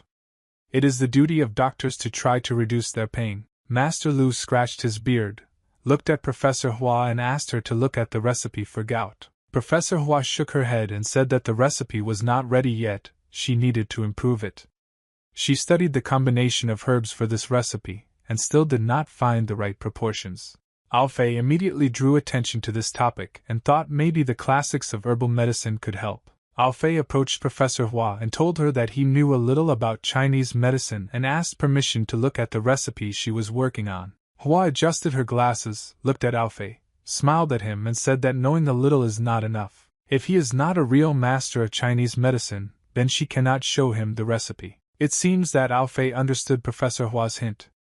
She wants him to demonstrate his knowledge. Aofei looked at her and said that he agreed and was ready to show what he was capable of. Master Lu was surprised that Aofei even knew about traditional Chinese medicine. Aofei approached Professor Hua and asked her that she was working on the ingredients for this recipe, to which Hua replied that it was true. Aofei asked if he could write a list for the remedy, then Professor Hua would do him one favor. Professor Hua let him know that although this recipe is not very good, it is still difficult to guess, but she answered him if he could still write down the exact ingredients, then she would do whatever Aofei asked. Aofei was so happy that he blushed. They agreed and Aofei got down to business. He approached her, grabbed her hand and asked her to just let him hold her hand. Professor Hua was very shy. She was wondering what this guy wanted to do and why he needed her hand. Master Lu stood and did not understand what was happening here. Maybe Aofei fell in love with Professor Hua. He approached her hand and sniffed her. The aroma is certainly exotic, but Aofei cannot be stopped by this. Professor Hua was embarrassed by the way Aofei behaved and he just wanted to know what that smell was. Aofei began to analyze what kind of recipe this could be and in the end everything became clear to him. He finished and asked Professor Hua for a pen and a piece of paper to write down the recipe. Aofei took a pen and began to write down the first word, the name of the substance that was in the recipe. Professor and Master Lu looked at him and were shocked that he actually wrote the necessary substances. Now he had definitely finished and added the last words and was ready to present the result. He handed the sheet with the written substances to Professor Hua, and she was surprised. Professor Hua read the sheet written by Aofei and saw that everything was written there correctly about that recipe. She looked at him with huge eyes and asked how it happened that he did such a thing. Aofei answered her that she herself said that she works only with those ingredients that are in the recipe. When Aofei smelled her hand, then he was able to identify them. Master Lu stood with his mouth open. Aofei understood all the herbs only by the smell of his hand. How is this even possible? Aofei replied to Master Lu that if you understand herbs, then it becomes not difficult to guess them. Professor Hua stood and applauded Aofei for such a brilliant job. She was very impressed with his abilities. She said that it was great, even she could not repeat it. Now she was ready to fulfill Alfei's request. Alfei asked if he succeeded in passing the test. Now she sees that his knowledge is great in the field of traditional medicine. Professor Hua said that of course, now let him just say what he wanted and she will fulfill his request. Alfei put his hands on the table, and clearly said that he wanted to work together with Professor Hua on a new medicine. After these words, Alfei thought that then he would want to get his share of earning $1 million to set up the system. Master Lu decided to answer instead of Professor Hua. He said that she would refuse him this request. Hua does not like it when someone barges in the middle of research. Professor Hua immediately responded positively. She said that she agreed to work together with Alfei. After these words, Master Lu choked and did not understand how this was possible. He knew that Hua did not particularly like strangers during research. Master Lu spoke again. He thought that Professor Hua hated teamwork. She adjusted her glasses and answered this because she is surrounded by only amateurs. She would be happy to work with a real master. Master Lu felt sad now he understood why Hua refused to work with him last month. She called Master Lu. He immediately thought that she might ask him to join them, although he doubted it. Professor Hua hugged Alfei and told Master Lu that he was free and could go. She would give Alfei back in a couple of days. Master Lu said okay. She asked Alfei if he was ready for what would now happen in this office. He replied that he was looking forward to it. They both got to work. First they began weighing and mixing herbs, then recording the results. Afe climbed onto the cabinet to open it and look at the necessary herbs that they were looking for experiments. They started boiling herbs and seeing what might come out of it. Probably this was part of their scientific goal. After the first hard day at work, Alfei and Hua were very tired and decided to lie down on the sofa to rest. 3 days passed. Professor Hua picked up the sheet and shouted that they had finally succeeded. Alfei felt good in his soul because the professor was so happy. They turned out an amazing recipe for which you could even kill. Alfei looked tired. His eyes closed out of the blue, but still, through drowsiness, he said that it was great that their hard work had brought the first fruits. Hua looked at him and said that they were able to develop such an effective composition only because of him. Alfei leaned back and asked how much they could earn with this formula. By chance, this amount is not $1 million. She replied if this formula really works effectively, then they will be able to earn more than 10 million.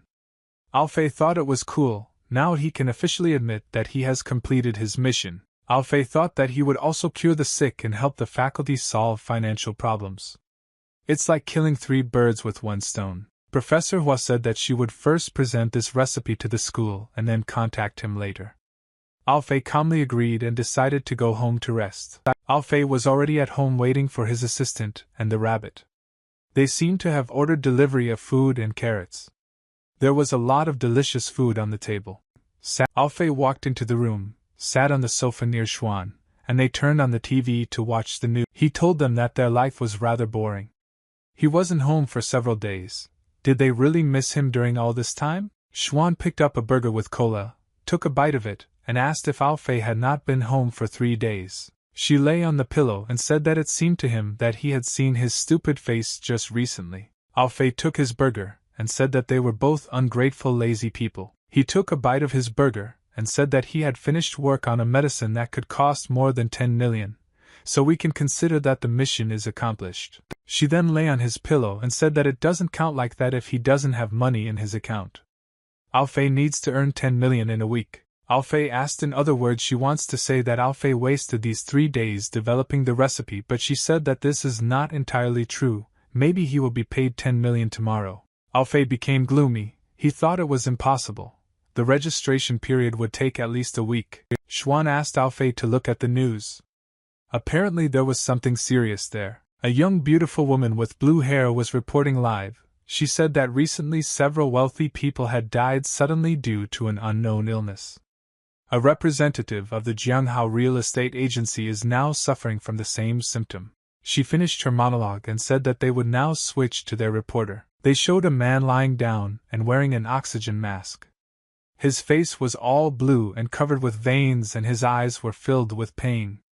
The reporter said that it was Qin Jianfeng who was admitted to the intensive care unit located next to the medical school. The reporter decided to ask the attending physician, Deputy Director Mr. Li, what he could say about the patient's condition. The camera filmed Mr. Lee saying that the disease itself or the patient's symptoms had never been encountered in medicine before, but they could confidently say that the patient would make a full recovery. A reporter asked a question. Jianhao Real Estate Agency announced that if they could cure their representative, they would send $10 million in sponsorship directly to their university. Mr. Lee responded that they ask him useless questions.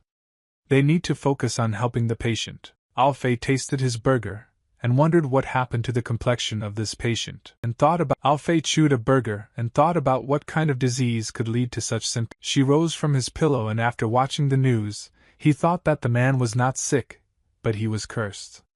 Alfei asked the question how they could curse him like that. She scratched his chin and replied that this could be witchcraft used by a foreign clan. Alfei asked, "Can this be cured with traditional medicine? If so, then Alfei can earn $10 million. She replied that he could not cure with the help of traditional medicine, only a witch doctor can free a patient from the curse. Alfei was upset that he would not be able to earn $10 million. He wondered where he could find a witch doctor to cure a patient. Some sounds were heard in the dark corridor.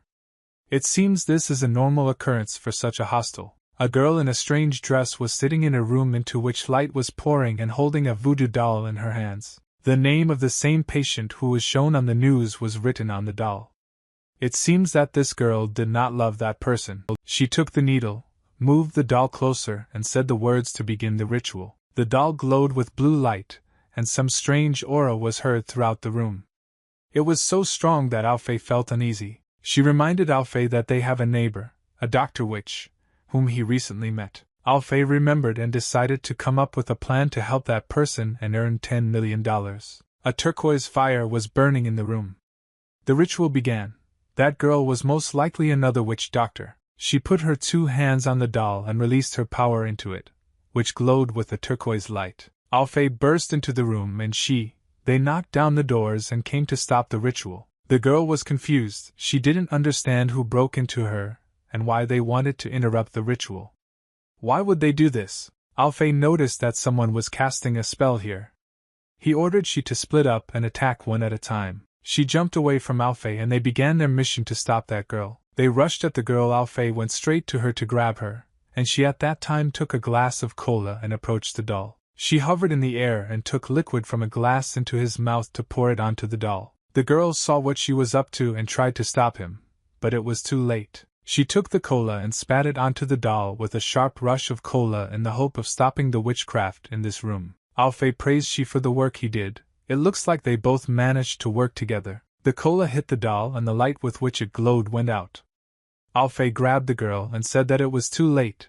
They know what she is doing here. He told her that the ritual was interrupted and now she could no longer harm anyone. The girl screamed what kind of nonsense these two were talking about. She said that she was trying to save him. She and Alfei stopped abruptly, and after hearing what they heard, they thought about whether she really saves him. The girl asked to let her go, and she swore heavily at Alfei and calling them imbeciles. The girl straightened her hair and began to listen to Alfei and I wonder how they will apologize for this. Alfei and she were very embarrassed in front of her. They stood and asked for forgiveness. Alfei said that he wanted to save the patient so much that he acted without thinking. Alfei said that he did not know that they invited the witch doctor as a lecturer. To which the girl replied that everything was fine.